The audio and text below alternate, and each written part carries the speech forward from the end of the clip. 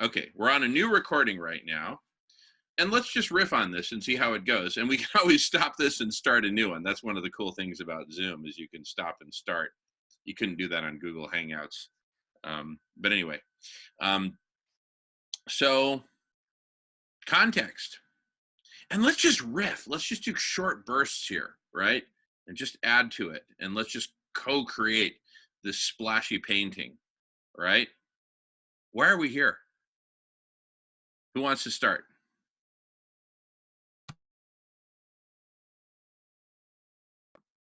I'll start, man. I'm here because the planet is on fire, and that's not being over dramatic.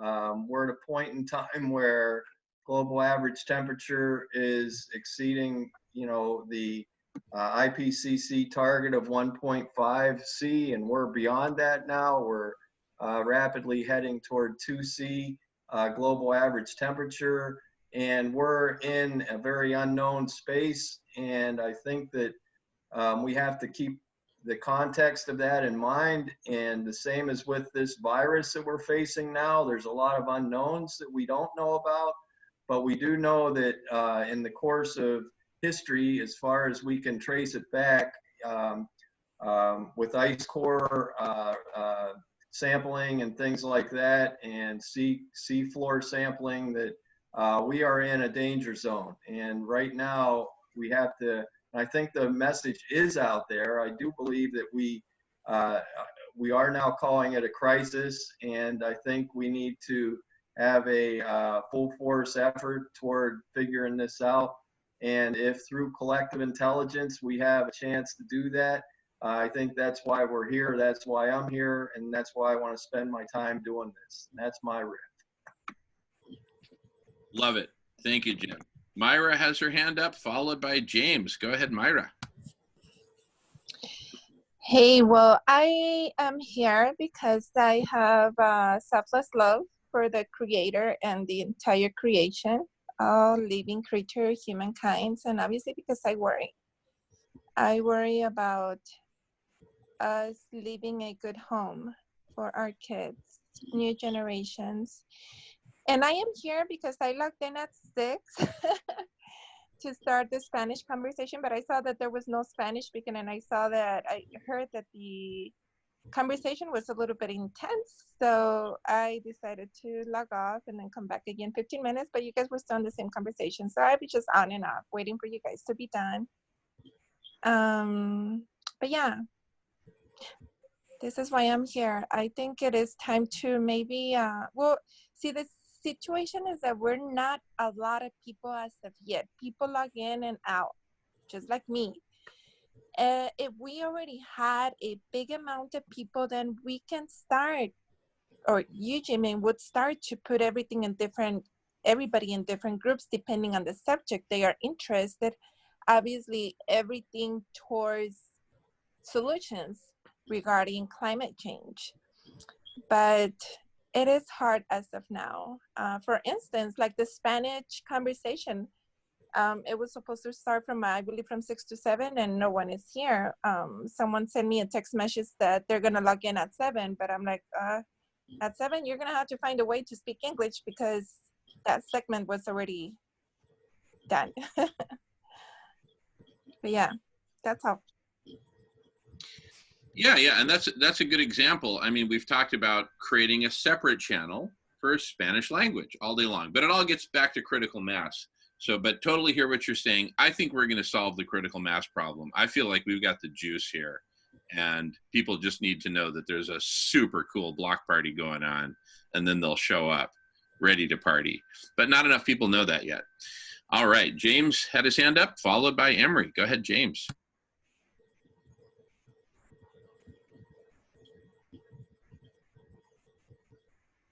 James, you're on mute. Sorry, thanks, Jim. I'm here simply because I'm fearful for for the young ones, as Maya was saying there. But like, I have a large family, a large extended family. I have nieces and grandnieces and nephews, so I have a large family. I fear for their future, and it's the thoughts of what future they're going to have, and God forbid should anything happen, us or their parents, what kind of a future they're going to be left on their own. And that's my biggest fear, and that's why I'm here. And part of my reason for coming here as well is because I've come to the realization as well, a long time ago actually. I mean, but this forum has given me the direction to focus my thoughts more clearly on not just the fears that I have, but solutions to those fears, and give me some form of solace, in the sense that I can also feel that I can contribute to maybe helping solve those fears as well, and solve those problems for the future generations, if we're lucky to be able to do that, given the situation that we're in. And I'm also here mainly as well because I can envision Jamin's vision. Simple as that. I can envision his vision, and his vision is one, as far as I'm concerned, it is the key to our evolution as a species.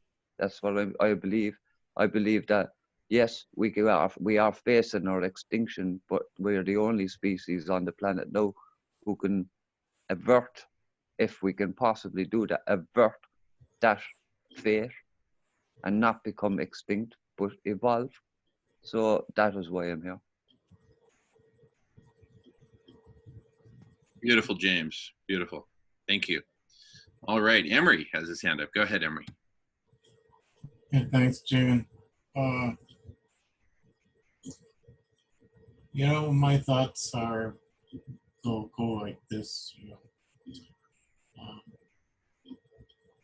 I realize, like Guy McPherson has been saying for a number of years now, and I agree. You know, and realize that, you know, we are at the end of. I feel like I'm at the edge of extinction. You know, like he says, those are very powerful words. You know, and the way he always ends his meetings, and it's with, you know, at the end only love remains, you know, and I believe that, you know, I'm a loving person. I love people, you know, and life, you know, have a love of life, joys of life, you know. I want to, you know, see that continue. I understand we're on the very edge of this, you know, and we got to do something. I want to do something. I'm inspired to do something, you know. I know there's the hopium thing, and hope, the way sometimes hope is described. You know, I understand that too, but, you know, I want to be in action, and this is a way to participate. I want to be able to participate in a positive way, and you know, we'll find out how and the ways and means of doing that in the most successful way possible. So that's it for now. Beautiful. Thank you, Emery. Well, I'd love to hear from everyone who wants to share. So we'll just go one at a time until we've covered everyone who wants to share. Who would like to share next?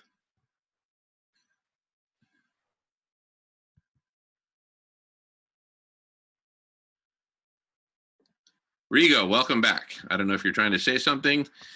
And Glenn, yes, Glenn, just please speak loud and clear and constant. Go ahead, Glenn. Hello, yeah. Hope the speaker's working great now. Yeah, so I just happened to come across the group last week through Facebook, and I've been looking at the near-term human extinction on Facebook for a number of years. It's always been in the past about climate crisis. Obviously, then things have escalated with the virus and economics. I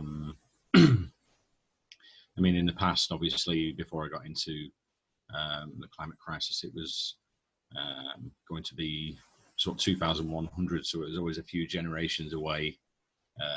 Never to worry, just consume and carry on. Yeah, so with what we're looking at with collective intelligence is what's going down the line in, say, the next 12 months, and then offering solutions and ideas to the systemic problems coming down the line. So, yeah, it's very interesting to be here and meet people and, you know, discuss the trying times we're living in today. That's all I have to say. Thanks.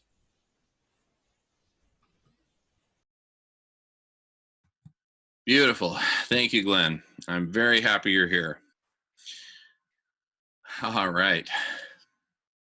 More sharing. This is awesome. And Emery, thank you for teeing us up with that question. What is the context? All right. More sharing from those who haven't shared yet on this specific question. Why are you here? Why are we here? What are we up to here?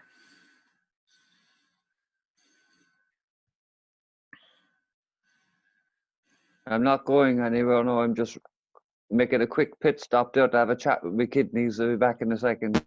No problem. By the way, can you hear us while you go, or don't let me stop you? Yeah. Okay, great. All right. Good to know. Awesome. All right. More sharing from those who haven't shared yet. Once everyone's had a chance to share, then we can go back around for round two. You know, unless you have like just a quick outburst, building off of what someone else said, that's totally fair as well. I could, I'll say I just joined and I'm not sure what the question is. I think it was, what am I here for, right? Yeah. Or why am I here? Why are you here? Why are we here? What are we up to here, right? And even though it's a we question, you can answer it I or we, either way. And right. Yeah. All right, cool. Well, I wanted to be on here longer, but there's been a lot going on today. The craziness is getting crazy out there with, you know what I'm going to say. And I've had to communicate with a lot of stuff. Our organization is putting up, well, we're figuring out who should be, the recommendation is to cancel everything for the next 30 days in our events, and they're in Mexico and they're in Europe. And, but it's going to be up to the coordinators to decide that. But to really, I still think that people are not understanding the severity of this. Maybe some people are, and I'm not overreacting. And, but you know, it is pretty serious. The best way to be safe is to stay home. That's the safest way to go about it. But the reason I'm here is because I have the same, I believe in the same things that you guys do. You know, of the diet and to, you know, try to save the world from the catastrophic climate change we're headed towards. And yeah, thank you. Beautiful. Thank you, Rigo. All righty. You know, I just wanted to add something. You know, surely we have, you know, our challenges ahead of us.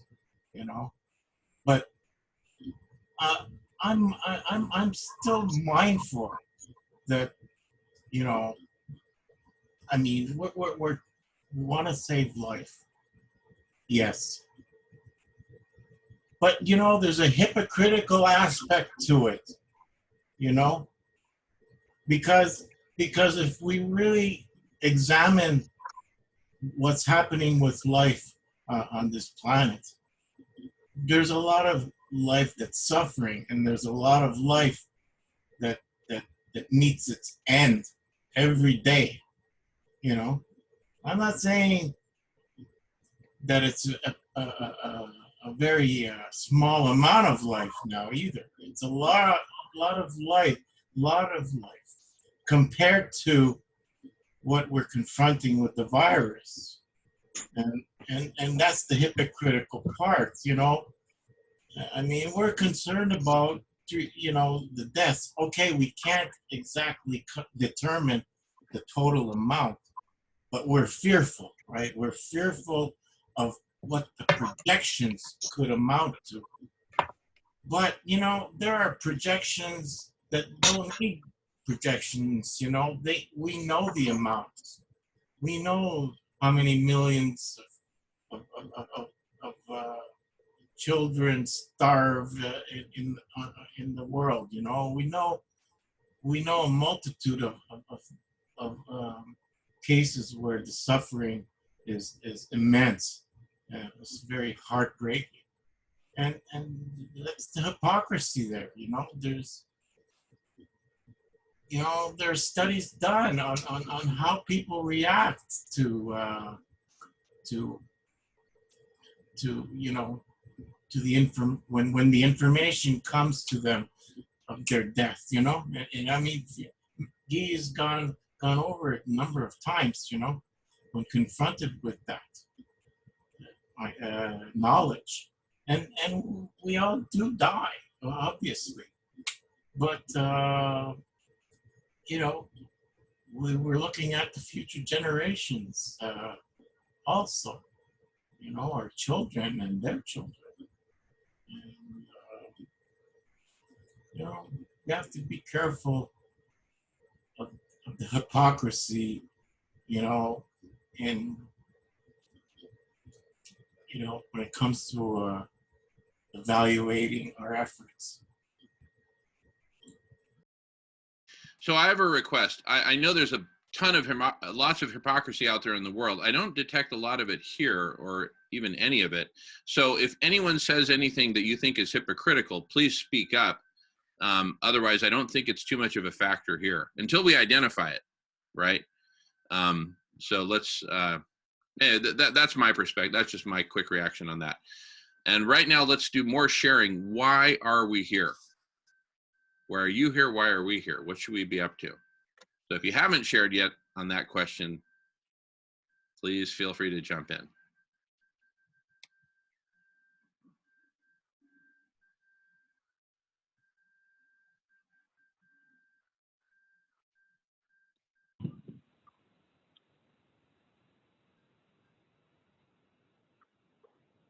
Hey, is this thing on?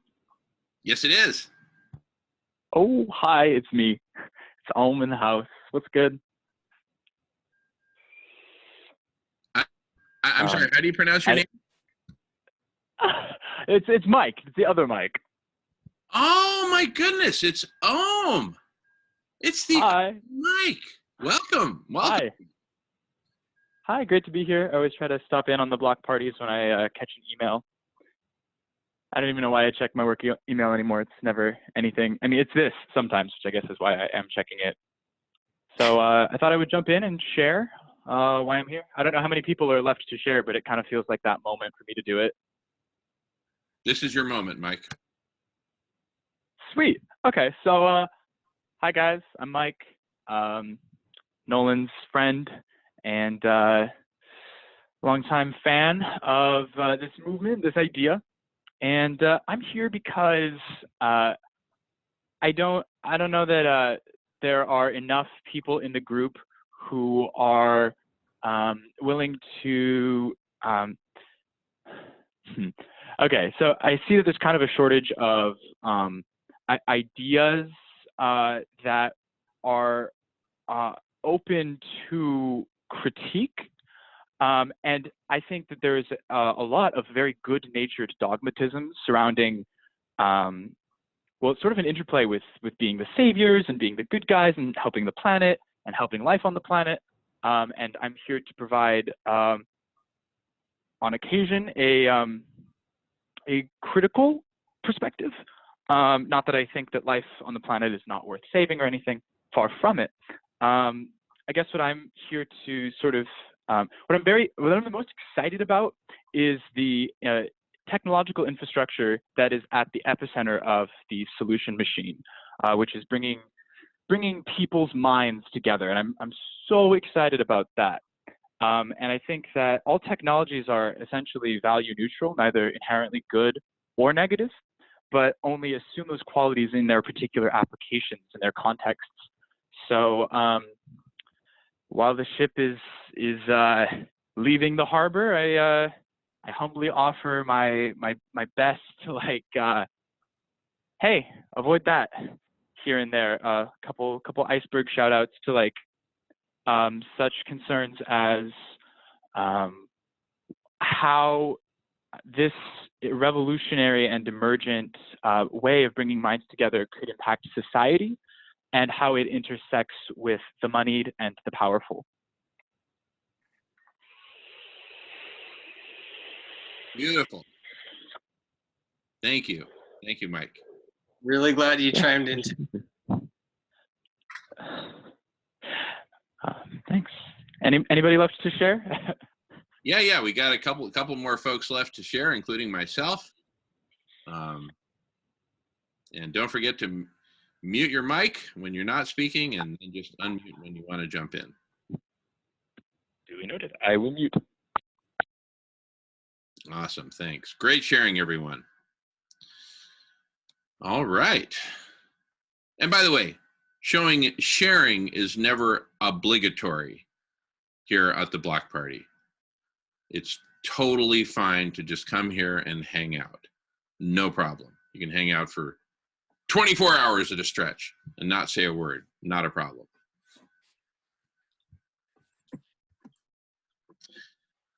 Because here in America, we believe that freedom of expression includes freedom from expression. Sorry. I'm trying to channel George W. Bush there.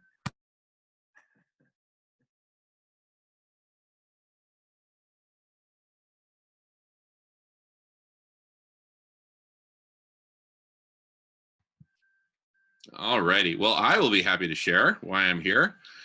I am here because I love life. I love the crows that land in the backyard and feed them cat food.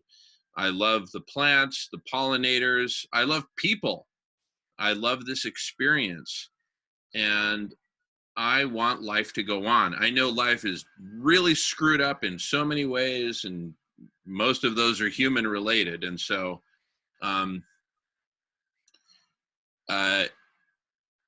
you know, there's just a lot of problems with our species and what we gravitate towards and the bad acid trips that we get into, and then we perpetuate them for millennia at a time. And I'm not cool with any of that. But I do have faith that we can become a really awesome species, that we can transform ourselves, transform our story, our culture, our reason for being. Why are we here? We can transform all that. And what gives me hope is meetings like this, gatherings like this, where we come together and we share from our heart and we share passionately. And I say, wow, right? With this gathering of people, knowing that there are more of us out there, many more, you know, there's got to be hundreds of thousands, if not millions of us out there, right? And you know who I'm talking about, right? People who would land here and say, wow, this is awesome, because it is. I want these conversations to continue. I want life to continue. And I'm here because I know there are things that we can do to save life on Earth. And after we've saved life on Earth, what comes next? I don't know. But at least we saved life on Earth so that there can be a something next. For us to willfully extinguish life on Earth, complex life on Earth, which we're at the brink of doing, seems to me the greatest evil we could possibly perpetuate. And I'm not willing to be a part of it. In fact, I am part of the resistance to that, which is us co-creating collective superintelligence as the first step towards us cooling the planet, stopping the coronavirus, stopping the destruction of life on Earth, and doing our very best to co-create a whole new reality, a whole new story, a whole new culture, a whole new purpose, a whole new mission, a whole new set of living arrangements, a whole new economy, whatever form the economy takes in the future. Well, let's design that too. Let's co-create that too, right? Let's give life a chance. But the first thing we got to do is save life. And then we give it a chance. And then once we've saved life, the next big thing is, what do we want to do with this life that we've now saved? So I kind of see it as a two-stage process, but it really kind of will probably end up being sorted out simultaneously. That's the nature of collective superintelligence. People get to talk about whatever they want to talk about. How about it? And I believe the most urgent conversations will bubble to the top, and the people who are most committed to saving life will bubble to the top along with those most urgent conversations. So we'll find ourselves among people like these. Look around you. This is what I'm talking about. And these are the people that we need to find more of.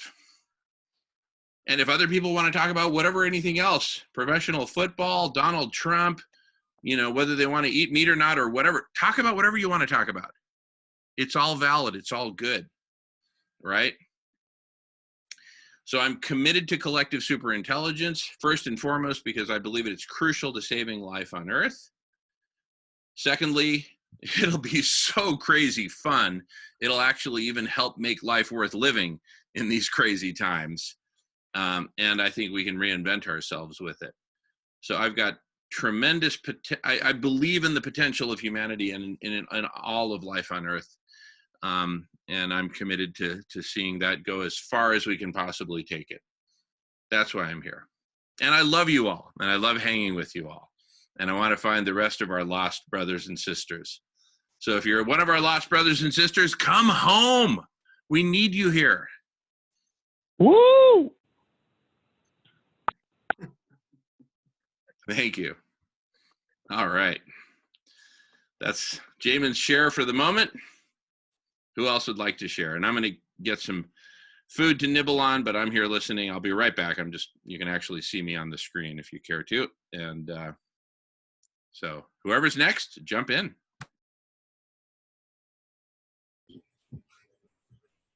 Let's take 10. You want to take a break? Is this a good time to take a break? Do people need a break? I think people probably need a break. I've been here for 2.5 hours since I got up from my nap. But I don't particularly need a break. We can just keep it rolling. What do people feel like? It kind of seems like if we take a break, like, how about people just come and go when they need to? I don't know, why not? It works for James, works for me. Works. Let's roll. Let's roll. All right. So whoever's next, just jump in. I'm listening. I'm not going anywhere.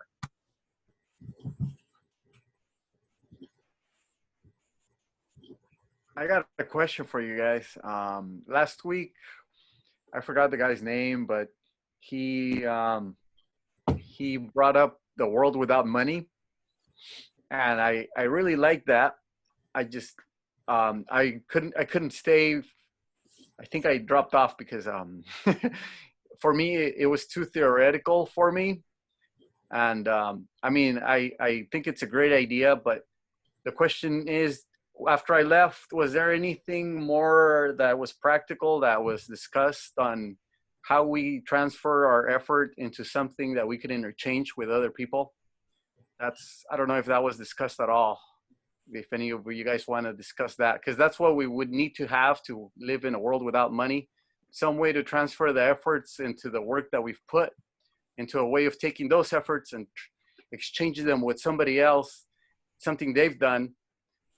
And I'm totally okay without the money, but how was that worked out in any way? That's my question. Here we go. That was Adam Soul. And you can look him up on the YouTube. And, he's done a number of video presentations on the subject. And he should be along. He should be along later on, I would imagine. Yeah. Yeah, he'll be along later. And then if you want to contact him directly, Nolan just posted his link in the chat box. So I'd like to bring us back to this really juicy conversation that we're in the middle of, which is, why are we here? What are we up to? So if anyone else would like to share on that, please do. And I'm sure we'll get to the money topic later. So just stick around. Adam will bring it up, I can pretty much guarantee you. We're here to win, Jamin. We're here to win. To win. Yeah, we're going to win this. Absolutely. We are here to win. We're playing at the game of saving life on Earth, preserving life on Earth, regenerating life on Earth, creating a context in which life can continue, cooling the planet so that life can continue, and determining whether Ohm has something to say or if he just accidentally unmuted his microphone. Yeah, actually, I wanted to jump in because it sounds like we're describing all of the features of the elephant without naming the elephant in the room. So I just want to draw our attention to a very clear primary objective, which is building the infrastructure which itself solves problems. The particular problems seem more like the general case or the specific case of the general paradigm of solution generation and the communities and technological infrastructure required to streamline and synergize that process. So I think that it would be right to highlight how being here together is at the forefront of that process in a model way.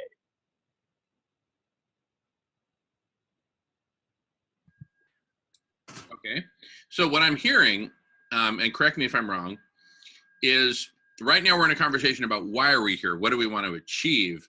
And I think if I heard correctly, what you're talking about is more of the how we're going to achieve what we want to achieve. But so I think we're still on the conversation about goals. And I just want to make sure everyone has had their fair shot at contributing to that conversation. And then once we've completed that phase, then we can talk about, okay, now that we got our goals clear, or at least on the table, then how do we go about pursuing those? Is that fair, Mike? Yeah, I think that I have the cart before the horse, in as much as I see a worthy goal in itself being generating the infrastructure that can put radical collective intelligence on the table.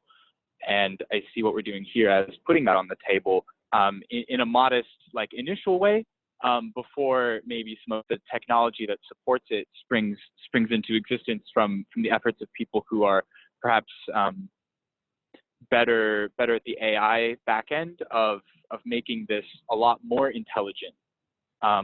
Obviously, convening to discuss which uses of that are most laudable is, like, necessary. But I sort of see it as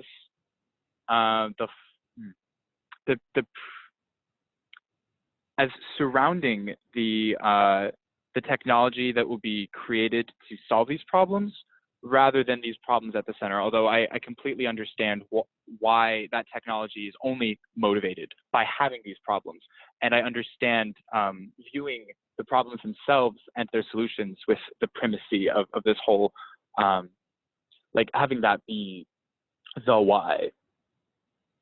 That makes perfect sense. Like, kudos to Jamin for explaining it that way.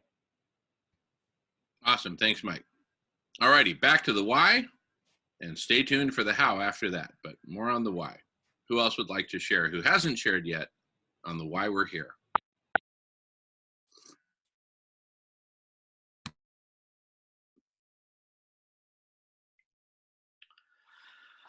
I'll share.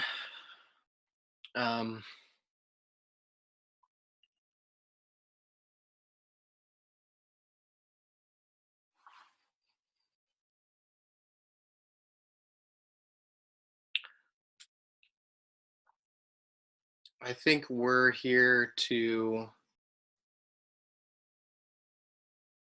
push the boundaries of what we have available to us right now.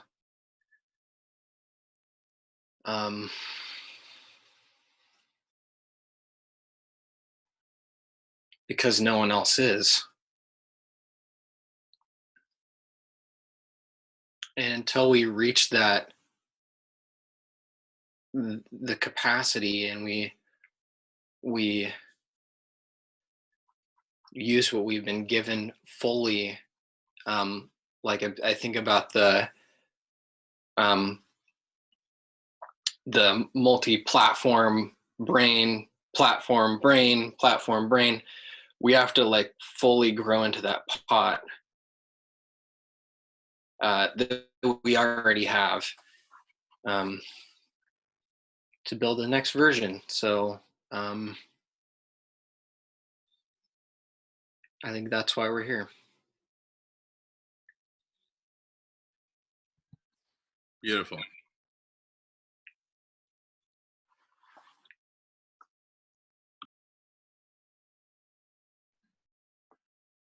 Awesome. Well, I'll tell you what, if no one else wants to share about why we're here, and it looks like everyone who's wanted to share about why we're here, at least their initial, yeah, Rigo, go. Cool. Yeah, I just wanted to get immersed before I was able to contribute more to this, and I got a little bit of a better idea now. And the stuff that you're saying, James, is right on spot, and Nolan too. You know, I totally agree with. I think this is a great group. I think why we're here too. I'm not sure if this is part of the exact answer, but we're here to figure out how we can work together better so we can get the goals that we want. So we are here to figure out how to come together to be able to be more effective in the goals that we're trying to get. So, you know, fortunately tomorrow and Sunday, I'm taking a communication course. So I'm going to contribute what I get from that so we could learn how to communicate better so we could be more effective at doing the goals that we're trying to do. Because if we were able to actually meld all our brains into one big ass brain, I think we'd be right on there, you know? And anyway, I just wanted to throw that one in there. Thank you.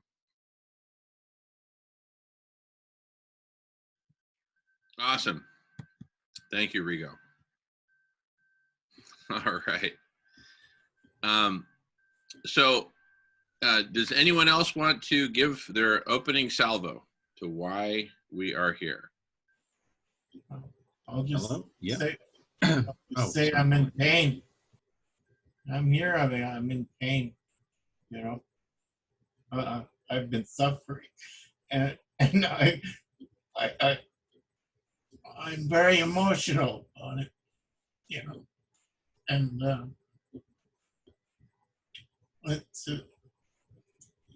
it's very emotional. I'm here, but I don't understand why people can't be affected by the way we feel. You know, I'm trying to present my emotions about it, and I've done that for years. And I want people to be on the same wavelength. You know, want people to understand more of what, you know, we need to do. So I'm here. I'm hoping that we can make a difference.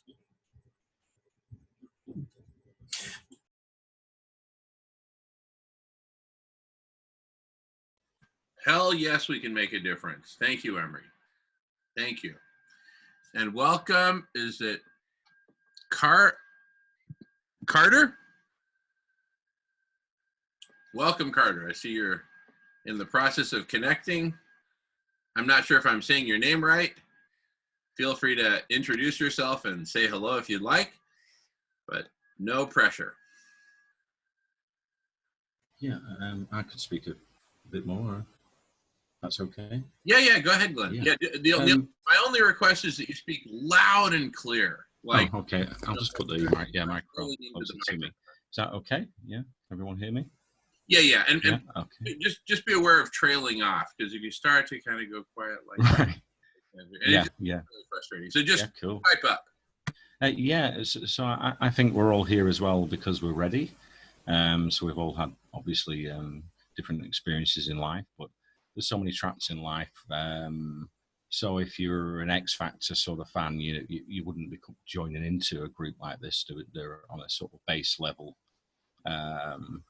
but we're the sort of people that have always been looking for answers and the big questions about society and life and the planet we live on. Yeah, so just wanted to say that. That's great, thanks. Awesome. And welcome, Carter. And Jim has his hand raised. Go ahead, Jim. Yeah, just to add to what I said earlier, I'm here because too, I'm pretty impatient. Everyone's here for different reasons, and I think we all bring what we know to the group, and we all bring our good-hearted and good, well intentions to the group, and because I don't understand computers so much, the whole idea of AI and the whole idea of collective intelligence, I don't care about that, just to be honest, what I mean? There's a lot of talk here going on about just that, and I see that as just a vehicle, man. This is the tool. This isn't the solution. You know what I mean? We don't even have a prototype. You know what I mean? We don't even have like the notion of what it is that is going to fix this yet. You know what I mean? So what we need, I'm kind of a nuts and bolts thinker at this point in time. I'm thinking about, we need the bulldozer, then we need somebody that knows how to drive the damn thing. You know what I mean? And I don't know how to drive the bulldozer, but I want to be here to be part of, the prototype conversation. Not that I know anything even about the nuts and bolts that go into the bulldozer, but I do have a mind, and I am able to think, and that's what I can bring to this this conversation. But I'm kind of coming from that perspective, and I think we all kind of come from a little bit different kind of perspective. And my hope too, like everybody's hope, that in coming together, we can come up with some idea, of the bulldozer, and that's all I wanted to say on that.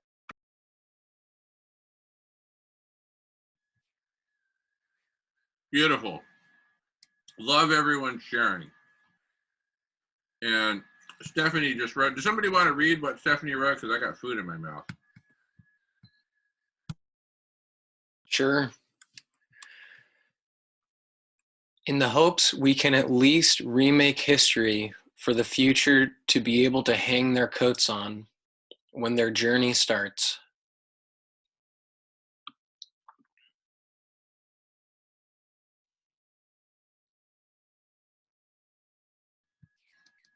Yeah, we're not, right now, this is not a world that anyone can hang their coat on and say, great world, great job, humanity. And we can do so much better. We can do infinitely better, but we got to get it together. And that gets to what you're talking about, Jim. We need the tool. We need the vehicle to get there, right? And Oswald, welcome. Welcome back.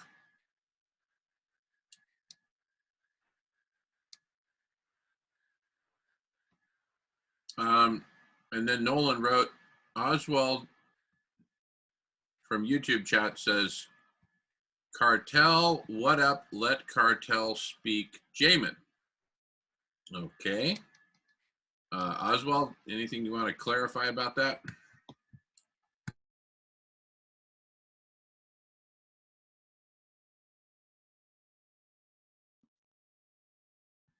All right. Well, for those who just joined, we are having a conversation about why we're here. And we're just contributing. Kind of rapid fire to kind of keep it rolling. So let's stay away from long monologues and just say, hey, why we're here. Just speak from the heart. All right, Rigo, go for it. Thanks, Jamin. I'm going to be brief in most of my comments here because I get ideas from what other people say, and I like what Jim came up with using the bulldozer example. bulldozer usually levels things, right? So we can't build a new building unless we destroy the old one. And you know, the process that's going on right now in the world is kind of like, it's kind of like a bulldozer in a way. But I also want to bring that idea to our own thinking. If we are able to, you know, put our old thinking behind us and come up with a whole new possibilities, we could create brand new things. But to do that, we almost have to just come up with brand new things. We could do that. But the bulldozer is great because we build new things, but by destroying the old stuff. So thank you for bringing that up, Jim. Beautiful. And is it Cartrell? Cartrell, please. Love to hear from you, Cartrell. Just unmute your microphone. Yeah, go for it. Oh, yes. Thank you. I mean, you know, maybe I'm kind of a nihilist, but humanity has messed up so many times. I mean, that reminds me of the meme. It's where there's like an alien that says, you guys lock people up for weed, yet you think it's a cool idea to just kill Middle Eastern children. I mean, our political system is so messed up. Do you know we're the only first world industrialized country without health care, or, you know, without paid family leave?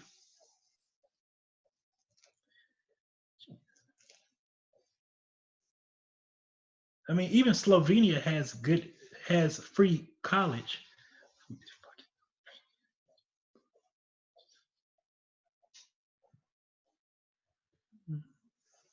Totally, Cartrell. I think you've come to the right place, because you're in a meeting here where pretty much everyone here is pretty dialed in to just how badly messed up the United States is, our culture, our systems, our economics, money, et cetera, et cetera, et cetera. So you are preaching to a bunch of true believers, let me tell you.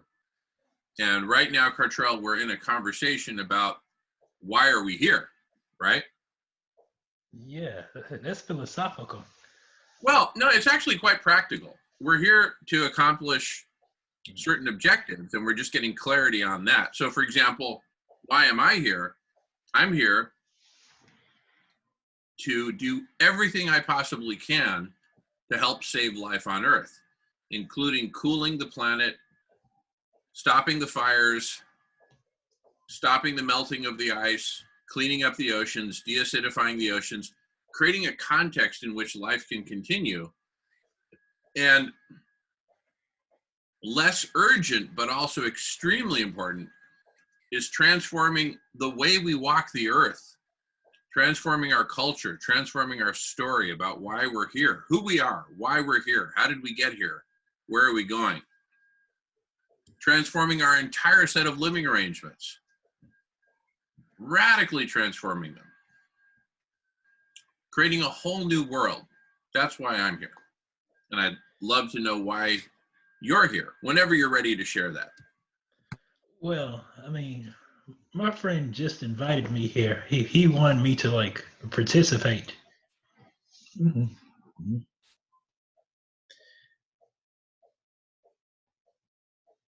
Okay, beautiful. Yeah, welcome. And thanks for participating so far. Thank you. Yeah, and had you been watching any of what we've been broadcasting prior to jumping in, or are you just jumping in and you're just trying to figure out what this is all about? I'm just jumping in. My friend is a fan of your show, but I've never seen your show before. Well, now you are part of the show. And just to be clear, we are recording, we are broadcasting, and we're recording with intent to publish. So just be fully aware of that, everyone. Yeah, so yeah, I'm just hiding out and trying not to get the coronavirus. Well, this is a good place to not get the coronavirus. And you're absolutely welcome here, Cartrell. Please hang out. We're going to be here for another a little over 10 hours more. So lots to see here. Yeah, well, I don't think I'll stay that long, but I'll stay a little bit. Oh, come on, Cartrell. Don't tell me you're gonna check it out. No, really, stay as long as you want and keep coming back. We do this every Friday, starting at 6 a.m. Pacific time, going all the way to 6 a.m. Saturday Pacific time. So hang out, and when you're inspired to jump in, please jump in. Okay. Now, did I see Stephanie's hand go up? Did someone put their hand? No, okay. James, go for it, James. Cheers, Jim. I am just as Cartrell just came in there. I was making a cup of tea. As he's very, very new to this, and he said he's just jumping in and he's not sure what's happening. Basically, this segment of conversation, Cartrell, is we're just sharing what our hopes for the future, given the state of the situation and the planet that the planet and the situation we find ourselves in. So just this is only a brief conversation, so we're all just throwing in our two pence worth in regards to what our hopes are for the future. So regardless of catching up with all the other parts of it, you don't have to worry about that. But I wouldn't mind if you, as you are here, maybe if you'd like to just share in 1 or 2 sentences, if you would like to, what would be your hopes for the future, and that's all we're here for at the moment, anyway. Okay, well, this may sound stereotypical or funny, but I would love it if our future turned out like the Jetsons, like a happy, bright future with good technology.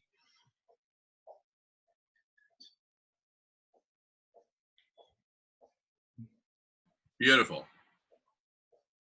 Awesome.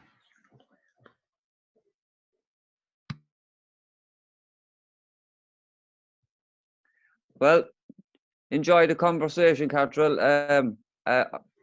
My name is James. I'm from Ireland, and I'm pleased to meet you anyway. So you're going to meet some really nice, cool people from all parts of the globe here, and I'm sure you're going to find some of the conversations riveting. And as James said, there's plenty of video footage that you could have a look back on, and I'm sure Nolan would share a few links that would point you in the right directions as to what it's all about anyway. You could look at them and, while you're still hiding out from the coronavirus later on, maybe, or tomorrow when we're gone, you can have a look at some of those videos to keep you occupied. But I'm sure you'll be back by next Friday when you do anyway. So, but nice to meet you. Well, thanks.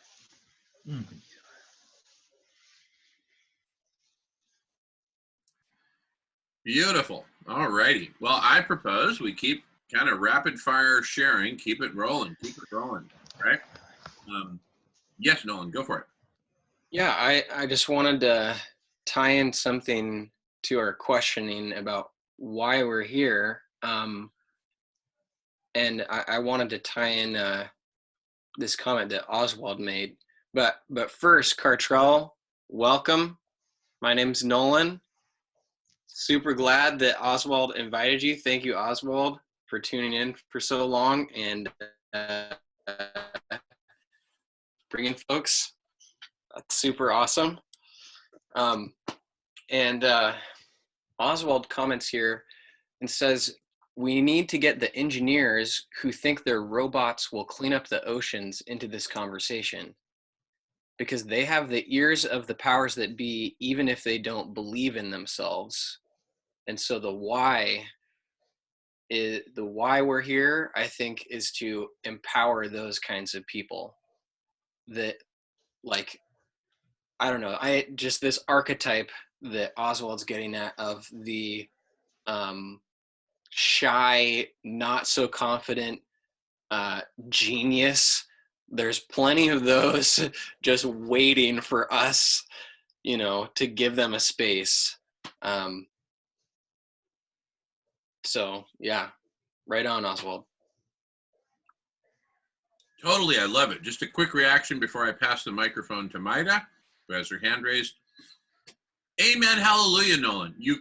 What you guys have just said between the two of you really strikes a chord with me, because there's a whole bunch of people, okay, who have so much to contribute, but they're not necessarily the pioneering type who get on camera on a live streaming recording that's being recorded for 24 hours and then put up on YouTube, and willing to get in here and get dirty get your hands dirty, get your boots muddy, and say, dang it, we're just going to keep at this until we get it right, right?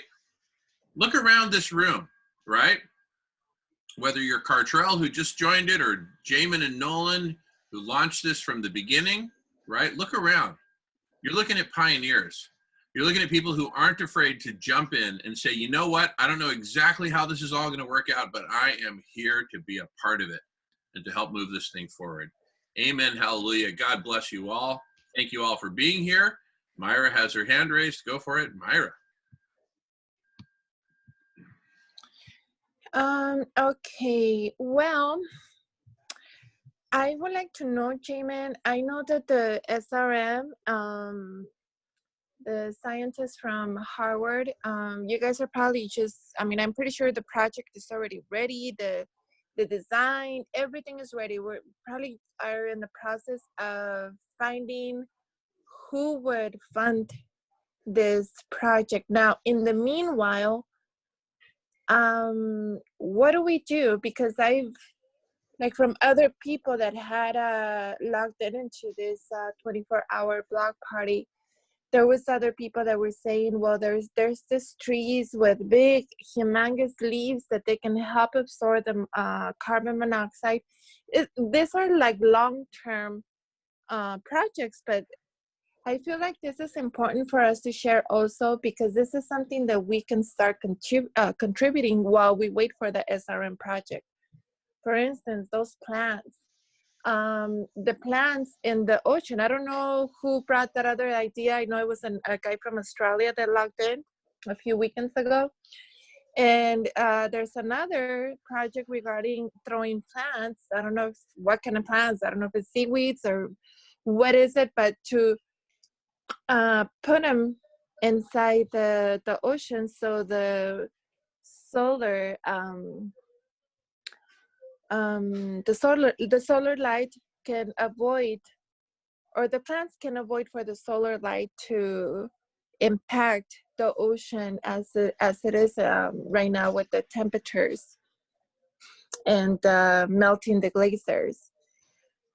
I know there is another project, and this is something that I spoke with Rigo's dad, that they are planning already, or they already have the project and working on painting the ceilings in white color, because this would help also as a mirroring back to the universe that solar light.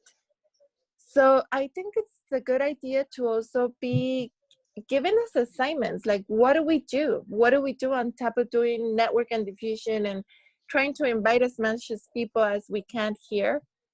But also, I feel like my hands are so empty, and we're just almost like waiting to find an answer for SRM. But there is a lot of other things that we can start doing. It'll probably take a little bit of more time, but we can start. Good stuff. Thank you, Maida. So here's how I see it, Maida. SRM is a huge project with so many facets, right? So it's true, Dr. Ye Tao has a really interesting design for the floating mirrors, but it may not be practical, right?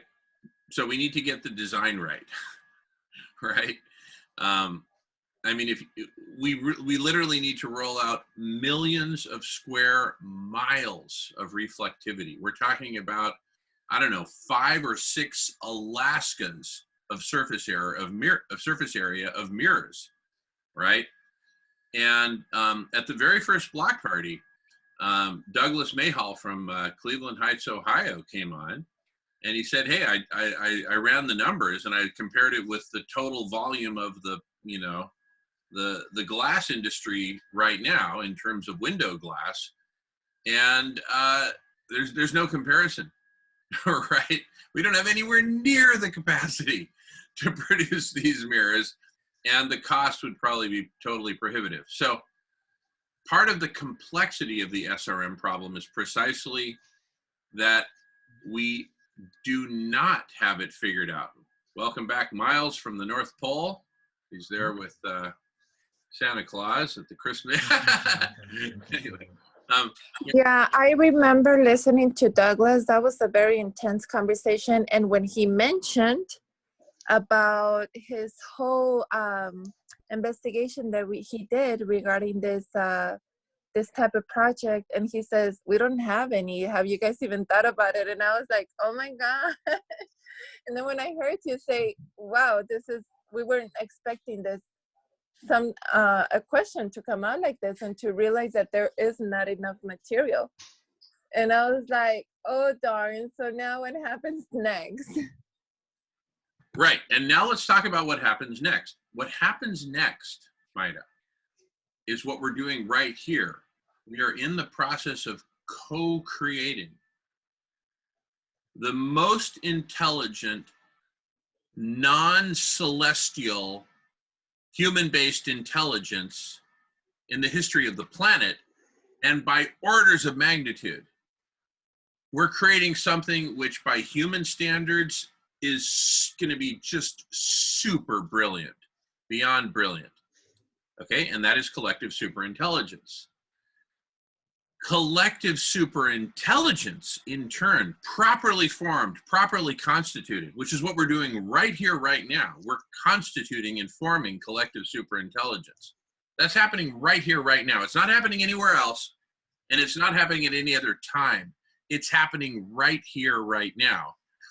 And I don't mean to be like yelling at people. I'm just passionate. And certainly not you, Myra. You're my sister, and I love you. But I'm just expressing the action item as far as I can see, given that so much of SRM needs to be figured out. And once it's figured out, it needs to be sold to the world. And in part of selling it to the world, we need to figure out who's going to pay for it and how we're going to get it funded. Jim, I know you got your hand raised, so I just wanted to acknowledge that. I'll call on you in a sec. So what we're doing here is creating the engine, collective superintelligence, that will figure out everything that needs to be figured out, from the design of SRM to how we're going to sell it and market it to the world, to how we're going to get it implemented logistically, to how we're going to get it funded, maintained, everything. We need collective superintelligence to figure that out. Otherwise, I'm afraid we're spinning our wheels. Now, Myra, does that answer your question as to where I'm coming from? I'm not saying you have to agree, but I just want to know is it clear where I'm coming from? Yeah, I do understand your question, and I understand your passion also. I mean, I'm used to you dancing and singing and you screaming and everything. So no, don't worry about that. I'm not sensitive about it. Now, the other question is, what do you want us to do? Should we bring one of the most genius scientists out there so they can help with creating a good project that evidently is going to be effective? I was like, what is it that you want us to do? Because you're asking us, what are we doing here? And we are telling you, well, we are worried about Mother Earth. But then you tell us, what is in our hands as of now? What do you expect for us to do?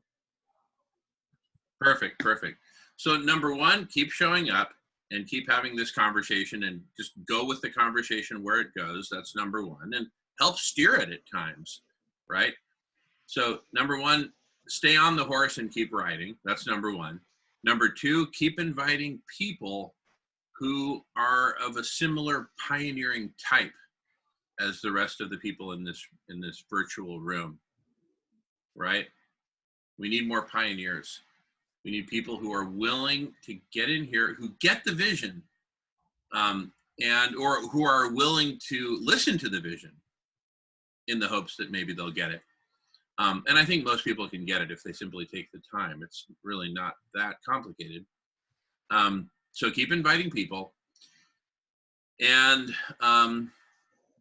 another action item is to help us develop a parallel Zoom video conference, either on a specific topic or group of topics, or maybe Spanish language, But we need to break out of this one room and get to 2 rooms, and then 3 rooms, and then 5 rooms, and so on. So that would really help also. And let me just talk briefly about what that might look like. Here's what I don't mean when I say that. What I don't mean is, hey, start another room and go for 24 hours and stay up all night and don't sleep. That's what I don't mean. What I do mean is, hey, even if it's just for a couple of hours, right? Let's create a parallel track on whatever topic. And so we need someone to lead that, or some, 2 or 3 people to lead it, or whatever, right? But we need to break out of the one room. And I don't know which of those 2 things is more urgent, inviting more people or breaking out. I'd say probably inviting more people, because once we have 50, 100 people in this room, right, it's going to be a lot easier to break out and form another room, right? For many reasons. One of those reasons being that not everyone's going to want to talk about the same thing all the time, right? Well, the topic changes over the course of the day, even in this one room, but you get what I'm saying at any given moment. So I'd say the key action item is keep inviting more people who you think will be receptive to who we are, what we're doing, what we stand for, etc. It's a numbers game. We need more people. We need to find more of our lost tribe. What we're doing is we're beating a drum, and members, brothers and sisters of our lost tribe are coming together. Right now we have 14 people from our lost tribe right here, right now. 15, including your beautiful son, Ryan, who's kissing you there, Maida. All right. Is that clear, Maida? And is that, again, you don't have to agree. I just want to know if that's clear what I'm saying. Yeah, it is pretty clear. Me and Rigo, we move a lot in the Spanish-speaking field. And I know there is a lot of people that want to be a part of this, but they have the language barriers.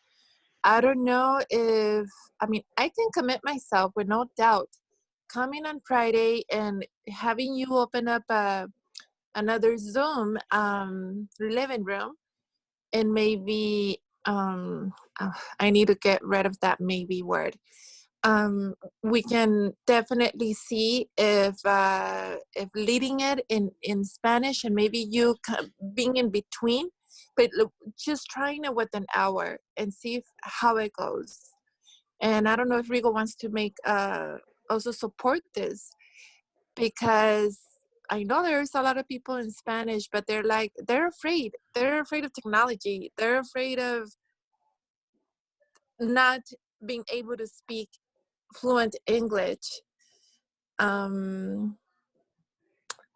I don't know if this is a new project that we want to set up for next Friday, and have the support.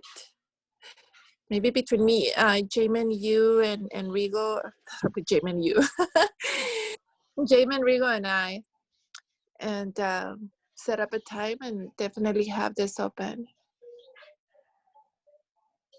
I like the idea, and I think we could find a way to make it work. Maybe I'm there for maybe the first 15, 20 minutes, help get the ball rolling, and then I come back to the primary room where, I'm needed also, and maybe you and Rigo, for example, could lead the conversation from there. Another way we could do it is we do a recording in advance for 10 minutes that just really helps get the ball rolling.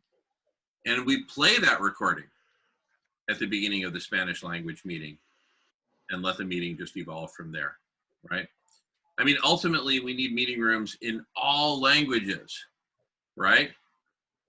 I want 100 Chinese people in a parallel room going, just speaking Chinese and just going off. We need every language has a whole different culture and paradigm on the planet. We need all these perspectives. We can't do it without it. So Spanish language, I think, is our very next language to expand into. And I think we just need to commit to it and do it. If it's 2 hours, it's 2 hours, whatever it is. But let it be a parallel room. And let's get this party started. I'm up for it. I don't know what Rigo thinks. Everything's possible. You know, yeah, the more people you bring together, you know, you never know what somebody's going to start, and that idea might get everything going just in the right direction. So the more people you put together, the more pieces of a puzzle you're going to get, you know. So yeah, sounds good. Awesome. All right.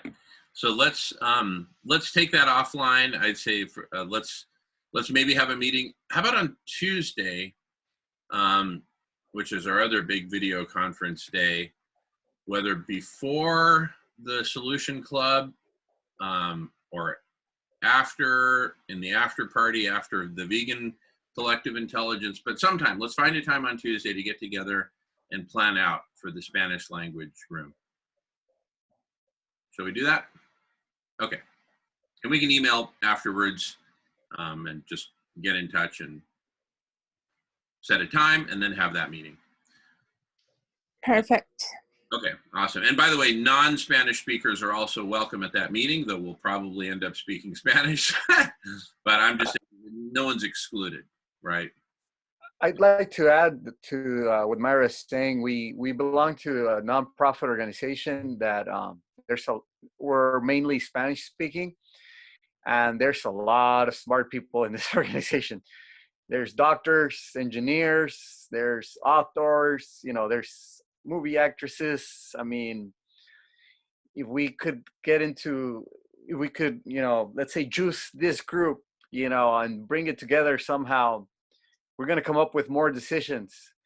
I think for me, my sign, I'm going to do a little bit of astrology here. My sign is Gemini, and my keyword is I think. So the more I think, you know, I get more into this. And one of my normal, oh, you know what? Great. I don't know how this came out, but I'm a communicator by nature, even though I'm kind of an introvert because I was born at midnight. But if we're able to take the inventories of what everybody's good at, that's a possible project we could start going. Like, just say, I'm good at this, I'm good at that. You know, I'm going to get even better at communication. I mean, I'm getting way better at this point. But if we look at each person's signs, I could tell you what your keyword is. And then we could figure out like a machine of working together to get what we're trying to get, you know. There's a lot to be done here for sure. And yeah, you guys have a great project here. Awesome. Thank you, Rigo. You know, I want to say one other thing, and Jim, I want to thank you for your patience and everyone's patience as we get the Spanish language thing started out. But Melissa and I we're in Mexico for about 18 days in January, end of December or up through mid-January. And we had a bunch of conversations with a bunch of folks in Mexico, almost entirely in Spanish, about what we're doing here. I'm fluent in Spanish, for those who don't know. And I spent about 5 years of my life in Mexico. I love Mexico. I love Mexican culture. I love Mexican culture more than I love, well, it's my favorite culture. I mean, and I would actually be very happy living in Mexico. Maybe even happier than the United States. I'm not too crazy about the United States. But anyway, part of the reason, and Melissa and I have actually talked seriously about moving to Mexico and just making that our home. Part of the reason for that, listen to this, everybody. Part of the reason for that is that in Mexico, the culture is a very conversational culture. People love to talk about what's important. They're not afraid to jump in there and have the conversation, whatever that conversation is, right?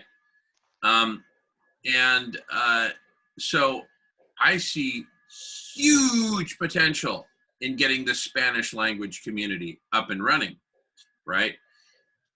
And it's not to keep it separate from the English language community. It's just that people speak in their tongue, in the tongue that they prefer.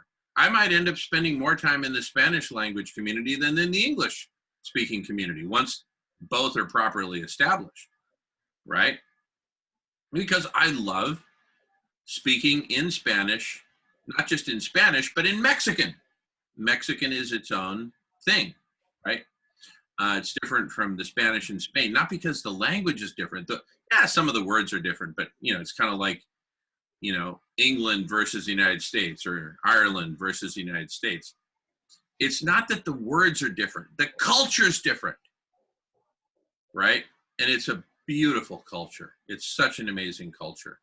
So, and also Latin America as a whole becomes then this, a collage. It's not a melting pot, it's a collage, because each country has its own culture. And even within Mexico, each state has its own culture. There's 32 states in Mexico. Each has their own culture. A lot of the cultures are very similar, especially adjacent states.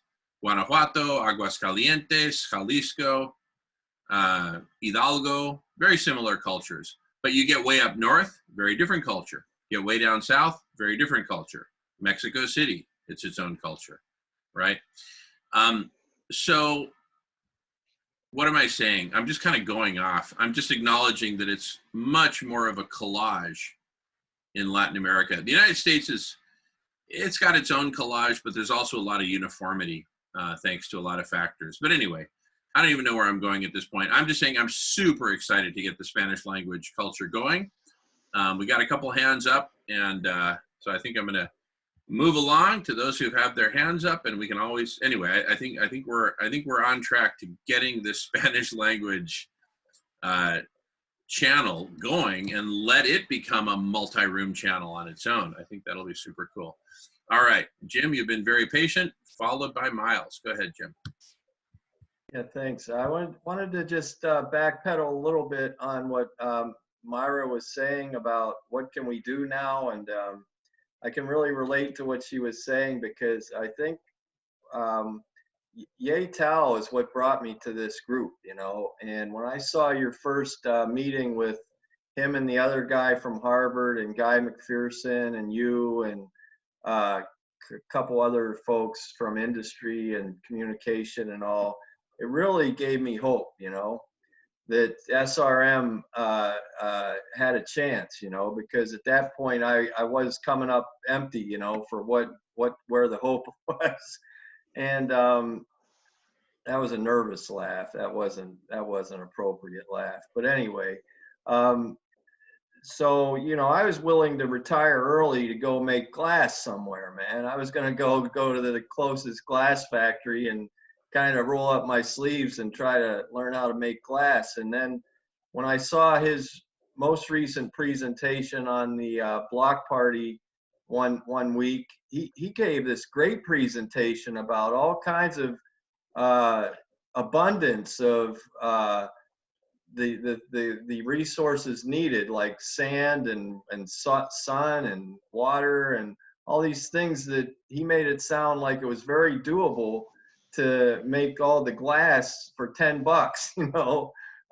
needed for SRM. And I came away feeling very encouraged. And he gave, as far as the Green New Deal, man, he broke that down in a way that I never thought about it, where, solar, wind power, creates heat and stuff like that, which I had never even thought about, that possibility that might increase the global average temperature. And, planting forests over time would escalate, the global average temperature. And the only thing he was favorable over the long haul was photovoltaics, is the best green solution. And now I'm understanding you saying that somebody shot holes in his understanding or his presentation, or what was Ye Tao's response to this guy that said it's not feasible? I missed out on all that. I appreciate Myra bringing that up.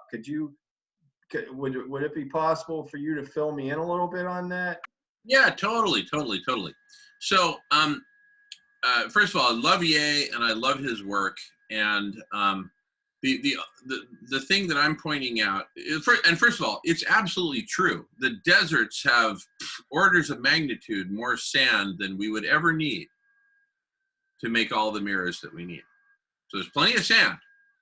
There's also plenty of sunlight, right? And the sunlight can be used to melt the sand if we concentrate it, right?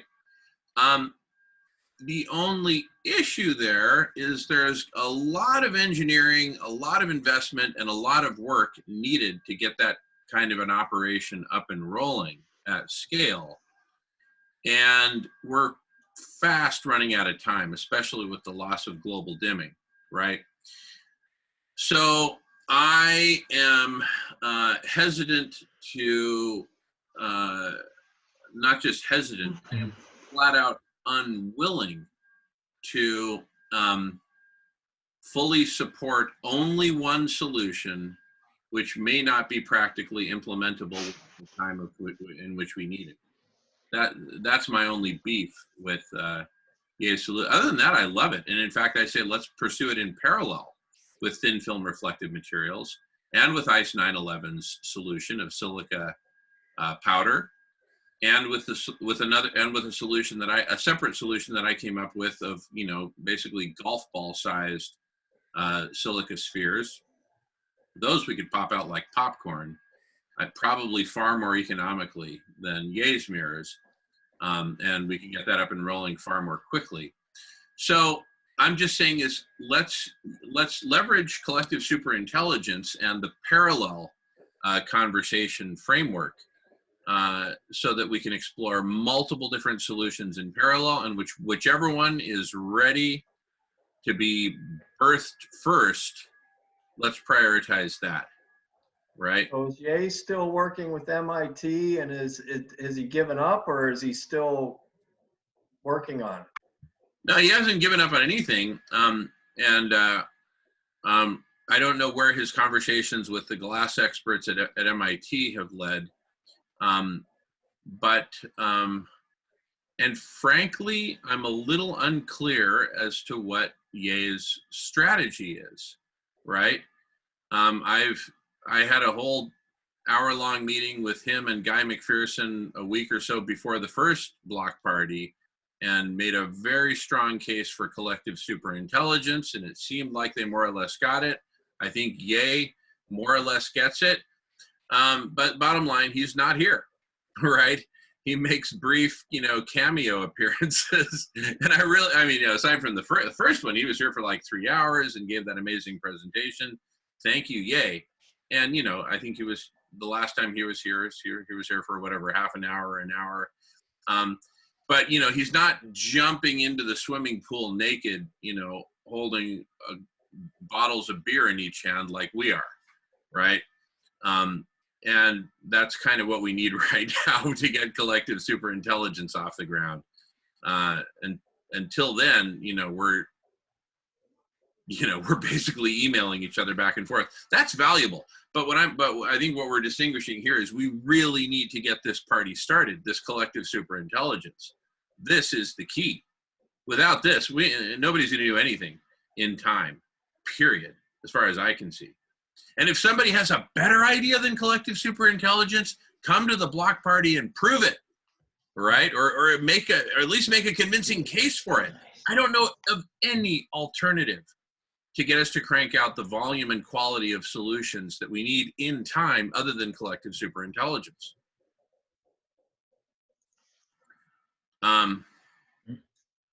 And, you know, frankly, we don't even know if collective superintelligence is going to do it, but God knows we're going to keep trying until it either succeeds or we're dead. And on that positive note, I'm going to pass it to Miles, who's had his hand up. Go ahead, Miles. Hey, everybody. How you doing? It's cold up here. It's -5 Fahrenheit, -20 Celsius. Very cold. So yeah, that's what I'm doing here. It's too cold to do anything else. And this coronavirus, well, it's a block party, right? I'm here to party.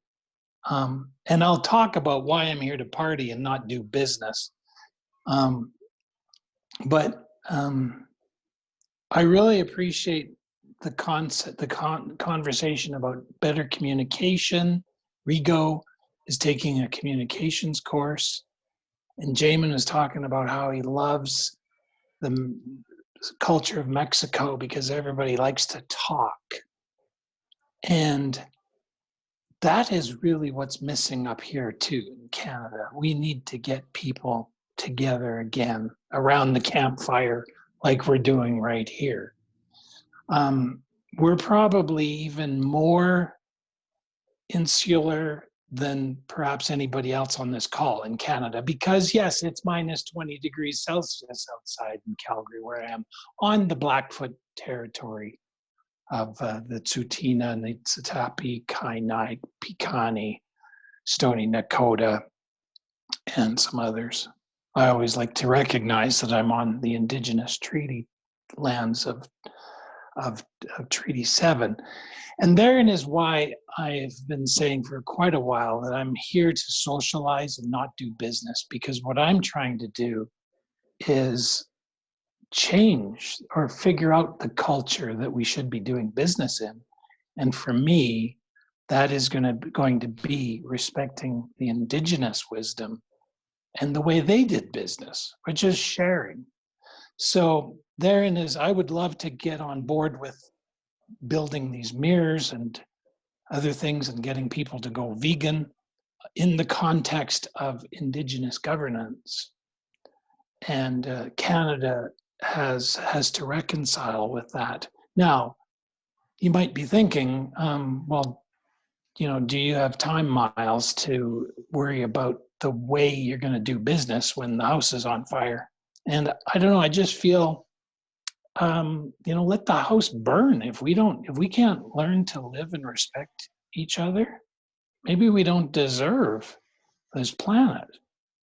And so that's where, and I'll tell you what I was trying to do. On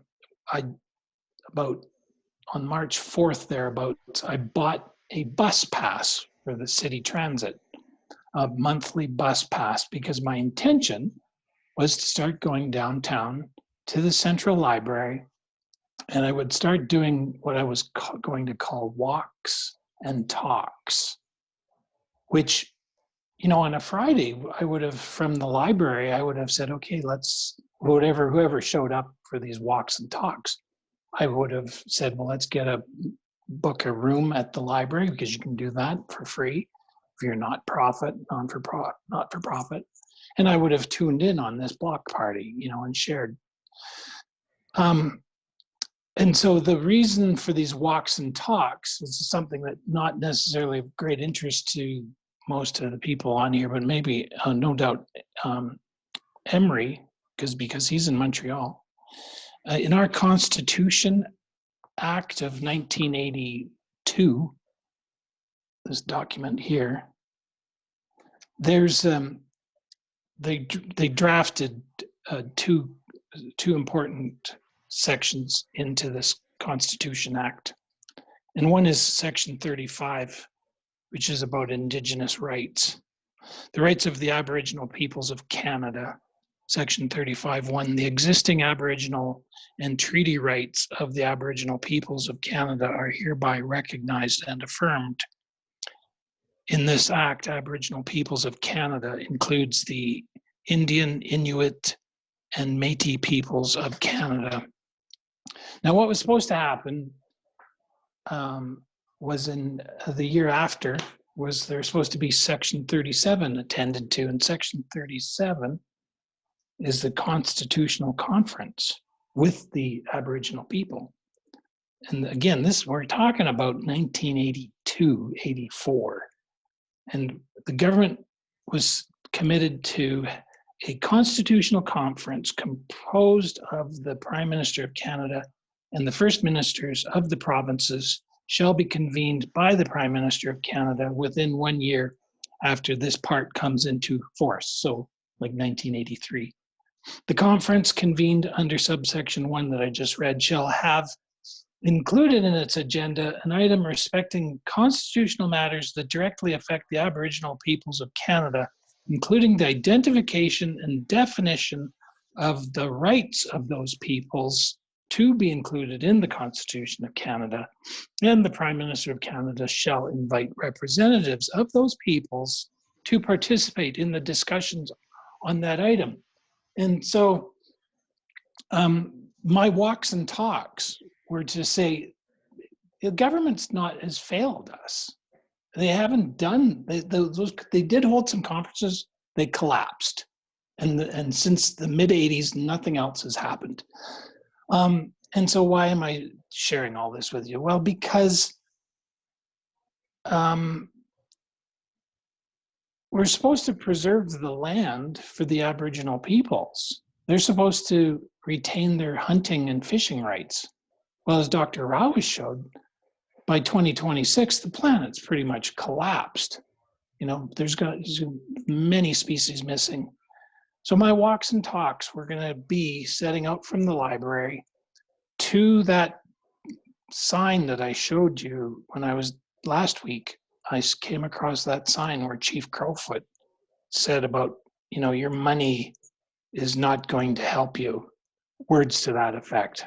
You know, money's useless. Like you can't sell Mother Earth is what he was saying. You don't own the water, you don't own the earth, you don't own the air. But we, in our Western mind, think we are supposed to own all this and commodify it. So therein is why I think these walks and talks would have been so important. But now with this coronavirus, we're now closing pretty well all the activities at the library. You know, as you know, air travel's being shut down. Universities are going online. They're closing. They don't want students going to the universities. It might be soon that the schools will also close. And we were supposed to keep our social distancing. And so I'll wrap up by saying, now this really concerns me because, okay, I get it. We don't want to be spreading the coronavirus. But by the same token, we're being even further isolated from each other. Like I can't do my walks and talks. I can't go out. I was going to go every day in the morning and do this walk from 10 till noon. I was even going to include a tour or a visit to the city hall, which would have had another component. And then the afternoon would have been working on what it is that we need to do, you know, to change this country and save the planet, and could even include, of course, solar radiation management. But now all that is pretty well, we're all being locked down. And how are we supposed to change anything if we're going to be all locked up in our apartments and such? Anyway, those are my thoughts, and that's why I'm here. It's to party. But when I do figure out the governance system that I'm supposed to use, then I will come back and I will say, all right, I have this governance system and I can enter into an agreement with Radish.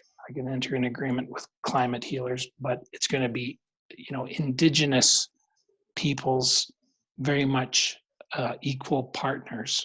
Actually, Citizens Plus is the concept because they were here first. They actually deserve to be first for the fact that they were here first, right? And we should honor their metaphysics. Okay, thank you.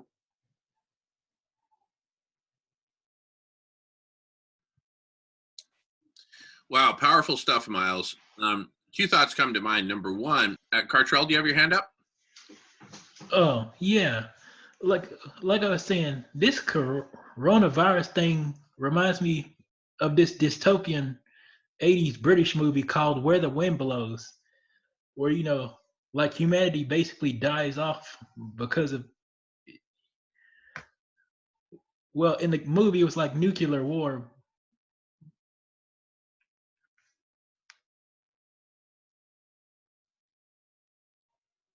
Yes, it's sort of, you almost sort of think, well, now they've got us divided and conquered even more in a sense. If they prevent people from becoming what Dwight D. Eisenhower said, so powerfully in his farewell address in 1961.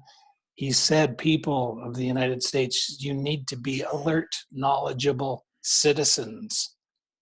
It's pretty hard to be citizens if you can't get together and have a town hall meeting. Yeah. I mean, that reminds me, of why, I don't know if you know about John Diefenbaker, who was like the Prime Minister of Canada, but he was basically voted out because he wouldn't let the Americans store nuclear weapons in Canada. Oh, I'm glad you raised that because I didn't learn that myself until fairly recently. So it's great to hear that other people know of that. The CIA, apparently there's records that the CIA actually undermined Prime Minister Diefenbaker in his election. You Americans think, okay, the Russians meddled in your election somehow with some Facebook posts. But indeed, the CIA has been meddling in other people's elections since they were formed right around World War II. There's a fascinating Wikipedia article on exactly that, all of the regime changes instituted by the US government through the CIA. Open secret by this point. Yeah, like they killed they killed Salvador Allende and they installed like Pinochet. Oh yeah, that was one of the more blatant, just strong-arm takeovers, military takeovers of a democratically elected government. They replaced it with a dictatorship. Yeah, and Allende had his own problems, but he wasn't as bad as Pinochet. No, everybody's got problems, but Allende was a patriot. He was a Chilean patriot fighting for the Chilean people, period. And he was democratically elected. That's true. So all this stuff about respecting democracy and freedom and all that, it's a bunch of BS as far as the United States government is concerned. The United States government will kill anyone that gets in its way of making money for the billionaire class. So anyway, we could bash on, but even all these politics, it's all important. But I feel like we're getting a little bit off topic in terms of what we need to focus on, because here's the thing, Miles. Fine, you can't, congregate publicly. Do it online, right? Bring them here. Bring them here to the block party. Canadians welcome. I love Canada. Yeah, I love Canada too. So, well, thank you guys. And thank you, Jamin, for that offer, because, ideally I wanted to do face-to-face, but who knows how long this coronavirus thing is going to go on. And sadly, I don't want to be too fear-mongering, but, they could actually use it as the basis to arrest people. If you're convening a group of people for a town hall, they could say, well, you can't do that. You're in violation of the distancing rules for the coronavirus, and cease and desist. So what else? This is where your block party is what I will have to actually do, take up a lane here and do them online as opposed to what I wanted to do, which ideally would have been the best, which is getting back to face-to-face. Yeah. But thank you. I'm just hoping this doesn't turn into like a Walking Dead situation where society breaks down. right. Well, look, it's up to us to prevent that from happening. Yeah, because it could easily go Mad Max and people could just become warlords. Well, I would say that's what we're on track to becoming if we don't get our act together right here, right now with collective superintelligence. It's pretty predictable that it'll go that direction. I don't have a lot of faith in the United States government. I don't have a lot of faith in any government. I do have faith in humanity that we can put this together on our own terms, right? So let's do it. Let's build out the collective superintelligence. And this may be a good time to actually talk about what that is, since we've had a I think some new people joined since I last screen shared about it. But let me take the temperature of the room and see if that's what people want at this point. Do we want to go a bit deeper into collective superintelligence, at least how Radish has formulated it? Or what do we want to talk about? Now that we know what we want, all right? We want life and we want a world that works, a whole world.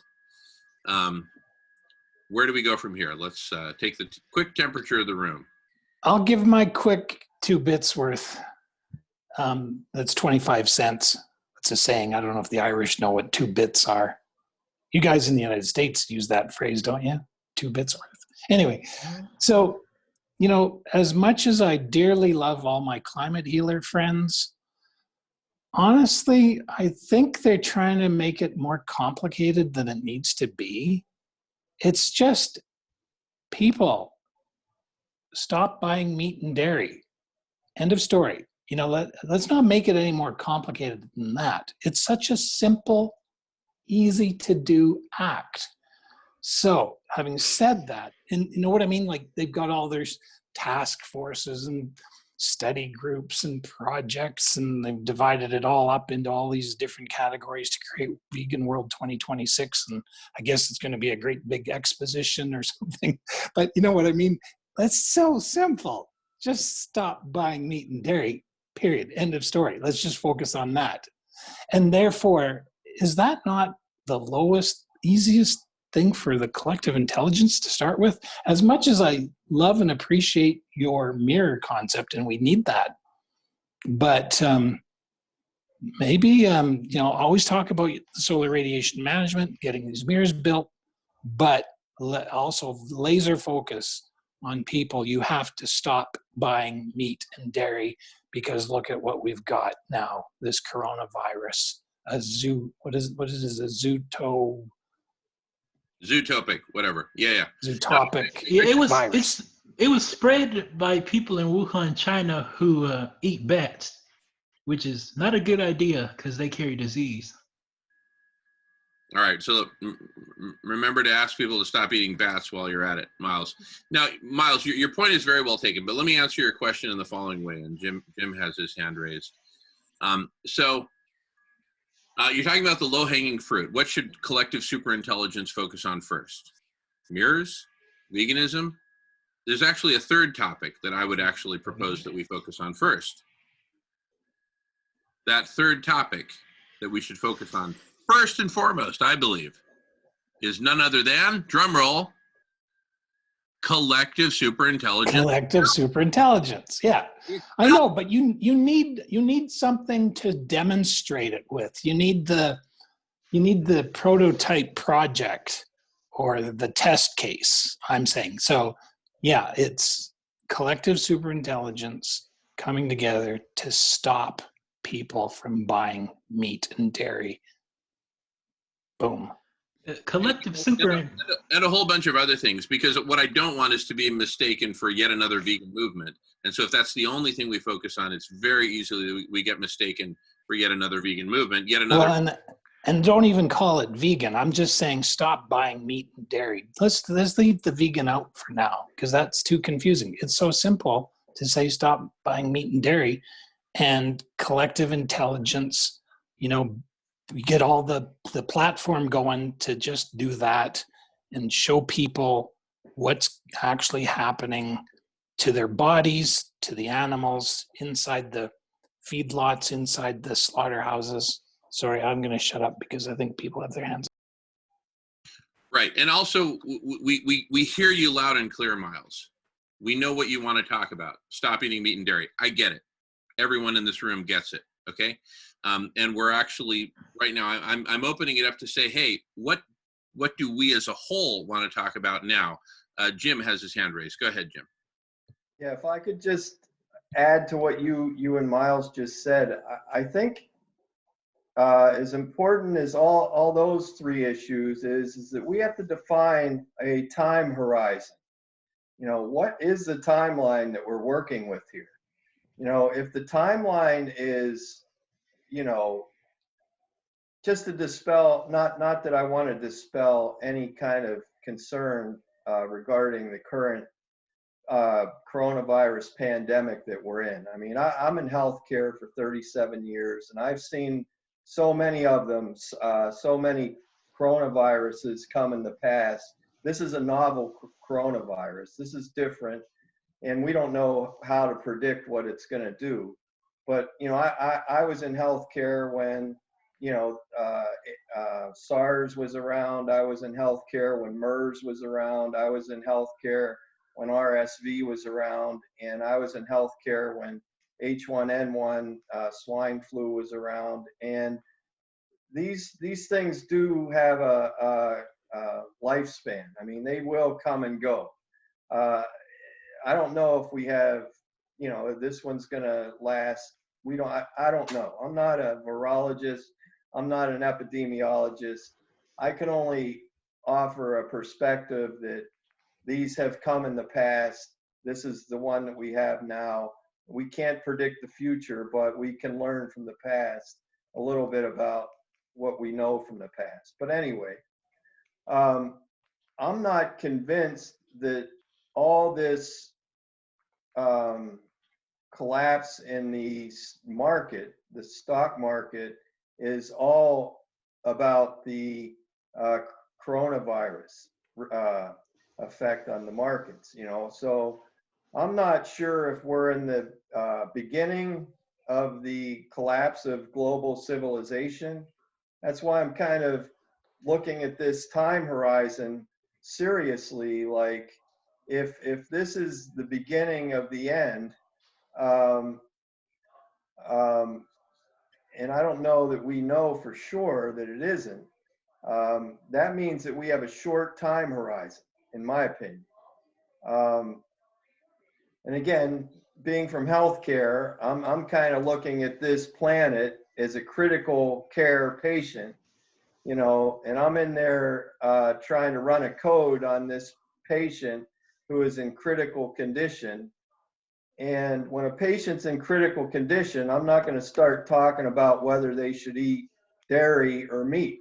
I'm going to try to save their life first. Then I'm going to send them to rehab to get strong again, if they even make it. You know what I mean? So to try to start conversations about diet when we could possibly, with the loss of aerosol masking, we might have weeks in our time horizon. You know what I mean? So again, if we only have weeks in our time horizon, Guy McPherson, in a conversation I had with him on the phone, he was gracious enough to take my call. You know, there's the guy on the Arctic News, I forget his name, who said by September or November, it could be the end of humanity and the extinction of everything with the rapid rise in global average temperatures. I can't refute that. I mean, I don't know probably more than what I read, and I'm sure that's true of all of us here. But that has to be considered as the worst case scenario. Now with the, you know, airlines, we're losing the contrails, you know, which could lead to a rapid rise in global temperature. We're losing the coal-powered plant generation.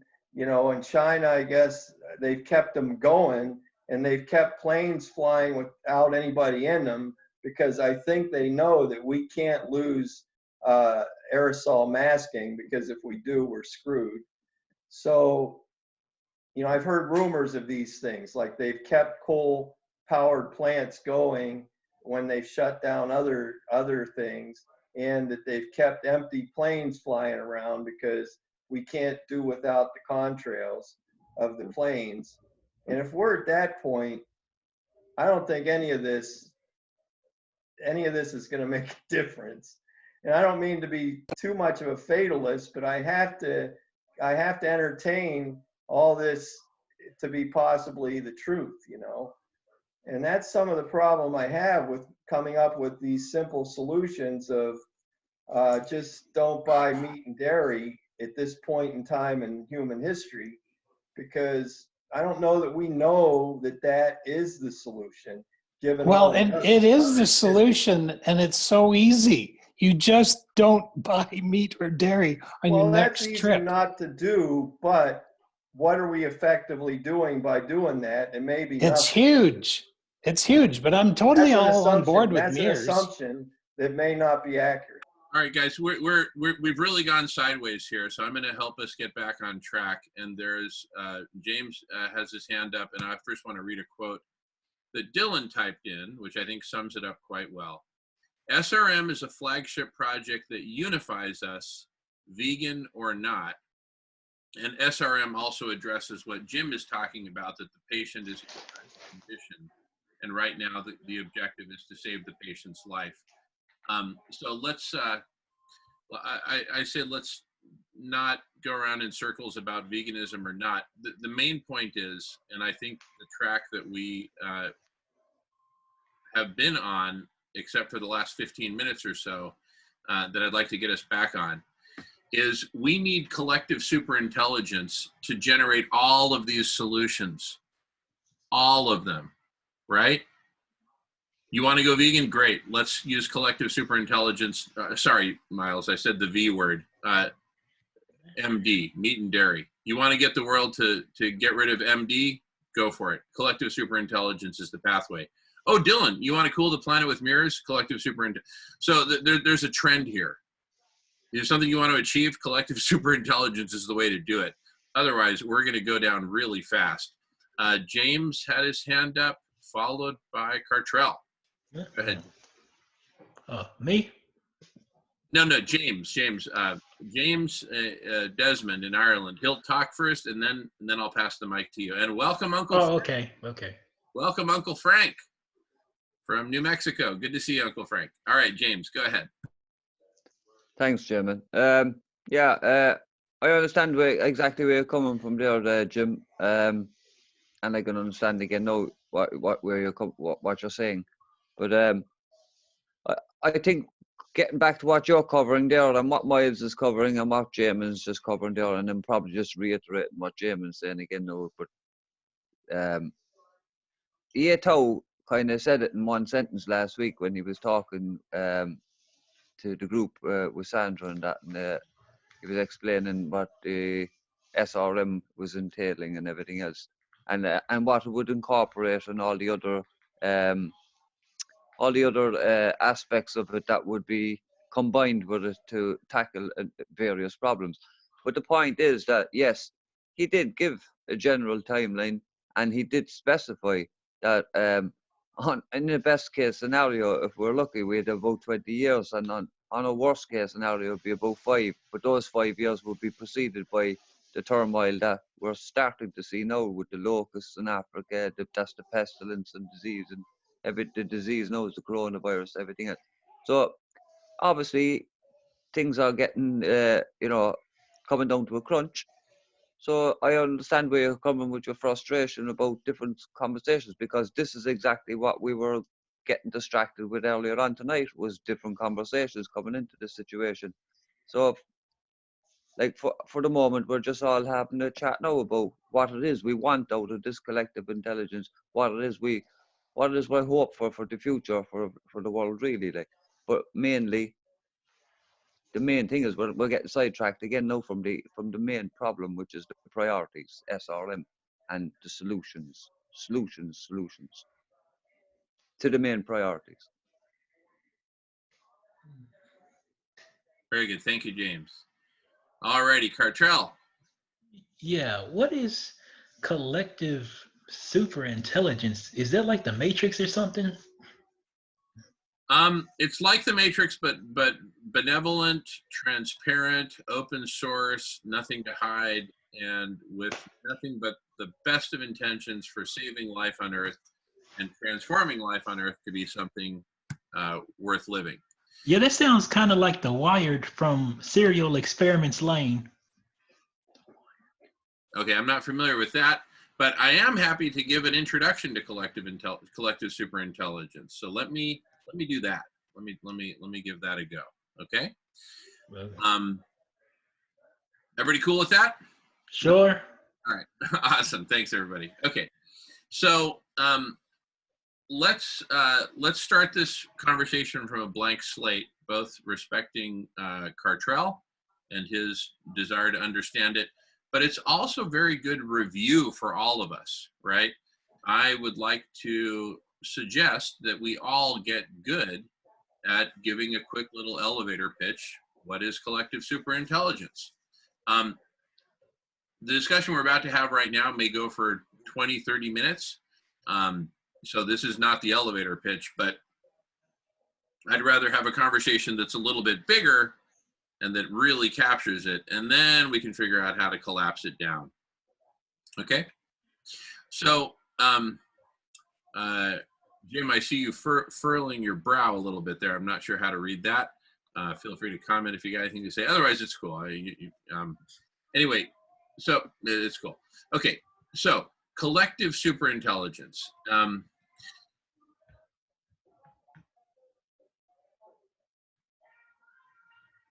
And it's funny, I often hesitate as to where to start because it's such a big thing, right? You know, and let me start with some kind of broad simplifying statements for starters, and then we can get into the mechanics of how it works. And it's really when you get into the mechanics of how it works that you really start to understand it, I believe, in my experience, okay? The broad statements will only get us so far, but here are the broad statements just to kick it off. Fundamentally, collective superintelligence is about humanity coming together in conversation through video conference, primarily, but not entirely. And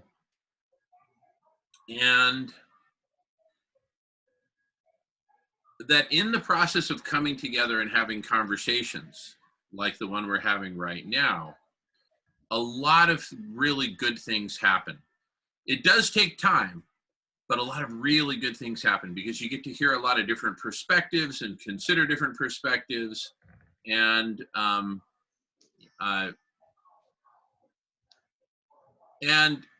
by us coming together and having this collective conversation, we are all contributing to the stone soup. We're all putting our own unique ingredients into the stone soup and making it better, okay? And over the course of humanity coming together, right now there's what, 13 people on this video conference at the present moment, a baker's dozen.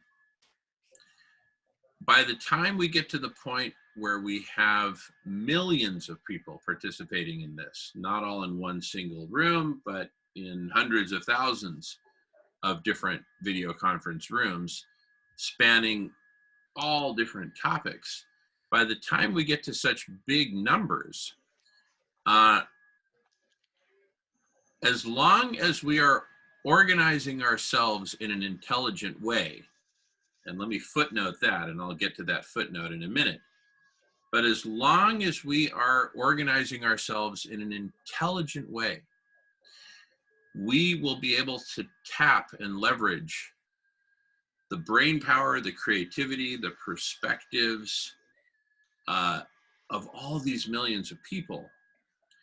And we will be able to direct traffic in terms of directing people to the right conversations. It's all freedom of choice, so no one's ever forced to be into a conversation they don't want to be in, but they can get recommendations and saying, hey, Jamin, you may want to consider getting into this conversation because they need you over there in order to meet a given objective.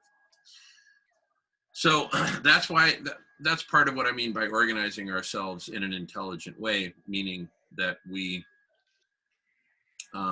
facilitate humanity coming together with the right combinations of people at the right times to develop the right solutions or components of solutions, parts of solutions, okay?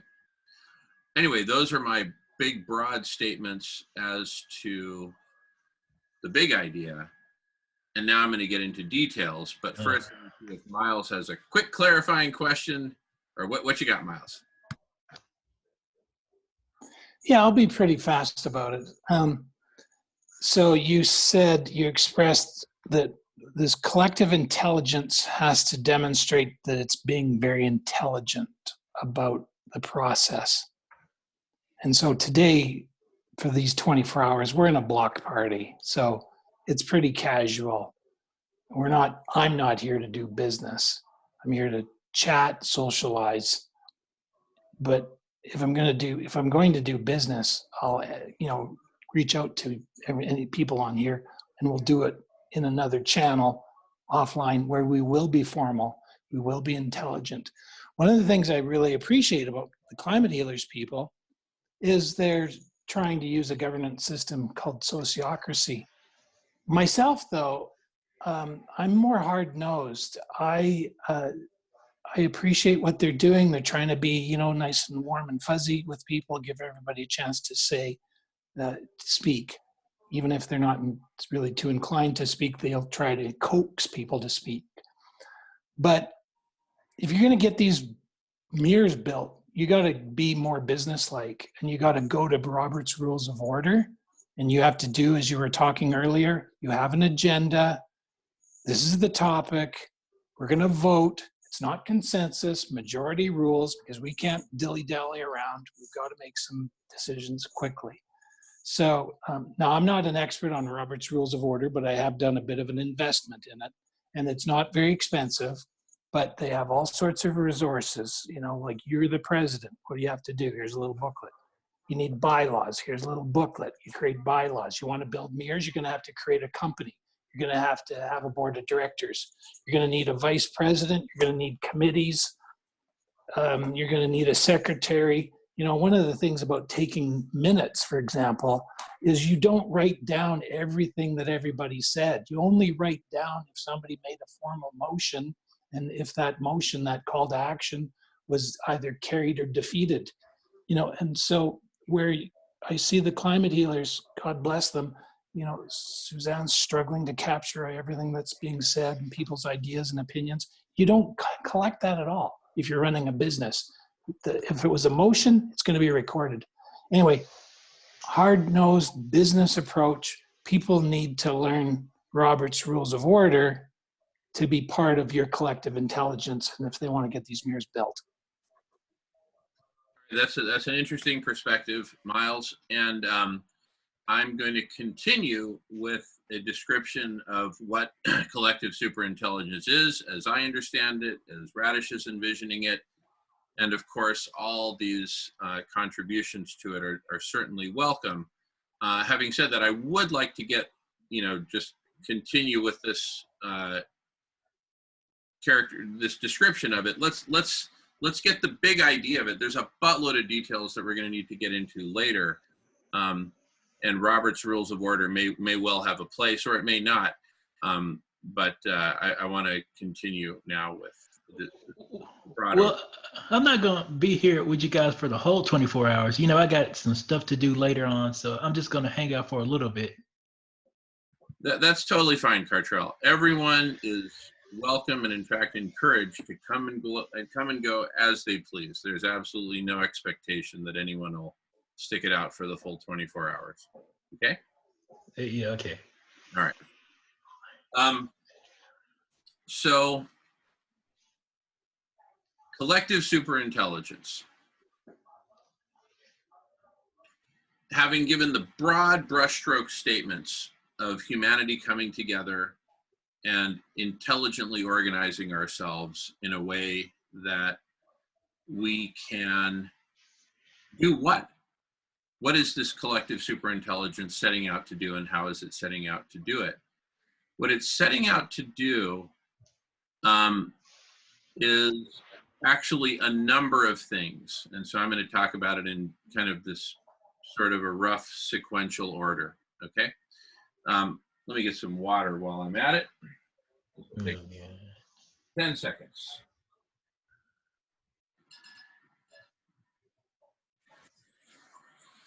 While he's gone, Stephanie, do you play those guitars that are hanging behind you? Who plays all those guitars? I do. All right. So back to collective superintelligence. So,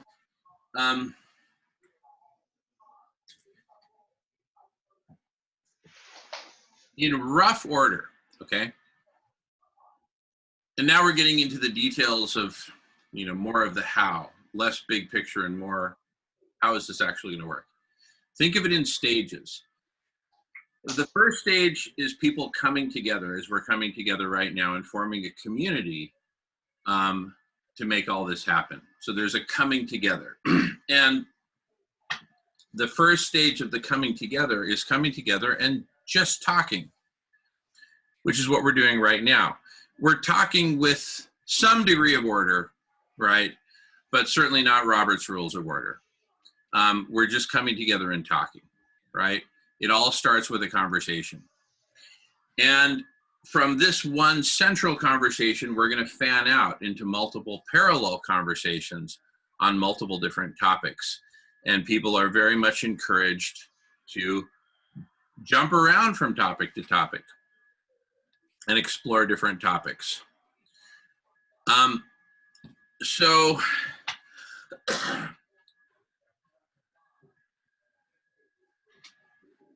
as we then fan this conversation out into multiple different parallel topics, we together, all of us, will deepen our understanding, our individual understandings and our collective understandings of problems, of solutions, of strategies, etc. It sounds kind of like New Age transhumanism.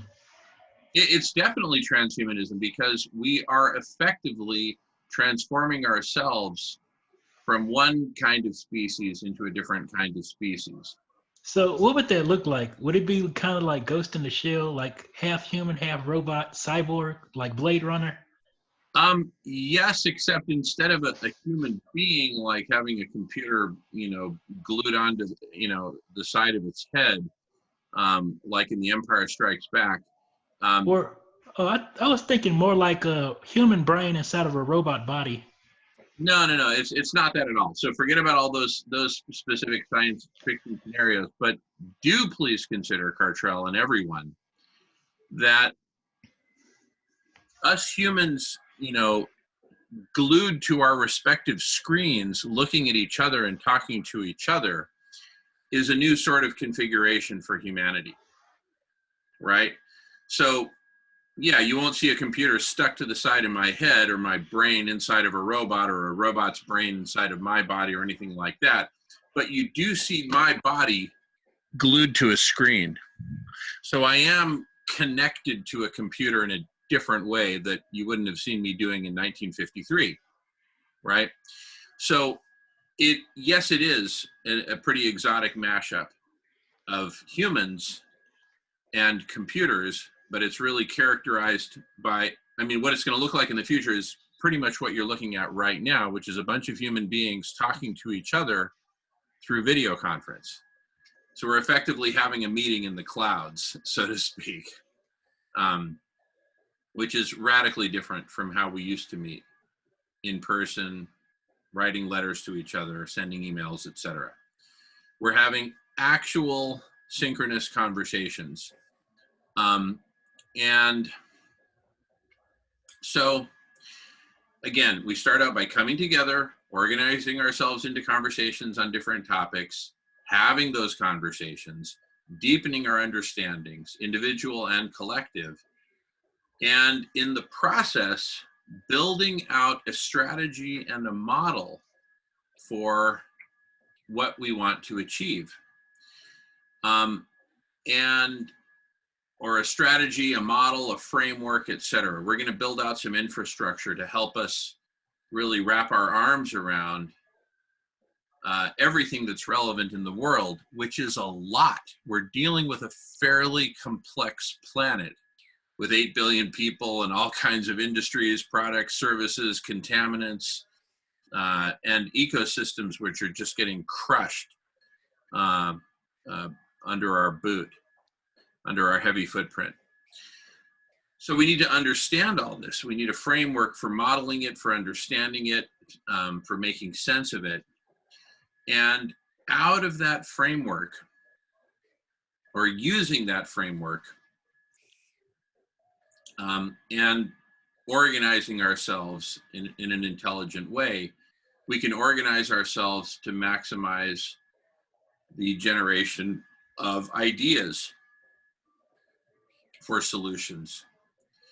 And from these, and then of the ideas that are generated for solutions, like cooling the planet, like transforming our diet, like transforming our culture, etc. Of these ideas that are generated, the best ones will go from just idea to an actual design of a solution, okay? And once these solutions are designed, they're still not ready to be implemented yet. They go through yet another phase, which is modeling, computer modeling, simulation, right? A computer model that basically says, what if we were to implement this solution? What would the impacts be? Let's model it out, right? Like a climate model or an ocean model. And let's see how this solution would fare in that model. That will help us, that'll give us a lot of good, useful information. In the process, some solutions will be weeded out. Others will get feedback that says, hey, you're doing this and this and this well, but you're having these negative unintended consequences, which are just unacceptable. So please go back to the design phase and redesign it, right? So after iterations back and forth between design and modeling, which is kind of the first phase of testing, we will get to a point where we have figured out all the solutions that basically have passed through those hurdles and are part of the, for lack of a better word, the winning team of solutions. Okay. Huh. Sounds utopian. It's quite utopian, except utopia means no place. We're creating a very definite place. So it's actually something that we fully intend to implement. I would use the word idealistic because it strives to meet some very high ideals of saving life on Earth and transforming life on Earth. And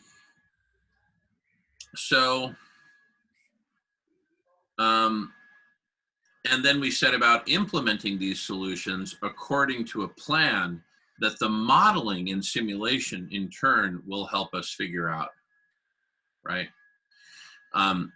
So I've now described in words this general flow. I'm going to review it quickly, and then I'm going to show a slide that makes it visual. So we start by coming together, having conversations, deepening our understanding, building a framework for solutions and what we want to solve, what goals we want to achieve. From there, we'll look at generating ideas for solutions. The best ideas will be designed. Those design solutions will be modeled.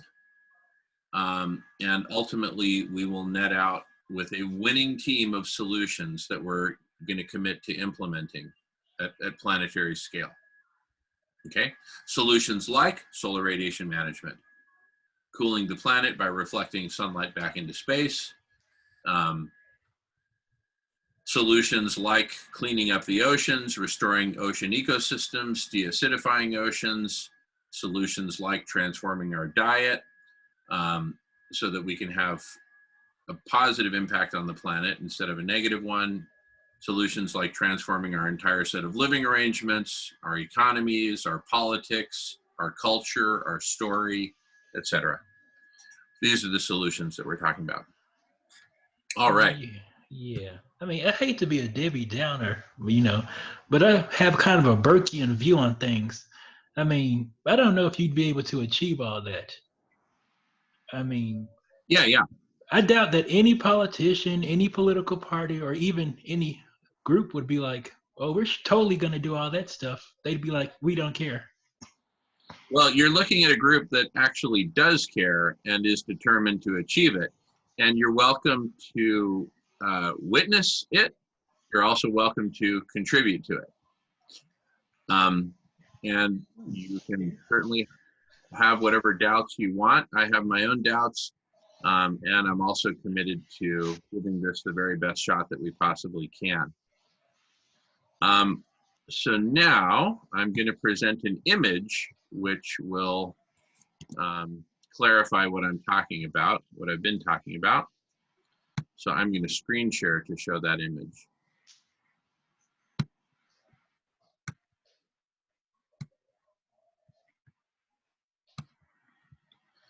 All right, so in this image, I'm going to show a yellow brick road, even though it's black and white, that starts here. Watch my mouse in the lower left, and progresses counterclockwise. Follow my mouse through these different stages, and finally ends up here. So we start in the conversational domain. We're having one video conference conversation right now, and we're building towards having multiple parallel conversations, which is what these parallel segments represent. Through these conversations, which are recorded, very importantly, are recorded and transcribed into text, facilitating people discovering those conversations that they'd like to be in, joining those conversations, having those conversations, and in the process, we deepen our understanding of our problems, of solutions, and of visions for global transformation. From this deepened understanding and deepened vision, we then go on to build a framework. Here's an example of a framework. I call it the Whole World Taxonomy Framework, which is, it starts with an articulation of the world that we want, a whole world, which is supportive of life, and then it breaks it down into people, oceans, land, atmosphere, etc. You know, what do people need? What do land-based ecosystems need? What do ocean-based ecosystems need, etc. And we keep breaking it down until we get down to what we call leaf node needs, like the leaves of a tree. Think of this as an upside-down tree. Here you have the root, and then here you have the leaves. The leaves are very specific needs and goals. And the sum total of all of them can be transformed very readily into what we call an objective function, which is a mathematical expression of all these different goals that we want to achieve. Well, with our goals in sight, now we can set about thinking up solutions. And we start with ideation, generating ideas for solutions as opposed to the solutions themselves. And brainstorming is a great technique for that, among others. So later we'll take a look at brainstorming, we'll look at taxonomy, we'll look more at the conversational domain. I'm just kind of giving a high level overview, trying to stick to the 15 or 20 minute time frame that I mentioned.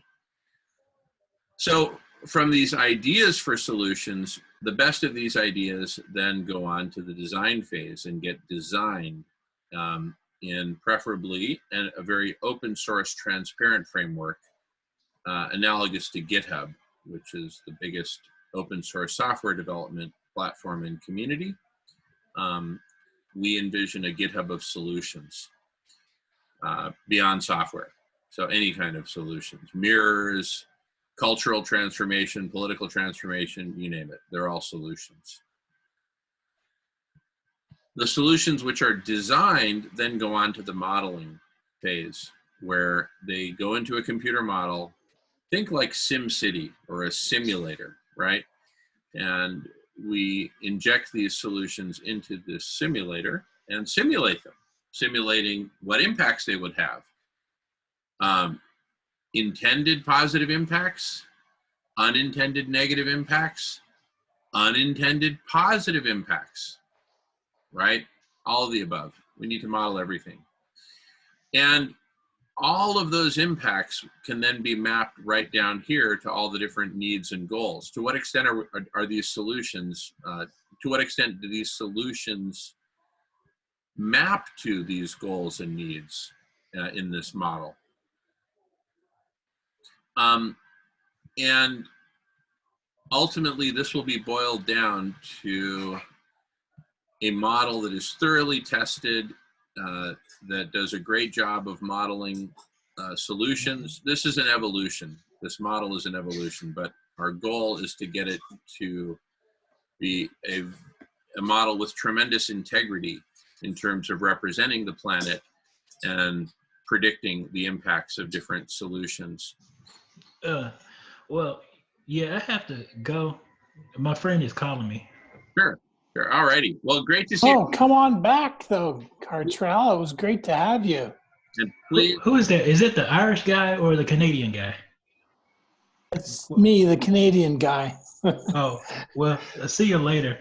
Yeah, okay. Come on by. They're here till 6 a.m. Pacific time. Okay. Yeah. Take care, Cartwell. I'll talk to you again sometime. all righty. Good stuff. Okay, so back to the screen share here. All right. So around this model, we're going to build an optimization layer, and that's actually modeling and optimization is something that I spent a few years of my life doing earlier in my career, so I know a fair amount about it. And basically the optimization layer, what it really means is, look, we've got all these solutions which individually they model well, and they even model well together. What is the optimal set or the best possible set of solutions that we could throw at our planet to achieve all of these multiple objectives, right? In the quickest, most efficient way possible, starting with the highest priority, most urgent objectives like cooling the planet and stopping the spread of corona. And so this, what I sketched out to look like a scroll of paper, is here to represent the optimal set of solutions and detailed implementation plans. And the detailed implementation plans really boil down to which solutions do we implement first, second, third, etc. Right?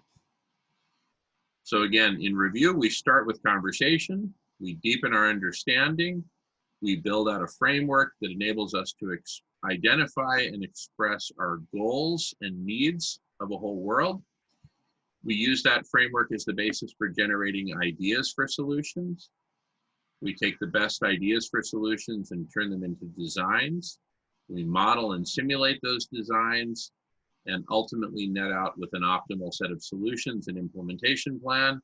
And then we roll up our sleeves, and that's when we start implementing. So that's the big picture. And I put the title in the middle here, 8 Steps to Holistic Planetary Healing and Thriving. Together, because we must come together to make all this happen. So right now we are in the first brick of the yellow brick road of these 8 bricks. We're in the conversational domain.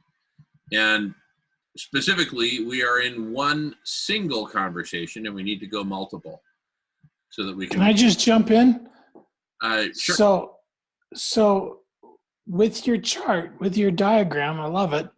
You know, conversation, stop meat and dairy today. You go right through the whole thing. It's a solution, bang, dramatic effect overnight. Just like the government's imposed social distancing on us, they've imposed no events. I was going to go to Foreigner in a couple of weeks. Love Foreigner. So they're going to play here in Calgary. And now I was told that it's canceled because anything over 250 gathering is now verboten in Canada, I guess. So what I'm getting at is there's certain things that totally reshape the world overnight. Like we are totally reshaped globally by social distancing. Similarly, stop meat and dairy totally reshapes us overnight if we have the will to do it.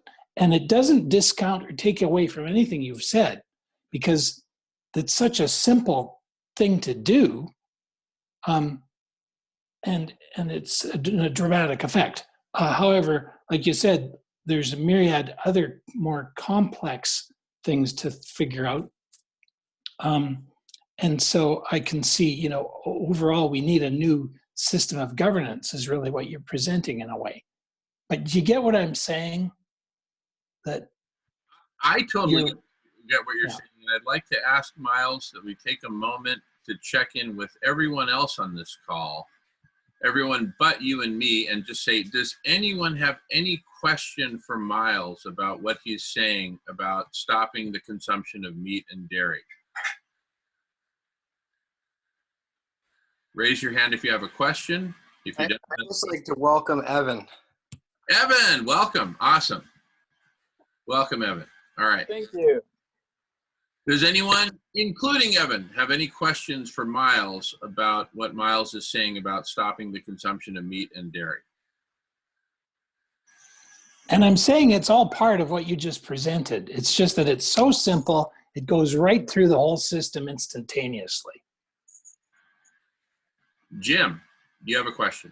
I just have to challenge that because I do believe it's oversimplified due to the multi-system nature of the problem that we're faced with. This is not one system that is failing. There's 67 positive feedbacks that we're facing right now. You know, that's like a patient who has 67 comorbidities, who's in critical condition, and they're crashing on the table and they got a flat weight. To suggest that there is a simple solution, I think I didn't say it was like the to hear from solution. you. I would like It's to just hear one from quick you hit. why you think that is feasible. I just don't see it. Well, I say it's feasible because I did it pretty No, much I don't overnight eat too. much, I don't eat meat much myself, and I've made that choice. But you're acting like it is going to fix this problem, and I don't believe that's true. I know you're actually construing something that I didn't say. I didn't say it's going to fix everything. It's going to have a major impact, just like social distancing has had a major impact on the whole planet. Yeah, but could you prove that to me? Yeah, I'll refer you to Dr. Silas Rao's report that industrial animal agriculture is the leading cause of climate change. Also refer you to Goodyear and Anlung, who submitted to the IPCC that industrial animal agriculture is 51% of the problem. I don't think at this point that doing that is You enough. asked for 2 sources. I gave you 2 sources, Jim. Go check it out. I've heard him speak. I'm not convinced. Okay, well, that's right. No, nobody has to convince you. It's just if we can get enough people to stop eating meat and dairy and let old growth forests recover, we'll see a dramatic improvement in the climate and the number of animals that survive. All right, James, you go ahead, James. Yeah, with all due respect to both of you lads, both Jim and Miles, I get where you're both coming from, but just in referring to what you were saying there, Miles, yeah, I get where about the, you know, about the vegan collective, don't know, and about Dr. Ross saying like that 51% of it is probably caused our problem, but. And I have no argument with that. I'm not denying that. I'm just saying that that is definitely a case, but it's a case that it's 51% of our overall problem, but not our immediate problem. And I think that we're again getting, like, without being disrespectful again, no to anyone again, no, like I'm just saying, I think the frustration again is creeping in here now, in the sense that we're trying to focus in on the one point of this conversation, which is context, which was something that Les mentioned earlier, in Emery, context. And the context here is what is important to us here now at the moment. And the veganism is important to you. And Jim's priorities is what's important to Jim is like too many things coming into effect now. And, you know, what's the urgency? You know, there's an urgency, and even more of an urgency, you know, because of the tipping points and things kicking into place and all that. However, so James, I understand James, where he's like, I'm coming not from as well. discounting what Jamin presented. Oh no, I'm I not think saying it's you very didn't. well thought out. It's just I'm saying I'm not saying you are. I'm not saying you are. I'm agreeing what you're saying. That yes, definitely 51% of the whole problem, the overall problem, would be the veganism and everything else, and I agree with that as well. But it's the context of this conversation here is that we'll keep getting distracted from, which, as Jamin is trying to politely I and guess that you can patiently put point out.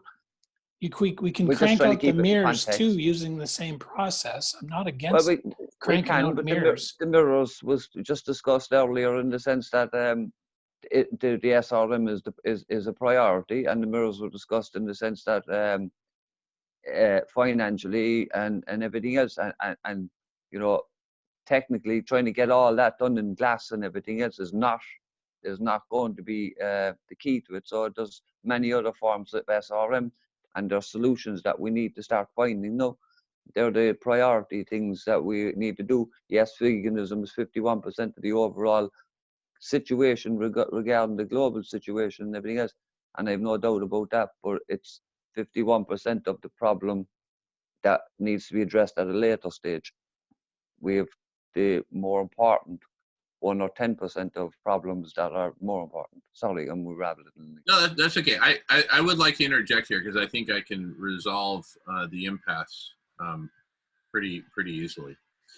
The bottom line is that all of these solutions are important. Okay, they're all important, and the sequence with which we prioritize solutions is also important. And I contend that if we want to get out of this hamster wheel of arguing about, well, I'm saying this, well, I'm saying that, well, I'm saying, to get out of the hamster wheel, I'm proposing a process, okay, which involves at the first stage coming together, having all these conversations, fanning out into parallel tracks so we can really go deep, right? The vegans need to go deep onto this whole meat and dairy question, and they are doing so, right? I constantly point to Vegan Collective Intelligence as a really interesting example of collective intelligence in action going really deep. They've got whatever 32 different working groups, study groups, whatever, on myriad different topics just within veganism, okay? And so they're going deep. They're deepening understanding. They're working on the white paper, et cetera, et cetera. How do we synthesize? How do we get the message across, et cetera? Meanwhile, a whole other community is going deep on SRM and how we might do that and what the impacts will be, et cetera, et cetera. Meanwhile, other groups are looking at what we can do in the oceans in terms of, regreening the oceans, restoring ocean ecosystems, et cetera. Meanwhile, other groups are looking at politics. Others are looking at economics, currency, et cetera, the very mode of production of the global economy. I've spent a fair amount of time on that, working on CCC and the compassionate economy. Other folks are working on ending world hunger. Other folks are working on solutions to the coronavirus. All of these are important, but we first need to deepen our understanding across each of them, right? And then take that deepened understanding and put it in a framework of a complete map of the whole world, of all of our needs, our objectives, et cetera. And then we can start cranking out solutions, designing those solutions, modeling them, and then using modeling and optimization, we can determine objectively which solutions do we need to focus on first, second, and third, right? So I'm just saying that these conversations about what we need to focus on first, second, third, et cetera, are a little bit premature because we don't yet have either the community or the machinery of collective superintelligence. And until we do, I believe that is the top priority, getting collective superintelligence formed, the community and the platform. Then we as humanity will become so much smarter that we will be able to figure out, work through all the stages of collective superintelligence to finally net out with a plan that, and part of the solution is coming up with the plan. Another part of the solution is communicating that plan, summarizing it and communicating it to the world, and challenging the world, anyone who hasn't participated in that, in the development of that plan, to say, you got something better?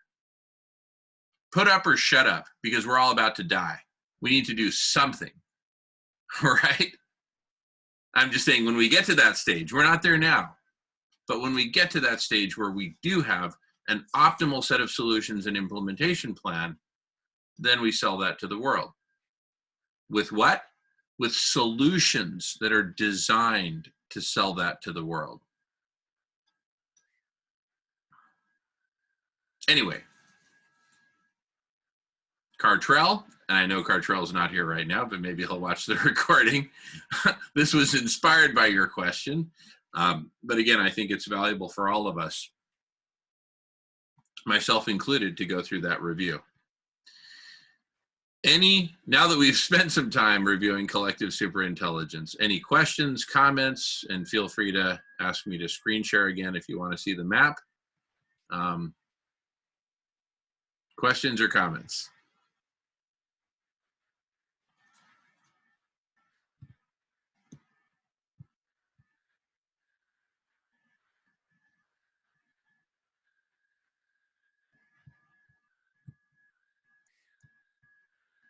And Oswald has a question. Jamin, were you influenced by Jung's collective unconscious in coming up with collective superintelligence? I would say, yeah, to a degree, even though I'm not exactly a student of Carl Jung. I've heard enough references and comments, and it's definitely part of the inspiration. Other questions, comments, and perspectives on collective superintelligence? Just in response. Yeah. Oh, what, go ahead. Just real quick in response to what Oswald was commenting, or asked.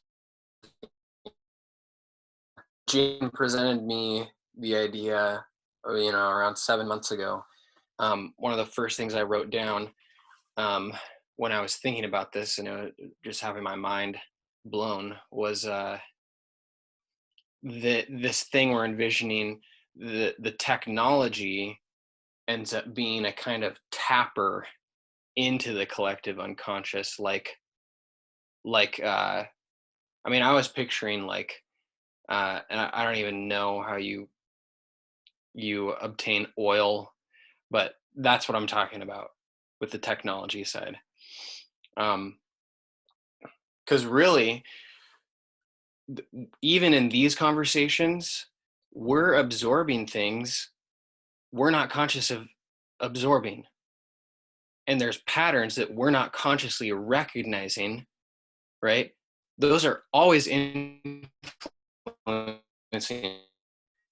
And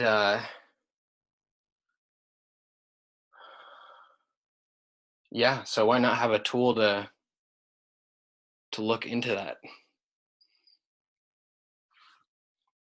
Anyways, Miles, take it away. Yeah, the one thing I think we need to never lose sight of is that we should be always thinking about how we could very easily need to go back to stone tools and everything that Jamin presents as this platform of collective superintelligence and all cloud-based giant servers looking after us. All those things can go down in an instant.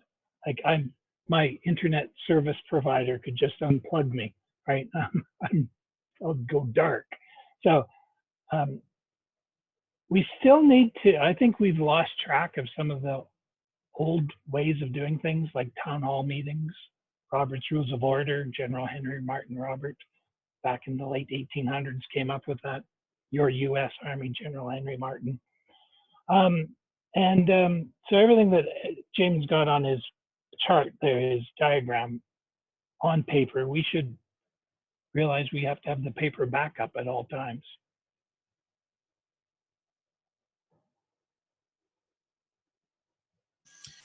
Yep. But I would also posit that if we lose the internet, if we lose this connectivity and this ability, because this is the, this is the MS-DOS. This is the Microsoft DOS that supports the Microsoft Windows, right?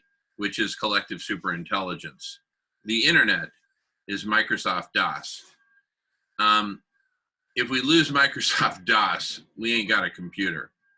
And if we ain't got a computer, if we lose the internet, we lose our ability to make collective superintelligence happen. And we lose our ability to coordinate on a planetary scale and get all of humanity on board. I would say if we lose the internet, I'm going to sound like the Finnish president. If we lose the internet, we lose the planet. Short of some very effective dictatorship forming and just calling the shots. But without the internet, it's kind of hard to imagine how we would manifest a collective superintelligence. I don't really have a backup plan for that. So yeah, we'd want a lot of fast pigeons. Yeah, we're going to need some really fast pigeons and some that can cross the Atlantic. Yeah, the last carrier pigeon died a while ago. Melissa just pointed out that the carrier pigeons are now extinct, so we'll have to scratch that one off the list, James, I'm afraid. And well, there goes that plan. Yep. All right. So bottom line, let's make sure the internet doesn't go down. Right, just to cut in before anyone else has a chat, I know I'm going to just go. I'm going to go and have a snooze for a couple of hours because it's 4:30 a.m. here in Ireland, and I've been up since about 8 o'clock this morning anyway. So I'm going to have a couple of hours. I'll be back there in a few.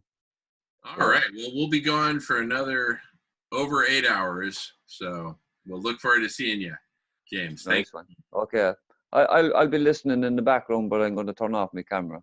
If I fall asleep, I fall asleep. Yeah, very good, very good. Take care. Awesome. Talk to you a bit. We'll see you in a few hours. Hey, everybody. And Jorge, welcome back. Yes, thank you. Mexico City in the house.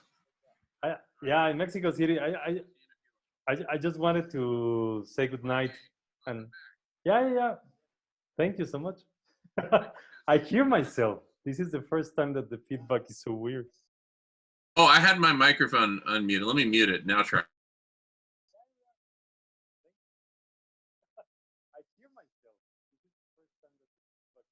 Okay. Oh, I had my microphone. Yeah. You know what it is? Oh, yeah, you've got the streaming. You've got the streaming going on. Exactly. That's so weird. It's a little delayed. Okay, I'm gonna turn it off. Oh wow.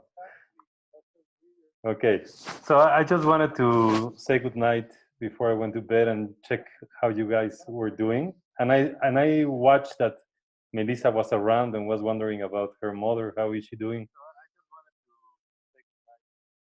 Yeah, here's Melissa. Hey, Melissa. Hi, I'm cooking. How are you? Hi, Miles. Hi, everyone. Thank you for asking, Jorge. My mother's test came back negative. Oh, excellent. Yeah, she does not have coronavirus, but 5 other residents do. So they are on lockdown, unfortunately. Excellent. Yeah, but that's good news. Thank you so You much. said she's 90, no? So you were worried, yeah. In a few days, yeah. Oh, a birthday coming up. Yeah. Exciting. I think we'll probably be the last human species left on the planet, this woman. Very cool to hear that. Yeah, and she's a vegan. Oh, wow. Immortal almost. I'll have to get her on the block party one day and have her rant about going vegan. That would be very cool. we need more intergenerational range from 9 to 99. Definitely. Yeah, he has a lot of ideas about how we need to change things on the planet. Yeah. She does? Oh, Wow. yeah, absolutely. Very much so. She's super smart. Yeah. She's an artist. One of the first women to get a PhD at the San Francisco Art Institute. No, master's degree, excuse me. So she's very forward thinking, always been kind of quite avant-garde, and still is. She's awesome. Was she one of the first women running the Boston Marathon? What? If she was not, maybe she was hanging out with them. Like, you know, the first woman that ran the Boston Marathon. Suffragettes. Aha. There you go. She's a fighting Irish. That's for Stephanie. That's for Stephanie. Stephanie is smiling. She liked that. Yeah, fighting Irish. my grandfather, I think he was like, I don't know, like he was from Indiana, from South Bend, Indiana. And he fought in the World War II. And well, this reminded me of him because he was always cheering for his alma mater, Notre Dame, Fighting Irish. Yeah. Good. Yes. Awesome. And what else? So how is it going here? Like all the fixed topics, Yeah. the agenda topics are gone, and this is like a freestyle conversation, or what? We've been having a pretty intense conversation about collective superintelligence. Annalisa. We've been having a pretty intense conversation about collective superintelligence itself. Oh. And what is, I've screen shared and walked through a kind of a whole map of it. And we've talked about different solutions. And one of the last points I made is that it's actually premature to try to say at this point, oh, we should do this first, this, and this. Everyone has their own ideas about it. And that's part of why we're in such a mess as a planet, is everyone's got their own opinions and everyone's arguing for their own opinions. And it makes it very hard for people to listen when they're busy arguing for their own opinion. With collective superintelligence, we have a framework which allows for everyone to pursue whatever topics, passions, interests they have, whatever they may be, in parallel. And over the course of doing this, collectively, we will deepen our understanding across all problem and solution areas, right? And with this deepened understanding, we will then be able to very systematically generate all the solutions that anyone could possibly be interested in, from veganism to permaculture to SRM to you name it. And we will have a framework for modeling out all those solutions and determining what is the optimal path forward, first, second, third, fourth, fifth, and so on, and do so as objectively as possible, leading towards a scenario where humanity can see the plan, the proposed plan, and support its implementation. Well, yeah, I get the glimpse. Very intense topics. But I like that because that relates to one of our original conversations in the very first block party about the dissolving the human ego in the collective intelligence. Like, I find a link between what you just said and that. And the collective trauma also, no? Because, like, boy, like, do I know about that? Like, everywhere you go, like even amongst the enlightened, no? Like, people that are supposed to meditate and eat vegan or whole food plant-based, and you put them all together, and it's the same old world. Like, the same rivalry, the same jealousy, the same not deep listening, and yeah. So good luck with that, because that would be like a breakthrough. Well, I think we're getting very close, because by facilitating and creating multiple parallel conversations on anything you want to talk to, the permaculture people will be able to get together and talk permaculture and say, yeah, permaculture. The people who just believe in raw foods and want to talk raw, go for it, right?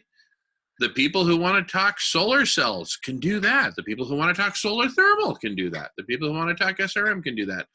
And that way, we create spaces where we can go deep in each of these individual silos, let's say, but then also encourage and facilitate people to jump from silo to silo and cross-pollinate, right? And ultimately, we want to get to a place where we can have a global framework that is big enough for all of these, right? And then we can, based on that framework, develop solutions which will address all of these, some of which can address multiple problems in parallel. And finally, work towards an optimal solution set and an optimal implementation plan. But, you know, it starts with let a million flowers bloom and follow your bliss, follow your passion, get right to the heart of it.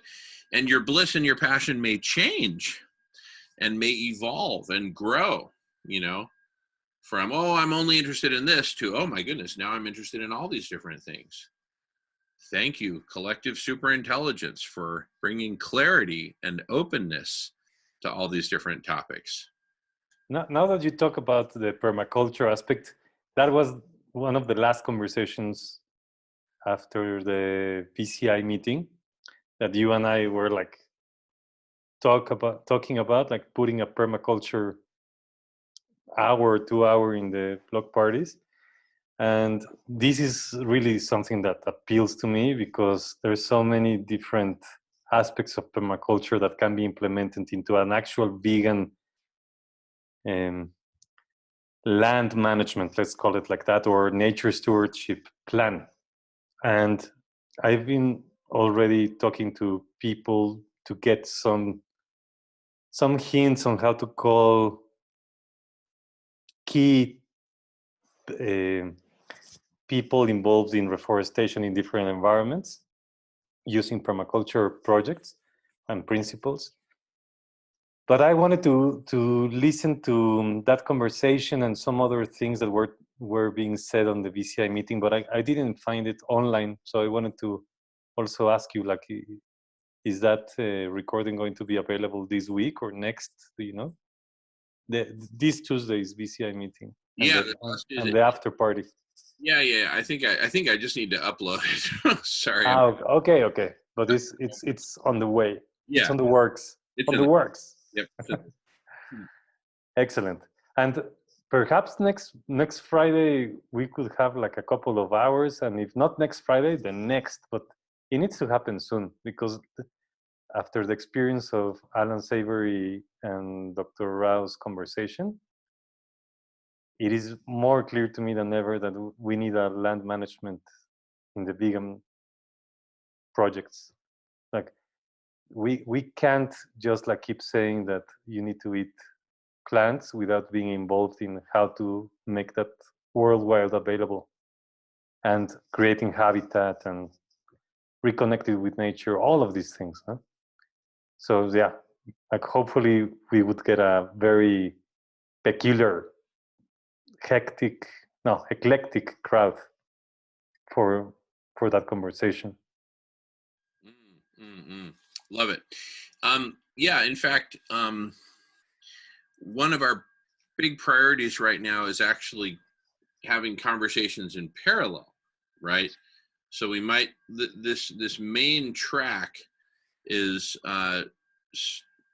gradually shifting its focus towards collective superintelligence itself. And I would love for there to be a separate channel, a separate parallel video conference room that's really focused on veganism and holistic land management, permaculture, etc. Basically, everything related to food and land. And then yet another channel that we're opening up is a Spanish speaking channel, because there's a whole network of Spanish speakers who Myra and many others are very connected to and want to bring in. So we've, the last two block parties, we've had a Spanish language hour where we took 1 hour and, had topics in Spanish. But that has some challenges in that all the English speakers suddenly kind of feel like they're out of place and they go off and do something else. So it kind of breaks the flow. And I really would love to have just a dedicated Spanish language, video conference room. And maybe because you are perfectly bilingual, Jorge, please consider doing some programs in Spanish. Could be on permaculture, could be land management, whatever. Because there's a lot of interest and overlap between the Spanish-speaking community and the vegan community. For example, Maida, Jackie, and many others who they've invited in. So anyway, let's think about that and explore how we might want to do that. Yeah, I would be thrilled to explore that, and thank you for opening that possibility. And I also see that Nolan was enthusiastic, and even though he might be not bilingual, he has been like one of the people with more flight hours along with you in these 24 hours parties. So maybe he can also like support these new channels because he knows how to run them. I don't know if that would split the Wonder Duo. Or maybe just in little breaks here and there, like to have Nolan over or to have you over. I don't know. Yeah, but it sounds like a very cool idea. So I will go to sleep thinking and dreaming about this. And thank you for the overall perspective of what's going on regarding the super intelligence and making this the track channel of that. And I remember you have 3 things: the SRM. So this is going to be super intelligence, another one vegan and management, holistic, and another one SRM exclusively. Eventually we'll get there. Okay. Right now, probably the main original room will probably be mostly collective superintelligence and some SRM.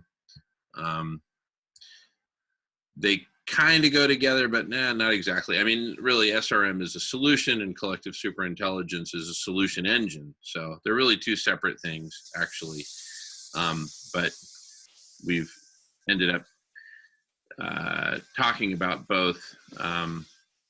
There's a lot of us who believe in the absolute urgency of SRM, like that's the #1 most urgent solution. So anyway.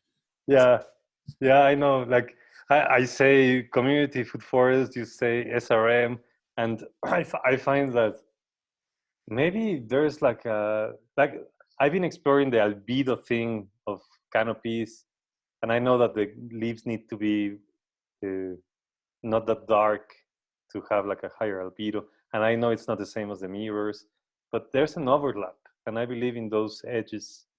So maybe there can be like a thought out project with a lot of canopy with light foliage that can reflect not as much as a mirror, but add to that.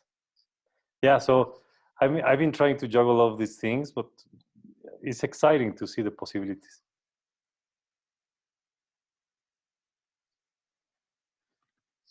Jamin, you need your Java.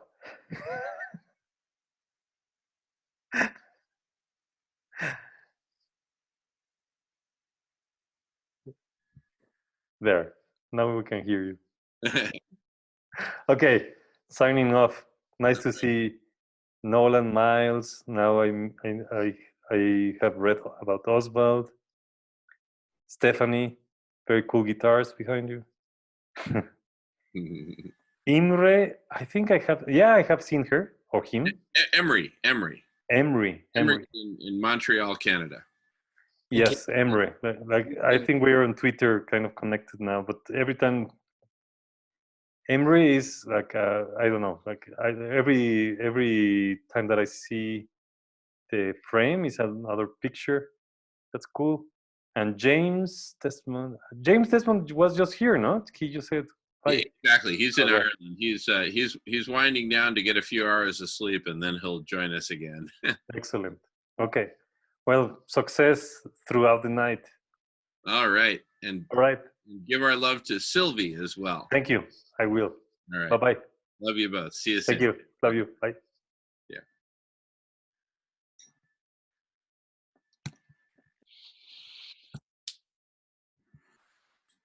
Oh man. You getting tired, Nolan? No. Bullshit. Bullshit. Yeah. Excuse me.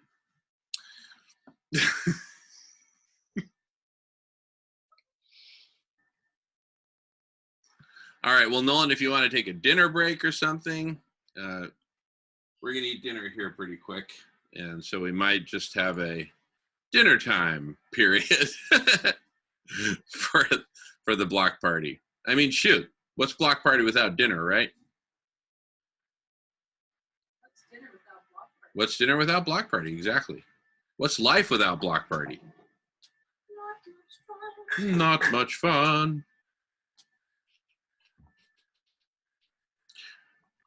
All right. How's it going there, sweetheart? Great.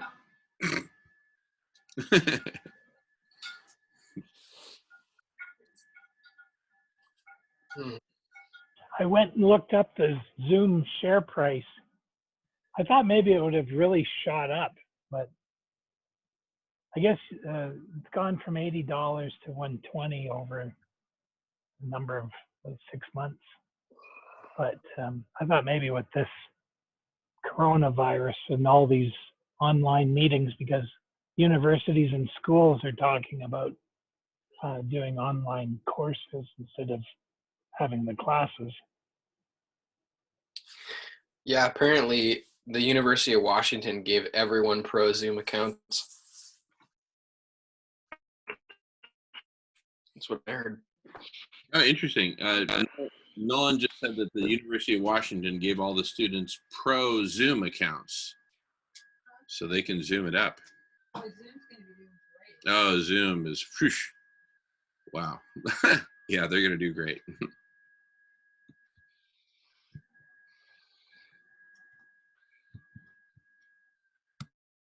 I think Oops, sorry, go ahead. today for my teaching artists training lab, we use Zoom.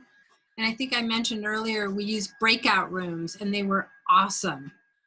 So we could break out in small groups and talk about different things and then come back together.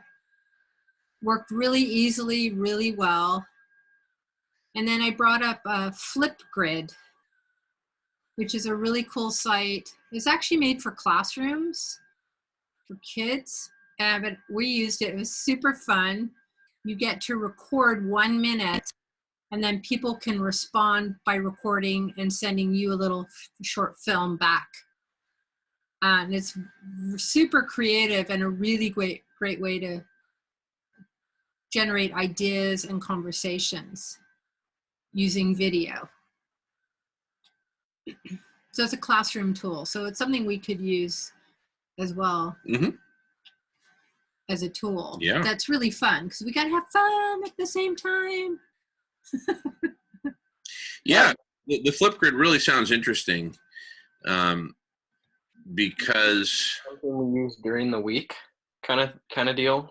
Yeah, it can be used for essentially asynchronous, but with video, and it limits it to 1 minute, kind of like how Twitter limits it to so many characters. This limits the video to 1 minute, which is like really cool. It's like make your point.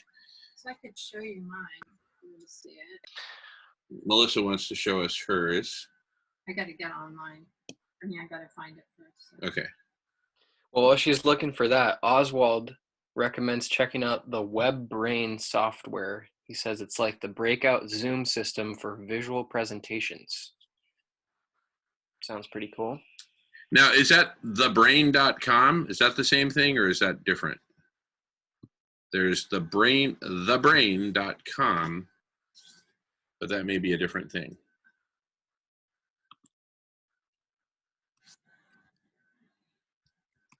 WebBrain. Okay, looks like it's a different thing. Let's take a little look at that. No, it is The Brain. The Brain Cloud Services. Okay, yeah, WebBrain is their web-based brain. And I've played around with that. I found it. Okay, Melissa's got what she wants to show us. Okay. I'll have to hold it up. I hope that works. Yeah. So my Careful, teaching careful, artist training lab, it's called TAT Labs. That's why it says TAT Labs. You put your own little header there. And then you can post topics that you want. Can you guys see that? You can post topics. You can post little videos. So, and then here are all the goofy responses. And let's see. I'll get to mine. Let's see. So these are all the students. Here's mine. So let's click on me if I can do this. Okay. Here's my video. Hi, everybody. Melissa here. I'm in my studio. And I have been doing the reading that we were assigned. And I would like to discuss. So that's something we're talking about. Examples I've experienced that and then I won't go through the whole of that, but here's a response to mine. Hi, Melissa. It's Rachel. I just wanted to say that I love all the art that you do with your students. I want to be one of your students so bad. Every time we chat on the Treehouse Club chat, you're always doing something amazing. And so I really love. Here's another one. Hi, Melissa. This is Meredith, and I don't like seeing myself in selfie videos.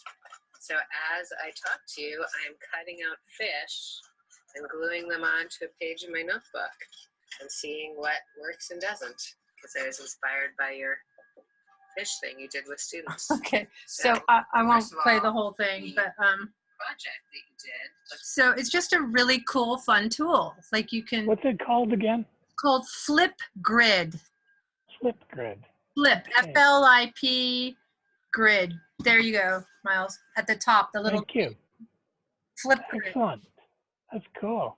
So any one of us could start conversations this way, you know, with topics to explore, and then people contribute through these little videos, which is a really fun, quick way to have a back and forth. So I'm just really excited about it as a tool. So I just wanted to share that with everyone. So yeah, it's neat. Start using it possibly. Awesome. I think it's super cool. It could be a really good asynchronous complement to these 24-hour video conferences. So if 24 hours is too long for you, try 60 seconds. Yeah, and then people can refer to it after the fact. Yeah. As a fun, quick documentary of ideas. Yeah. Exactly. That's short and sweet. Exactly. 1 minute max. That's it. Yeah. 1 minute videos. I think that could be really cool. And we could put that up as part of the block party and say, you want to know more about the block party? Well, here are the people who are participating and here's what each of them has to say. You know? And well, I guess it's like people could watch the block party and then they could create one of those little Flipgrid videos as a response. You know, send it in at any time. Yeah. Next week. And in fact, we could have whole pages on different topics. And then you could see Jamin's Flipgrid 1 minute video on permaculture. Jamin's 1 minute Flipgrid video on transportation, whatever, right? And then, yeah, and I just love how instead of links with text, it's somebody's face. Oh, there's Jamin talking again. Yeah, oh, there's Miles. Oh, okay, cool, right? You click on a circle, you watch a 1 minute video. Super cool. Yeah, I think right now is the time to capitalize on the situation because I don't know what it's like down there, but I think it's the same. They're just all the social gatherings are being canceled, and what are people going to do? So the block party and Flipgrid and carrying on with what you guys are doing might really be the time to get this thing moving because it can be a social outlet for people, given that there's nothing else. I don't know. Pretty soon they're going to say you can't even go to the bar, I suppose. That would definitely be a national crisis for Canada. All right, but yeah, I totally agree. I mean, and not just to socialize, but to socialize about something really meaningful like saving life on Earth. So. Yeah, well, I was supposed to go to, I signed up for an environmental advocacy course. It was going to be every Wednesday for 4 or 5 nights and, about advocating for the environment at the library, and they canceled it today. So, yeah, people are interested in doing things that are constructive. So if you can get them to come into these Zoom conferences, hold courses here. The reason TATLab held that Flipgrid and Zoom conference today and tomorrow again we'll have it is because we can't meet in person. So necessity, the mother of all inventions. This is why that happened. It's probably the new tool for a while for all of us. So we just have to get down and dirty and creative. Yeah, that's the thing nobody's really stopped to really think about. Like, how long is this going to go on for? I guess it's anybody's guess. Yeah.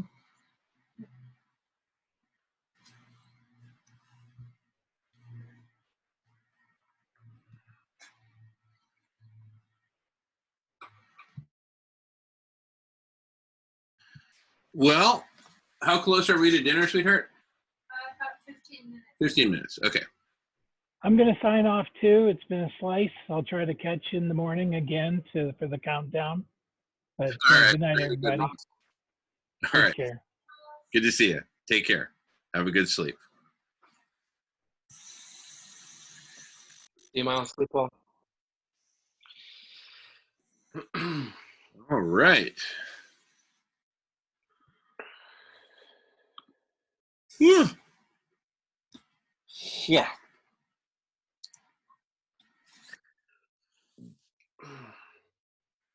We have a visitor named Alice in the comments who I've been chatting with a little bit, wondering how we're incorporating machine learning and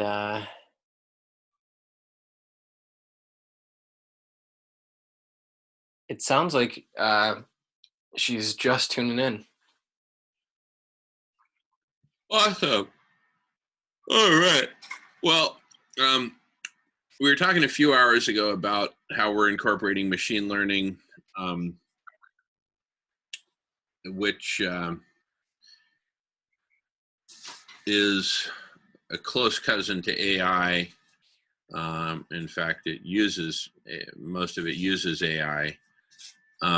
And basically, the scenarios that we've been talking about for machine learning have been mostly around the conversational domain, where, let's say we take the transcript of this conversation, which would break out when Nolan is speaking, when Jamin is speaking, when Stephanie is speaking, etc., and take the entire transcript by speaker, and then be able to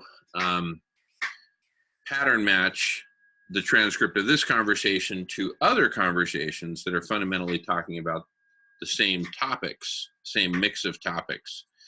And So for example, oh, if you like this conversation, you should check out these as well, right? That kind of scenario. And yeah. Just a bit further, that can also be eventually become a I'm not sure how long you've been tuning in, Alice, but it can eventually become a way of learning how do different combinations of people work together, right? And you can think about if we have these reoccurring characters like Jamin and I and several others that are appearing in a bunch of different conversations over time, and you have all this context of how people are interacting with each other, there's a lot of richness in there that lends itself to, you know, a new generation of recommendation algorithms, and offers a database for natural language processing, and added like tonal analysis and like visual cues, like using all of those things combined together in conversations that aren't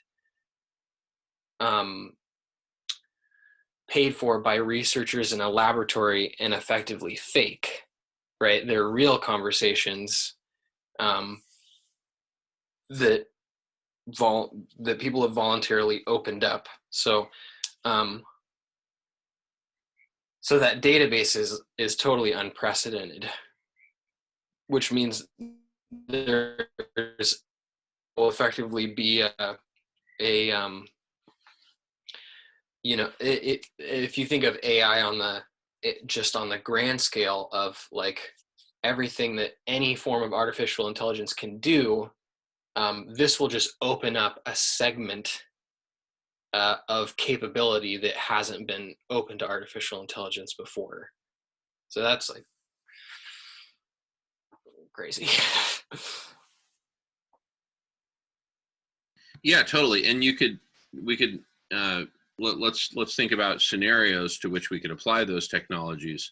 So here's one big scenario, right? Let's say that an urgent problem is identified that needs to be solved, or there's a big solution being rolled out for SRM, and there's a specific component to that solution that's not complete and that's urgent and whatever. Depending upon the parameterization of the problem that is sought to be solved, or the component that's sought to be built, or the question that's sought to be answered, you can parameterize anything. Depending upon the parameterization, using machine learning and pattern matching similar problems, right, with similar parameterization that have been successfully solved in the past, what mix of people engaging in a conversation to solve that objective, that similar objective, what combination of people was successful, and what are the parameters or characteristics of those people? Everything from astrological signs to education to age to a lot of the things Nolan was just talking about, right? In conversation, is this one of those people who talks a lot? Are they mostly silent and reflective? Do they interrupt other people, et cetera, versus, you know, do they participate a lot in chat, or is it just verbal? Are they very gesticulatory? Is that even a word? Do they gesticulate a lot? And if so, how? So anyway, there's just so much that can be parameterized, measured, and therefore pattern matched against very systematically using machine learning, but you know, with the objectives of productivity, that we generate all the solutions that we need. So, you know, helping us put together the right combinations of people in order to solve a given problem. Great applications for machine learning.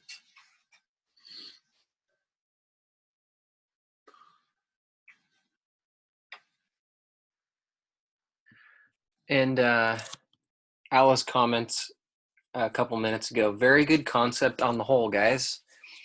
Have you looked into graph databases like Neo4j? Yeah, a little bit.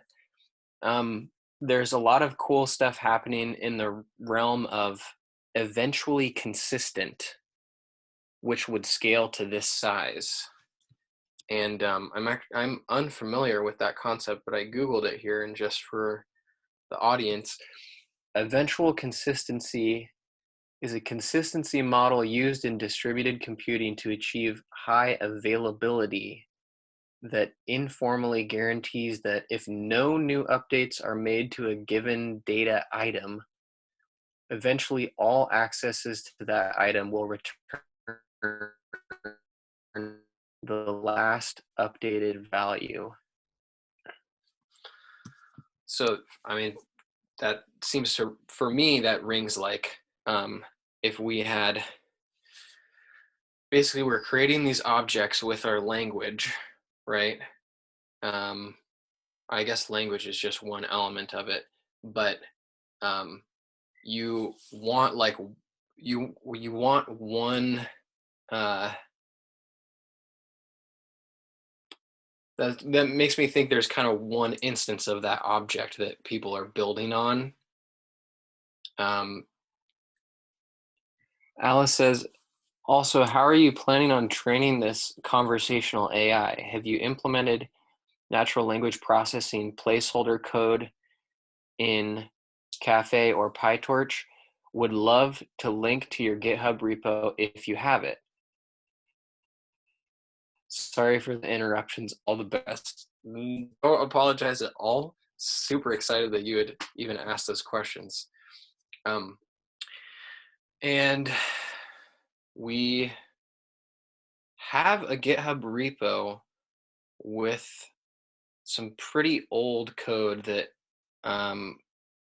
actually,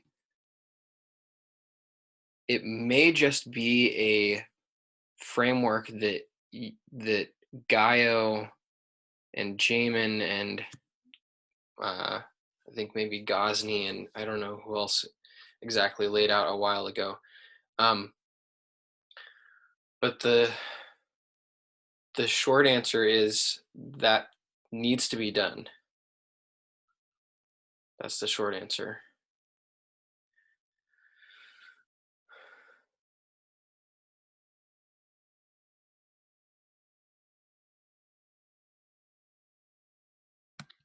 Yep. Yeah, we need to. We're not really heavy on code right now, or coders, and that's a deficiency that we are very anxious to make up for. And right now, we are mainly prioritizing these conversations to refine what collective superintelligence is and is becoming and what we want it to be. And in fact, one of the earliest instances that we've speculated on for a complete collective superintelligence stack would involve, believe it or not, no new code at all, but cobbling together existing web services and simply having a documented process. You know, get a Zoom account, schedule a meeting, have the meeting, make sure you hit record. After it's done, transcribe it using Otter AI, and here's how to do that. Take that transcription, copy it, paste it here, etc. Start a Reddit thread about that very topic, link it to it through this means, etc. And part of the logic there is that I make the analogy that these different web services are like very solid, durable Lego blocks that can be connected to others. And the best way to prototype a complete full stack collective superintelligence system, one of the most efficient ways to prototype it is to simply cobble together these existing web services, each of which is just so tight and stable on its own. Think Reddit, think Zoom, think Google search, think, you know, email, think Twitter. They've worked out all the bugs. So, you know, what we started doing a while back, and it didn't work out so well for us, was to try to essentially code up our own little stack. And we've made the most progress in the conversational domain, which you can see on radish.org. But beyond that, it was basically a failure. You know, at one point we were trying to essentially code up our own Reddit, and it's just like, this is ridiculous. It's ridiculous for many reasons. Number one, the stability and functionality and features of Reddit is quite complete.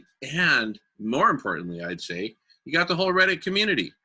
So if we want to, port this, extend this conversation into Reddit, we create a Reddit thread, and then not just us, but the Reddit community can find out about that and participate in it, and then say, oh, wow, this is coming from what? A block party? Huh? What's that? And then that helps people find out about the block party. So, and then to the extent that we prototype and reconfigure and try different things to kind of find the best possible stack, again, with no new code, once we've found that best possible stack, we can then go about creating, I'll just call it a universal connector, some big thing that we can plug all these into with its own dashboard that says, oh, hey, Nolan, welcome. You want to have a conversation, click here. Now, behind the scenes, it might be doing whatever it's doing to pipe in Zoom or Jitsi or whatever. And there's your video conference. Oh, you want to transcribe it? Check this checkbox. And then behind the scenes, it goes and does all that stuff to transcribe it and post it wherever it needs to be posted. But again, we first do it with, and I'm going to use an old term, sneakernet, which means, anyway, that goes back a few decades, where before getting everything plugged in, you would literally use your sneakers and go from one computer to another. This is like back in the 90s. But in this way, you get to, test it and see, and really you're testing scenarios. You're certainly not testing a friction-free software experience, because, you would literally have to have all these different web services and, and basically manually go from one to the other. Alice says she loves the idea of using these established sites as the bricks. Awesome. Well, thank you, Alice.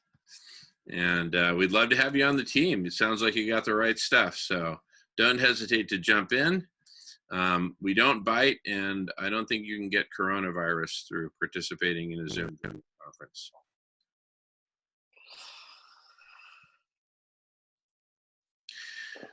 All righty, Myra has her hand up. Go for it, Myra.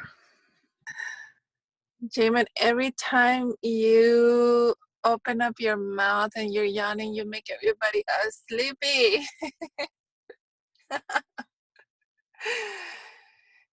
Say hi to Melissa back there. What is she cooking for you? Melissa, Myra says hello, and she wants to know what's cooking good looking. You guys are the cutest couple. You want to come on for dinner, Myra? Oh my God, I'll be heading over there right now. Spanish omelet without eggs. Nice. Vegan Spanish omelet with potatoes and vegetables. Oh my God, that sounds so delicious. No wonder why J-Man is so in love with you. I'm sure it's not for my cooking, honey. All right, love you. See you later. All right, see you later. Hey, J-Man. Do you know about your friend Bill Gates? Yes. What could be the reason why he dropped today? Oh, why he quit, why he resigned from the board of Microsoft and Berkshire Hathaway today? Yeah. I haven't read anything about it, but just hearing those headlines, what I speculate is he's probably taking his family and going underground into their, multi-$100-million bunker or wherever the heck they're going to hide out. And so it's simply not practical for him to participate. And he's probably going dark because he doesn't want anyone to know where they are. So that's just my speculation. And That's It Bill. could be. And then Oswald asks, have you met Bill Gates? I actually worked at Microsoft for a number of years and had a few meetings with Bill Gates, some pretty memorable ones amongst them. And so it was good times, interesting times. He's a bit of an interesting personality.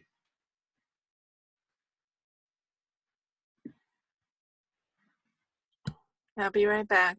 Rick is calling me right now. I don't know what's going on. I'll be right back, okay? Sure. Bye.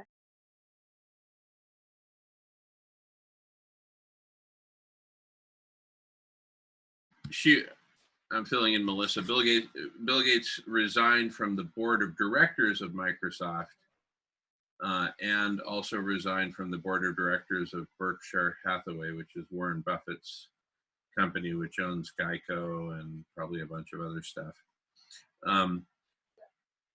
Yeah, so he's basically bowing out after,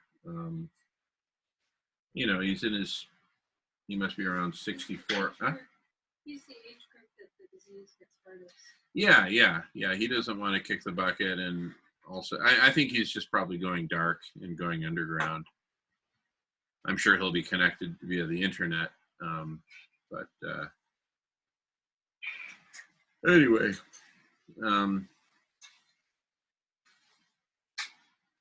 He's probably got a pretty good feel for how bad this thing is going to get.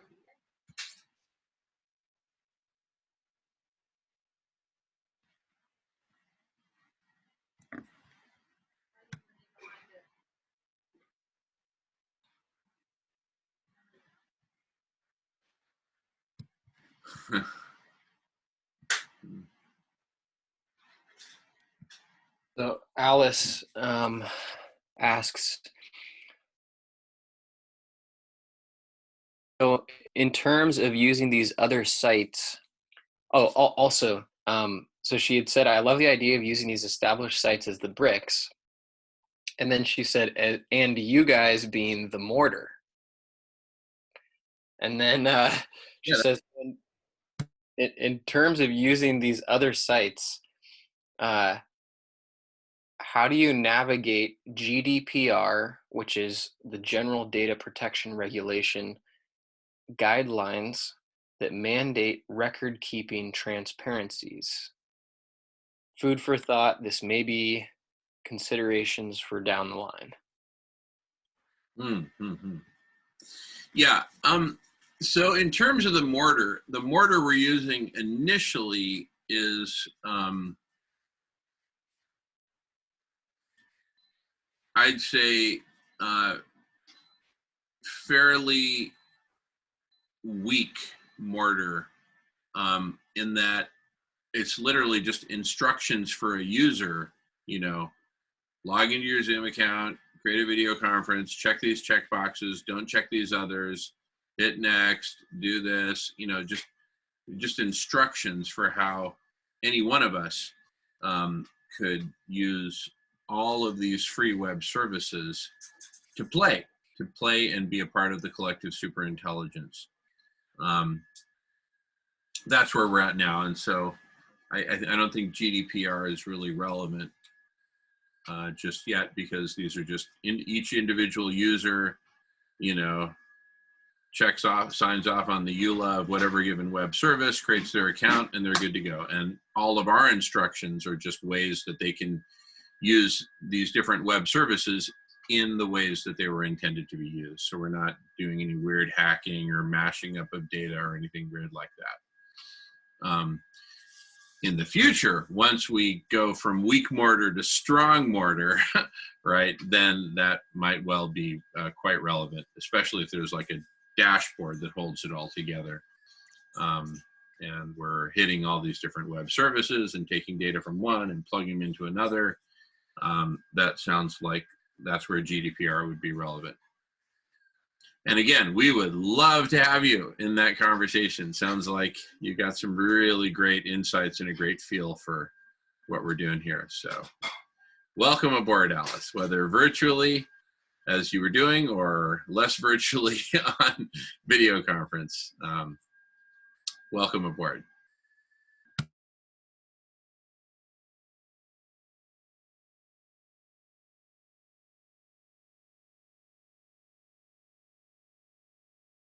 And actually, Nolan came up with an interesting term for utilizing these diverse web services, and that term is upcycling. So we're upcycling Zoom, we're upcycling Otter AI, Facebook, Reddit, Wikipedia, Google, email, HTML. We're just upcycling it all into the platform for collective superintelligence. Alice says, okay, so too soon, but then how do you view ethics intersecting with your AI? She also says, oh, thanks for having me, smiley face. Ethics intersecting with AI. Yeah. Well, we're using pretty weak forms. Our plans are for using pretty weak forms of AI for starters. And we actually don't have any plans for general AI. In fact, collective superintelligence is, you know, by design will be way smarter and more creative than the strongest form of AI at any given time. That's the goal.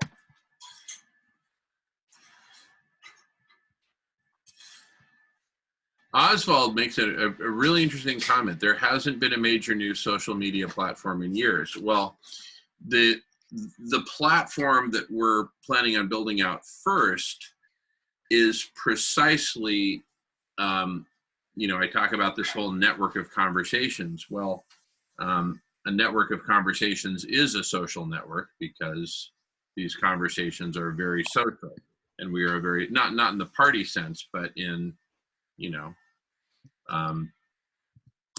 in the people working, collaborating closely with other people. And the name for that platform that we're going to be, bless you, that we're going to be is called Snack Bar.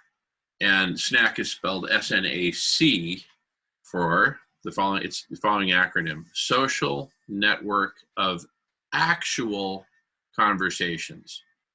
What we're doing here is we're having an actual conversation, as opposed to, you know, a poisonous tweet or a Facebook post that could be interpreted in any number of ways, including many wrong ways, etc.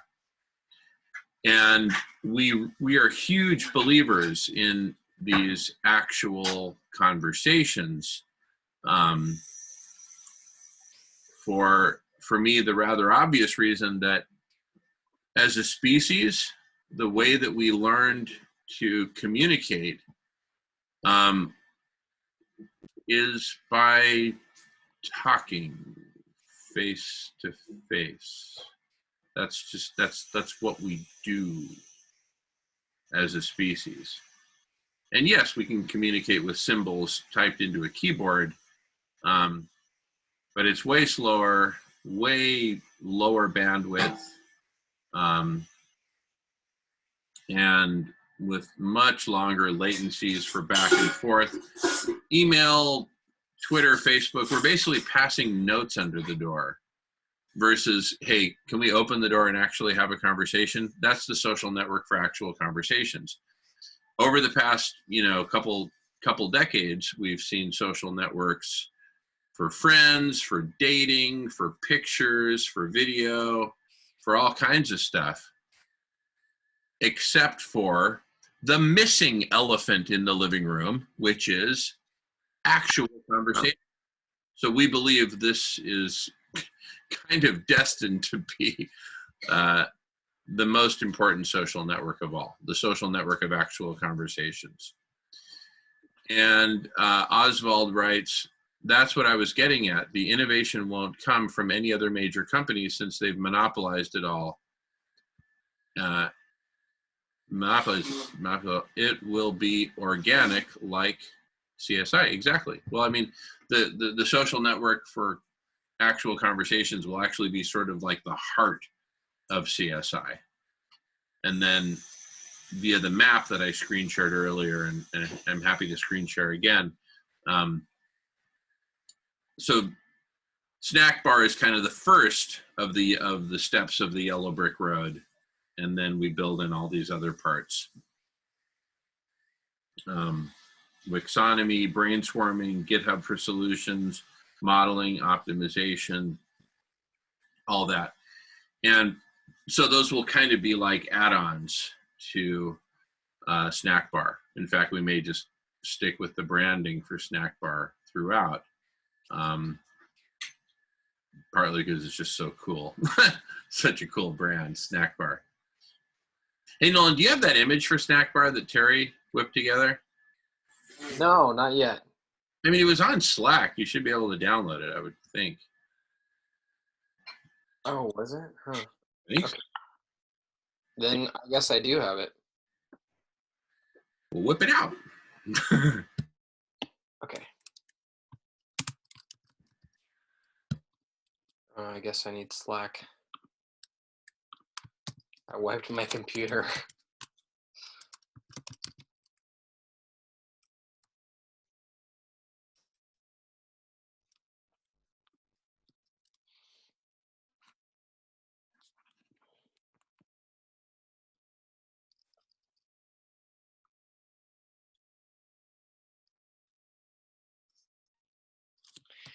Yeah, and Oswald says,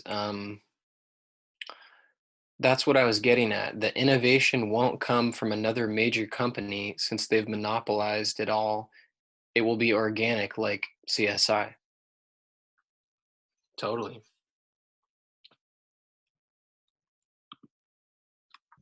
Yeah, and also, I mean, CSI, Snack Bar, all of this is, in a way, it, well, by upcycling all these other web services, it essentially draws a giant lasso around all these major web services, tightens it, brings it all in, upcycles it all.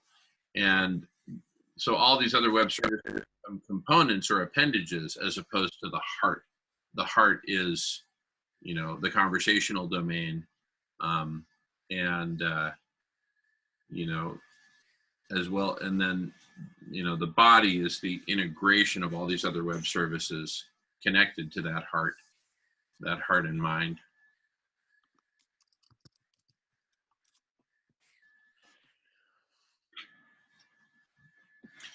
Hans in the YouTube chat asks if we have any intention to stay scientifically objective and stay off of intersubjective phenomena.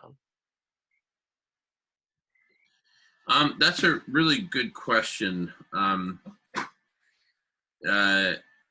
Scientific objectivity is, of course, super important, but I don't see that as inconsistent with intersubjective phenomena.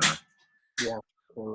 Basically, anything that's beyond science that's real simply hasn't been quantified and measured by science yet. And, you know, the trajectory of science throughout history has been to increasingly measure more, model more, understand more, right? But of course, there's a lot out there that science hasn't wrapped its arms around yet. Oh yeah, Oswald writes, and thank you, sweetheart, dream more. Oswald writes, CSI, collective superintelligence, is basically what the internet was intended to be, at least in the period between DARPA founding it and before its commodification. Yeah, totally. This is what the internet was supposed to, it was made for, so that we could all connect and share and co-create. But since it became commercialized, I mean, look at the potential that Google squandered to really get us deeply connected to information. What they did was they took all this information, and in the same way that, you know, that loggers reduce a forest down to board feet of lumber that they can sell on the open market, and they've got no clue what they're destroying. Likewise, Google has, you know, reduced everything to monetizable keywords, and has thus squandered the opportunity of really getting people and information and communities deeply connected. No, its intention is to make money, right? When they did their IPO, before that, one of their cute young founders said, famously or not so famously said, we're not a conventional company and we don't intend to become one. Well, bullshit.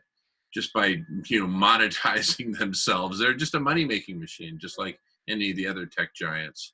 And in so becoming, they've lost their soul. And so they're about to get upcycled by us.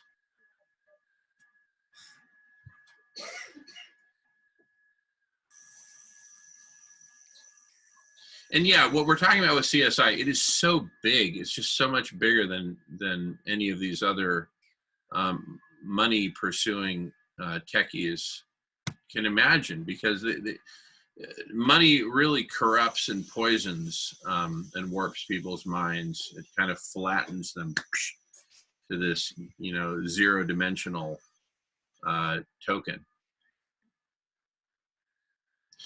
And Oswald writes, need to somehow show CSI to Douglas Rushkoff.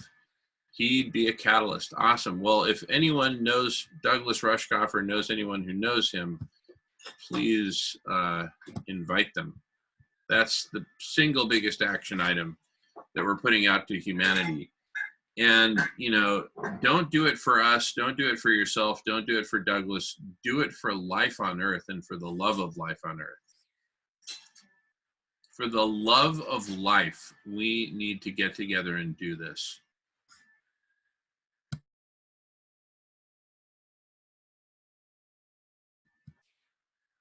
We need to bring everyone on board. Right now, this is the land of pioneers, where we're at right now with the Block Party. If pioneers welcome. Everyone is welcome. I'm just saying pioneers are going to really thrive here because we're in a very pioneering phase.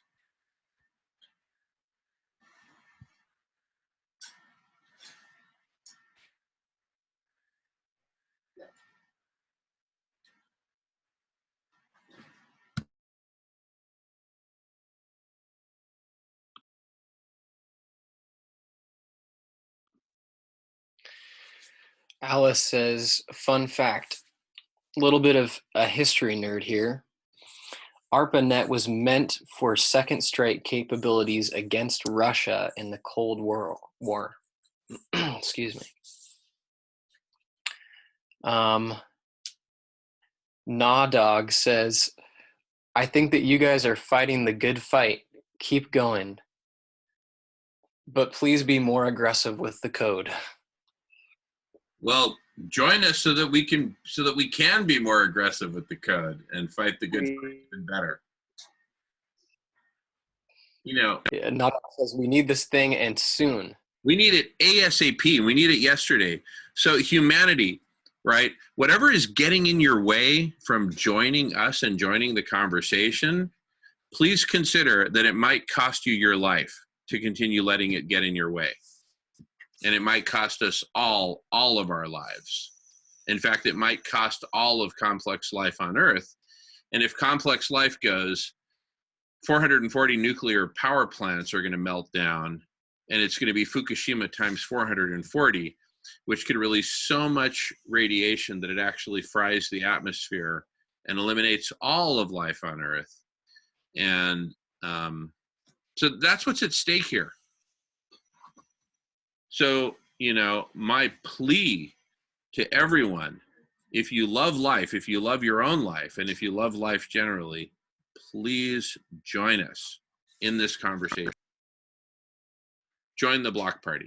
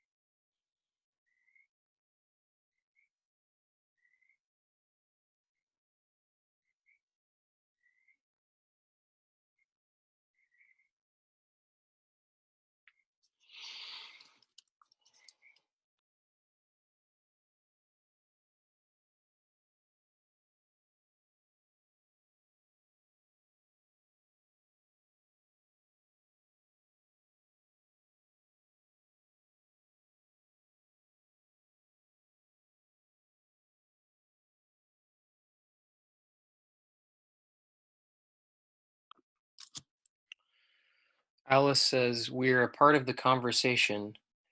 And Nolan, you seem really bright, but a solid plan of real world application is needed here. Grand plans are awesome, but we need intermediate steps.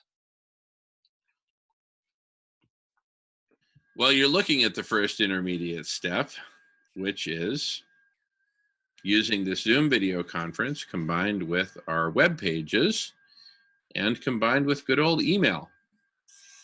This is the first intermediate step. There's a Chinese saying that it takes an axe to make another axe. What that really means is it takes an axe to make a better axe. So here we are with this very first rudimentary, clumsy axe, hacking away to make a better axe.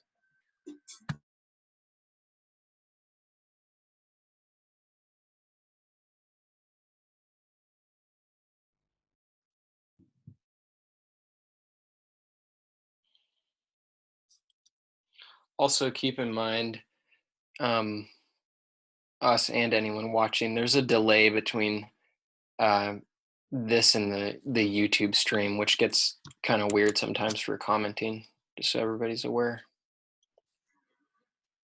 Thank you. No problem.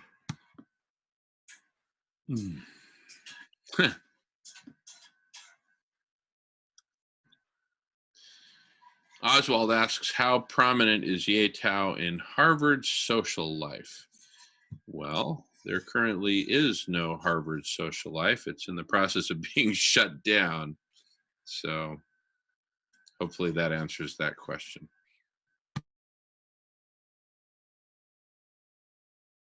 He is highly respected and has tremendous freedom, academic freedom, research freedom, etc. I'm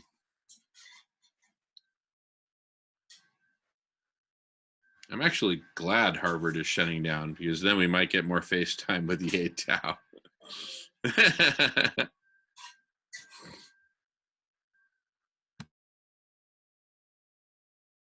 All right, I'm going to eat some dinner. What do you think, sweetheart? Should we just leave this open and that way we can kind of stay connected? All right. All right, we're going to take a dinner break, and so we're not going to stop the block party or anything stupid like that, but we're just going to kind of go into dinner mode. It's dinner time at the block party. So everybody, get your food, get your beverages. It's Friday night. Party time. All right, I'm going to, sweetheart, do you mind if I train the camera on the table? Maybe not. Okay, so I'll just kind of leave it here hanging, and we're going to do our dinner thing. So hang with us quasi-virtually, and we'll be getting back into fuller swing in a little bit. Excuse me. Yeah, but keep hanging, keep talking. We'll just kind of keep an ear on the action. Alice says maybe we'll hear more from people now that the coronavirus is shutting things down. And yeah, that's something we've talked about repeatedly. Totally. The timing is just perfect. That's the wrong word to use. And because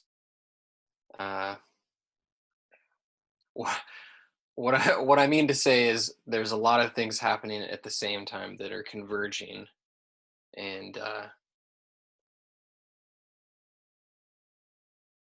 the coronavirus isolating people is one of those things.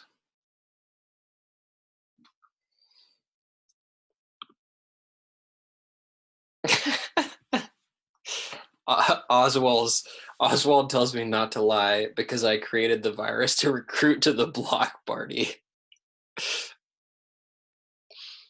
Yeah. We'll just edit that part out of the video.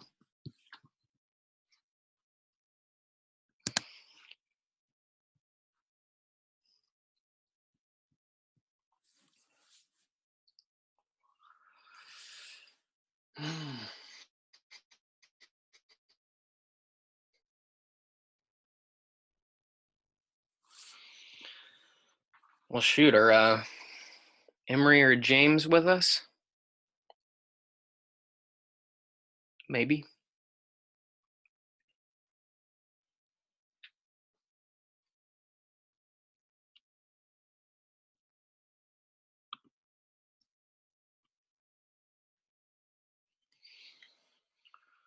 Oswald asks if I plan to remain in the Pacific Northwest for most of my life, and I honestly have no idea. Exploration is really important. I have a feeling that even though having not explored a lot outside of the Pacific Northwest, that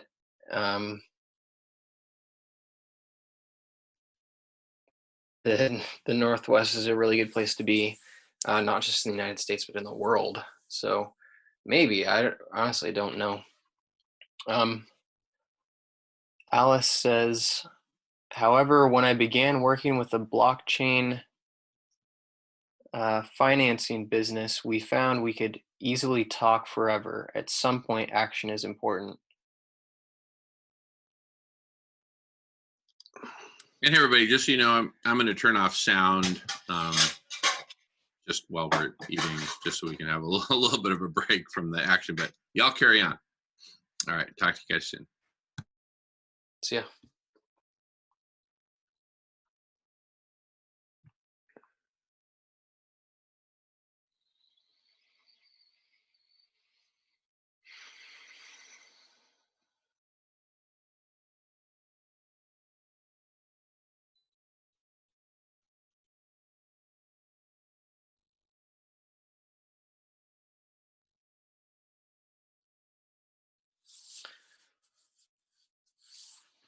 Well, to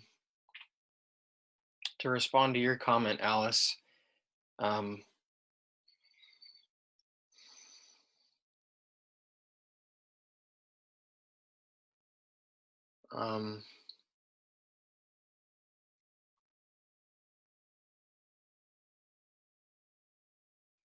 just speaking from personal experience, processing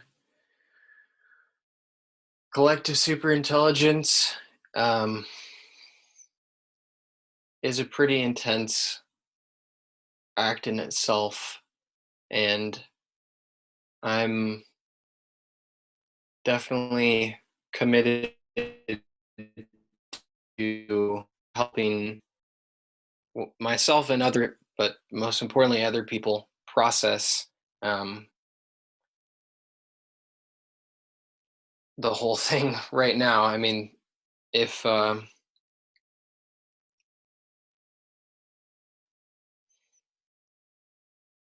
it's not well understood what we're doing, we're not going to have the momentum to or motivation to make it happen. And considering the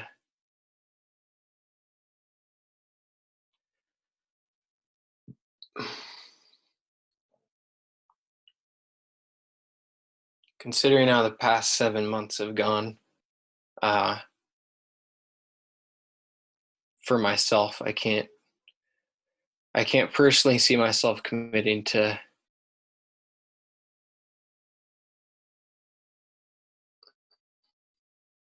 much outside of helping push the vision.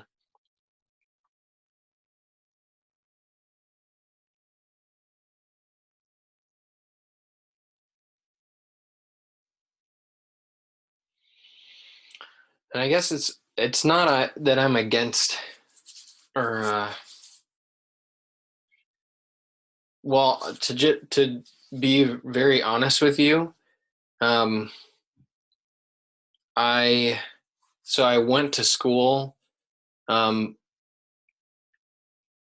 I guess Alice has to leave. Thanks for tuning in. If you're still listening, hope you have a good rest of your night/day. I don't know what time zone you're in.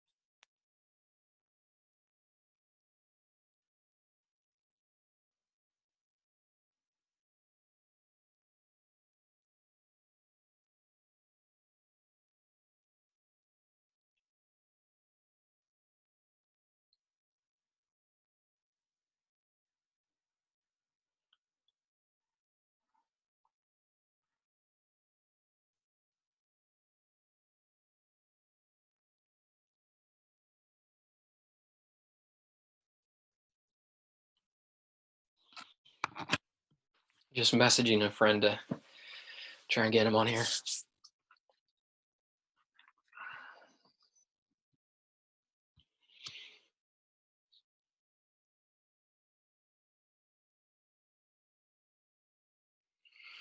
Oswald says, an early ideal result of CSI manifestation is a reimagining of the definition of intelligence.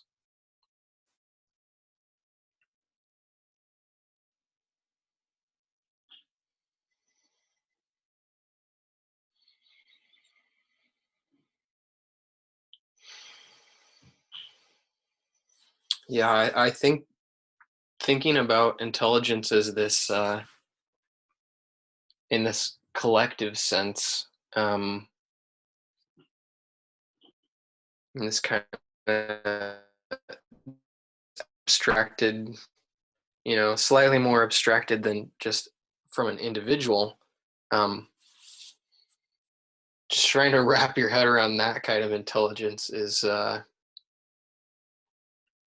like trying to wrap your head around these crises we're contemplating now, and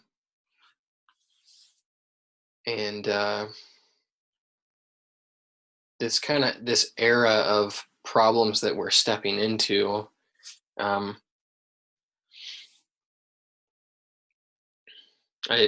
totally agree with you, Oswald.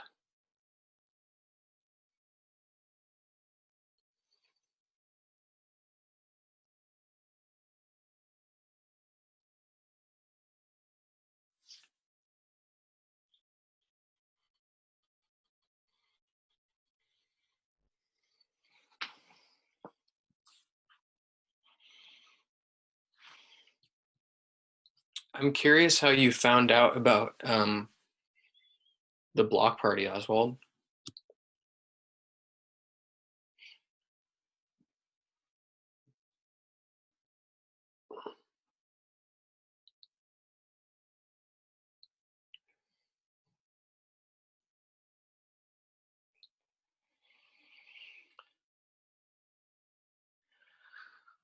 Okay, McPherson, that's what I thought.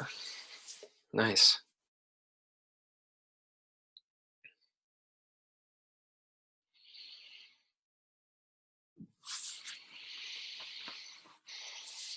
Ironically, all the online political banter is about collectivism versus individual intelligence.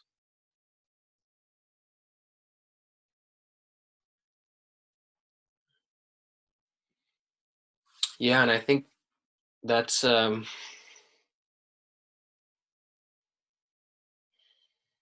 that really identifies the problem that our economy has right now, and the concentration of wealth is the people with all that money, I think, are certainly fueled by this idea that at least a fair amount of them are fueled by the idea that their individual intelligence is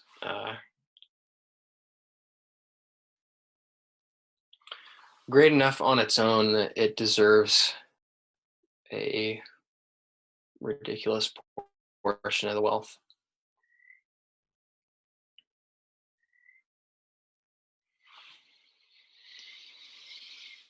Of course, there's still part of me that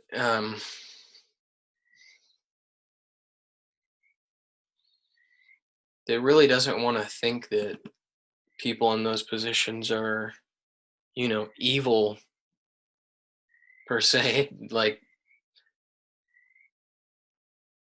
I don't know, some of them.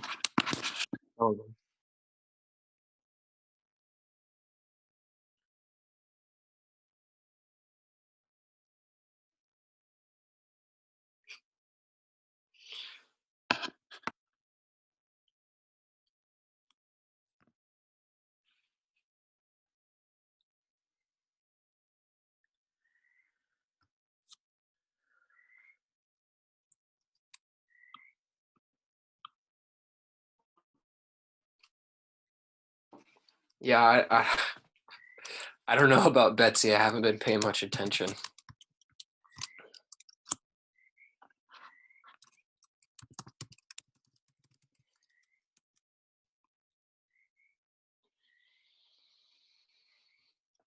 I know the student loan situation is really messed up though.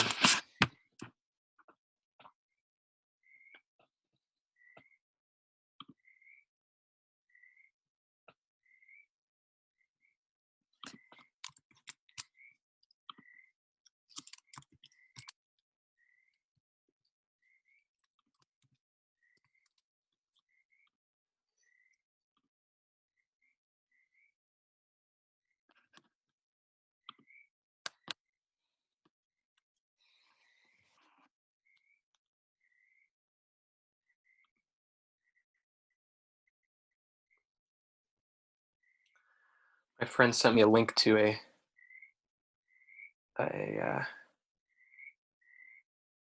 platform he recommended I walk through, so trying to get that working right now.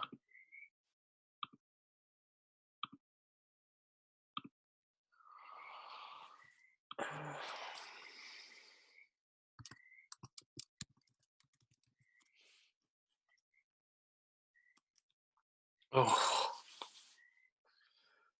a YouTuber who fled to India to avoid paying his student loans, majored in philosophy grad student.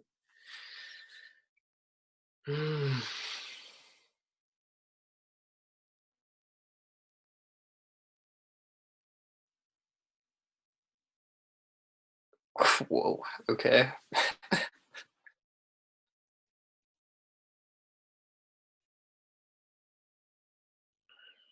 Yeah, if you can, why not?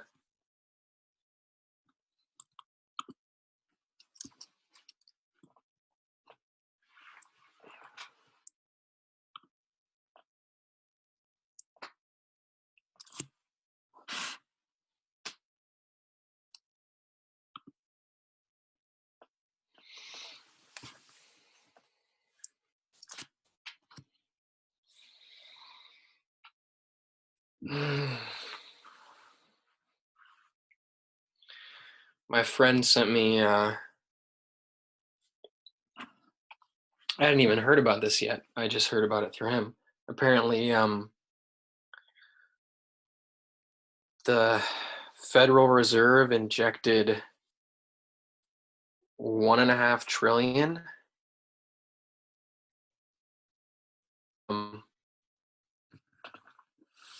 Let's see. So,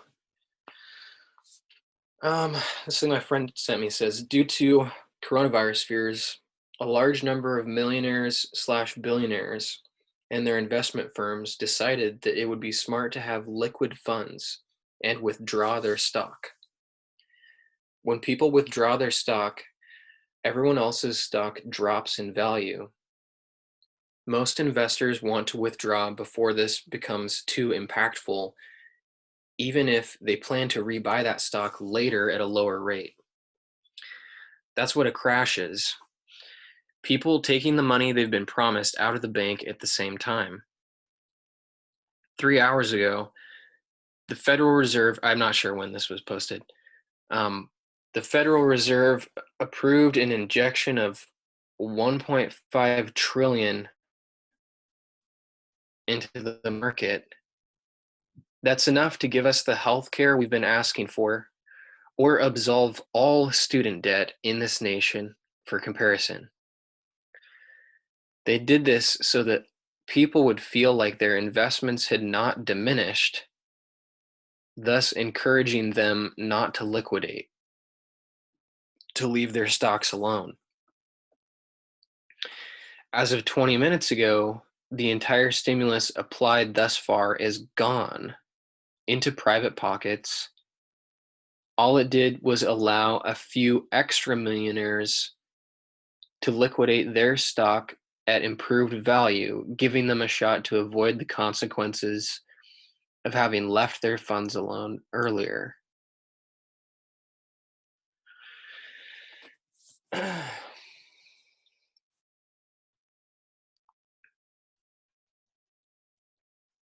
that sounds like a whole nother mess in itself that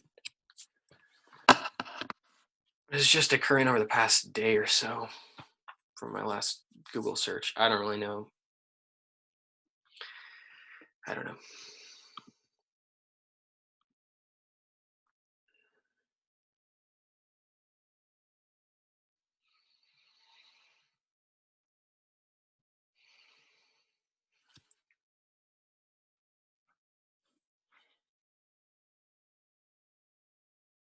Can't wait. Oswald, can't wait for April Fool's Day during CV-19 pandemic.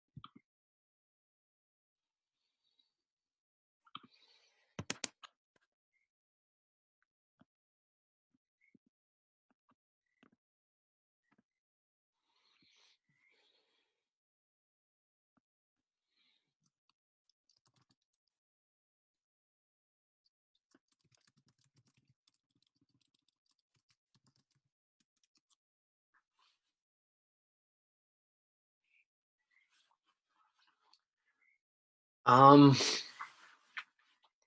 don't want to sound tacky and say I'm not religious, I'm spiritual. But I guess that kind of sums it up.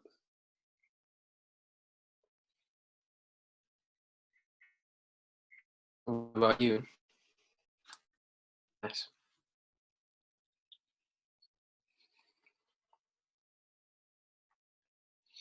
Yeah, I was raised in a Christian agnostic.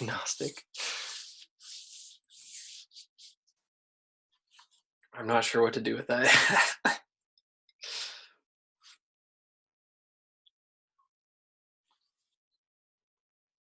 But I was raised in a family that regularly went to church as Christians, and definitely was not into it. And so that made me Perennial Philosophy by Aldous Huxley is a good Bible replacement. Awesome.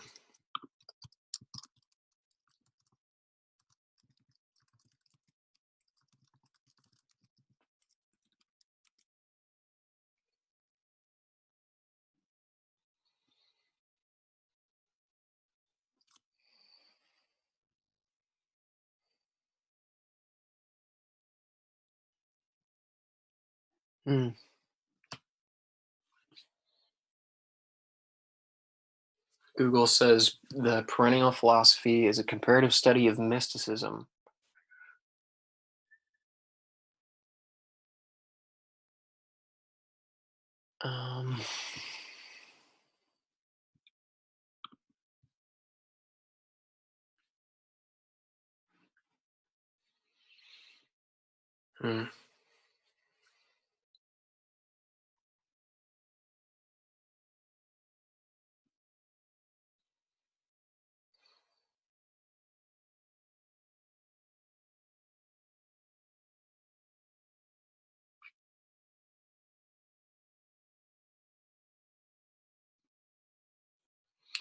The jacket text of the edition of the Perennial Philosophy explains that it is an attempt to present this highest common factor of all theologies by assembling passages from the writings of those saints and prophets who have approached a direct spiritual knowledge of the divine.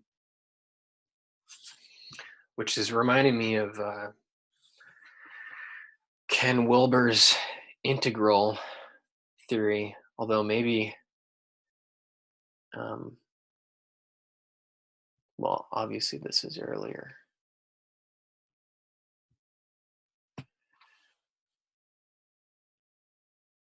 Yeah, science is getting so deep, we're going to need theology again. Absolutely. Yeah, I'm not, that doesn't surprise me from the synopsis.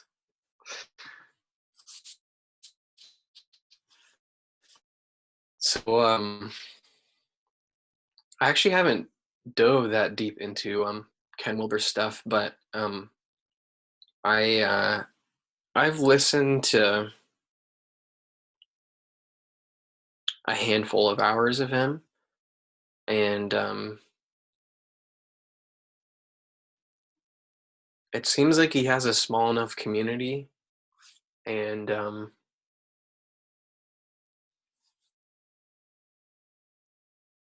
he's like interacting with these other YouTube channels interviewing him that I basically I think he would be streaming regularly on Integral Live channel. If we could speak with him, that would be so freaking cool. Just ridiculously cool.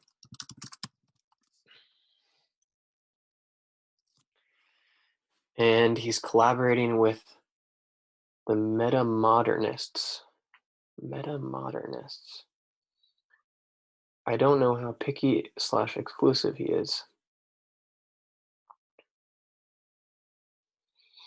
Well, I wonder, if I recall correctly, he has a relationship with the Rebel Wisdom folks. And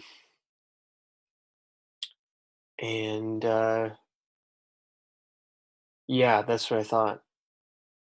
Rebel Wisdom as meta-modernists. Yeah, Schmachtenberger. I don't know if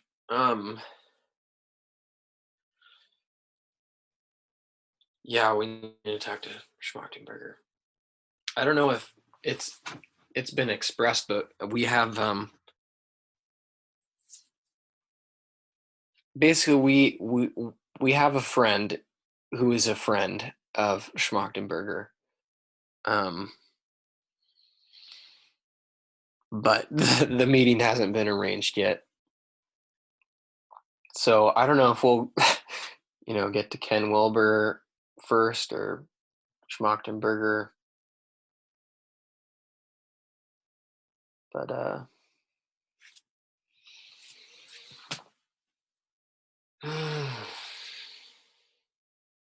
just want to talk to him.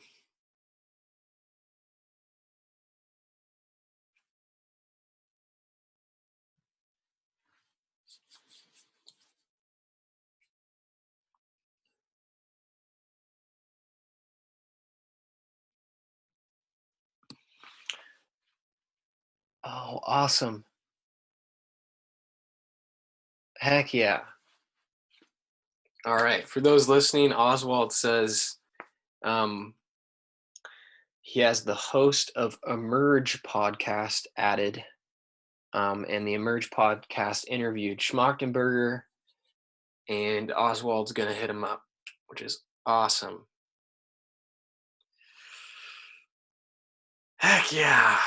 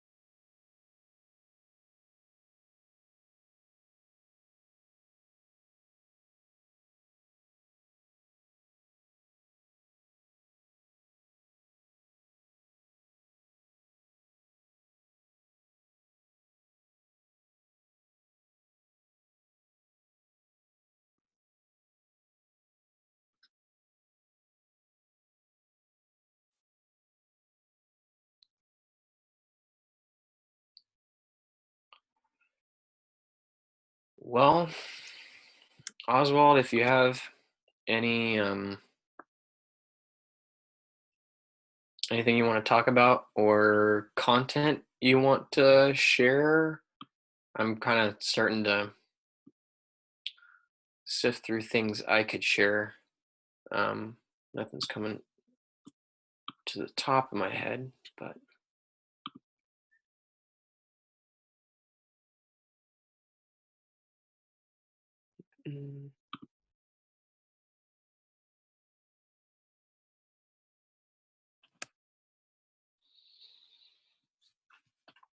I'm getting ridiculously tired, but it's kind of nice because there's no energy being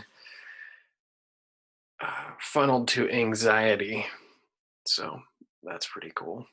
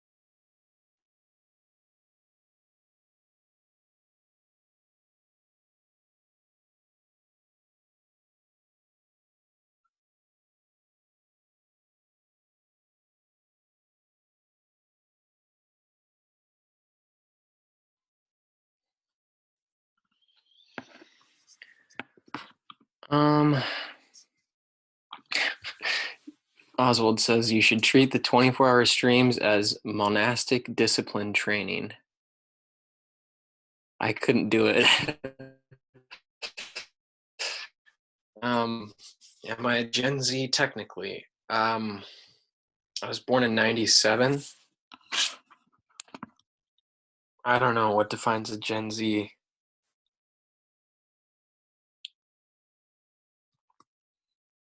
I was born in July, if that makes a difference.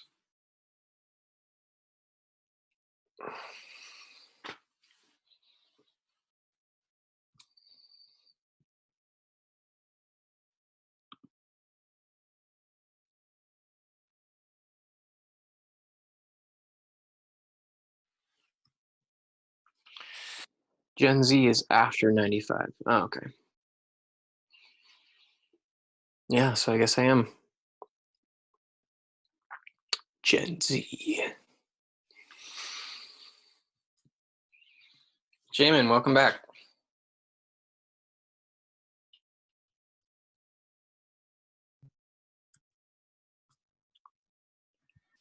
Oh, whoops, sorry, I had it muted. Have you guys saved life on Earth yet, or is there still work for me to do?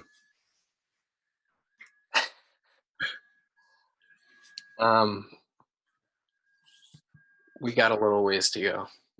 All right. Awesome. All right. Well, I'm just checking in, finished dinner, just got to hit the restroom, and I will be back. All right.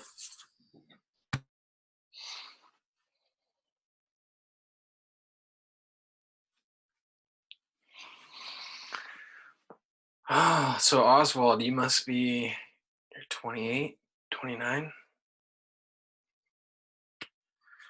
For some reason I was thinking you were older than that. I have no idea why. Your YouTube picture on your profile picture on YouTube makes it, you look like Jordan Peterson or something. He's like, I don't even know how old he is.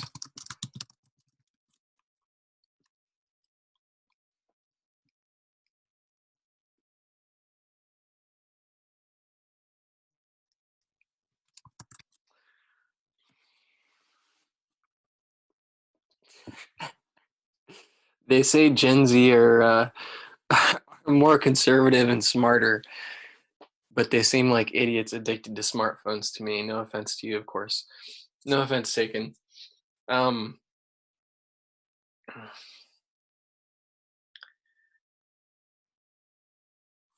don't know. Richard Spencer with a cone head. Okay.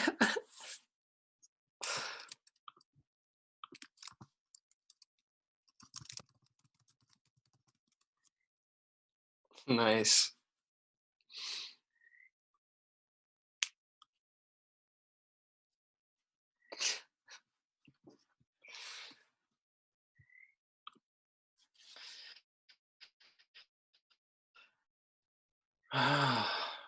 Oswald, are you in Canada, or is that another Jordan Peterson projection? Oregon. Okay. Nice.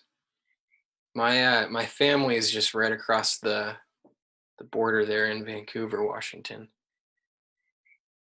I grew up in Michigan. I have never been to Michigan. Have you spent, so you haven't spent a lot of time in Oregon, it sounds like.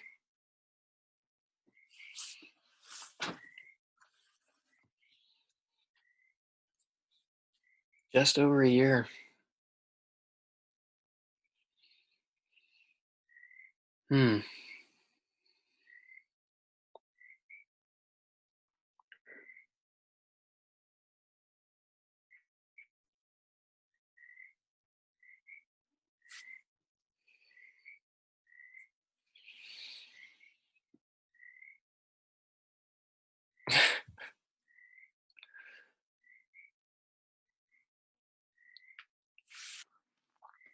So Where you're do you live, Oswald?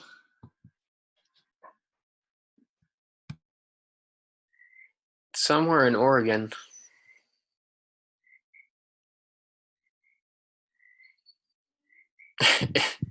Eastern Oregon wants to secede and join Idaho.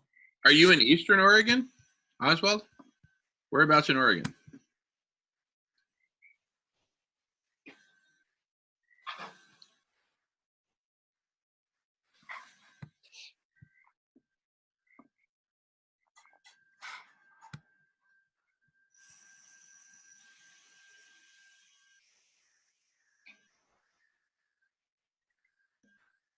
Central. Oh yeah, okay. Fair enough. Fair enough. Fair enough.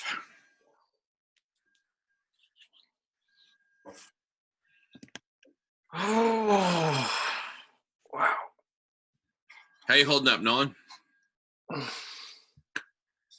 I'm good.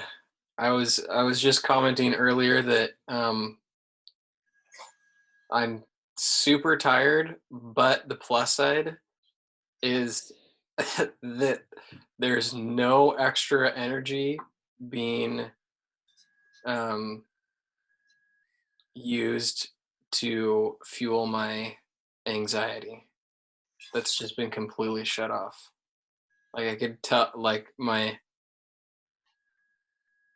inhibitions are fading, which is kind of nice. So anxiety about what? About what exactly?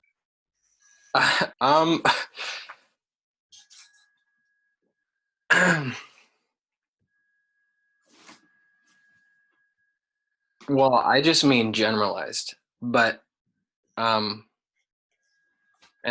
social, I guess, but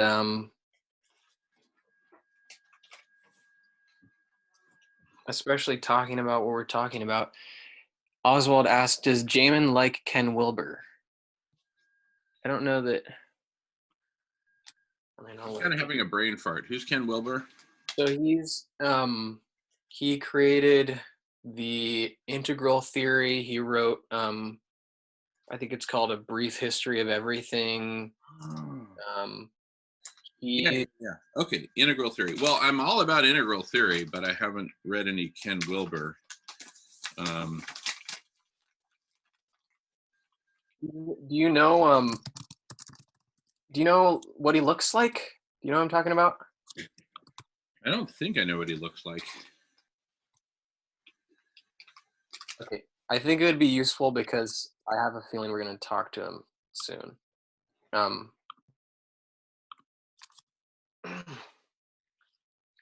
So can you see, this is what he used to look like. He's much older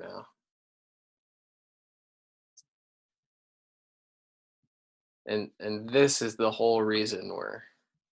Oh yeah, nice. Yeah, the literature is what helped him gain the audience, and then he held it with the pecs. But yeah, I guess he's close to the Rebel Wisdom community. And Oswald was saying earlier, well, now I'm getting things mixed up in my head. Oswald said he was going to reach out to the host of a podcast entitled Emerge, and correct me if I'm wrong, but the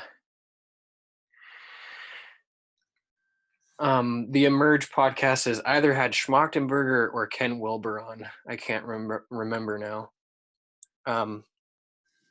And Oswald says, I wouldn't be surprised if Wilber leads Microsoft corporate retreats or something. And I guess it was Schmachtenberger that this Emerge podcast interviewed.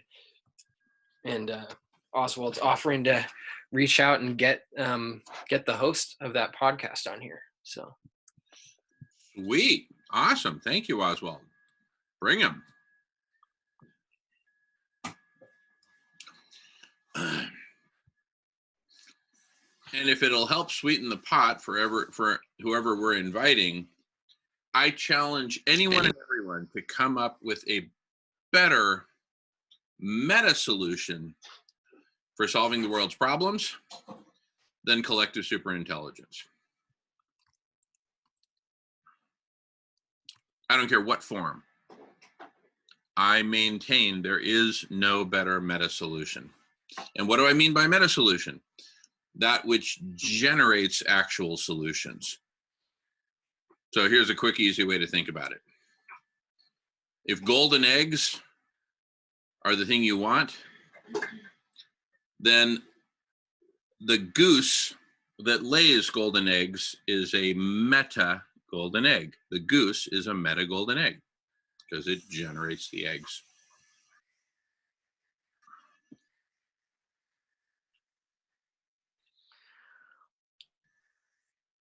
I also maintain it's absurd that there would be any. Damon, could you start? Huh? Oh, I was just gonna ask that you start a new recording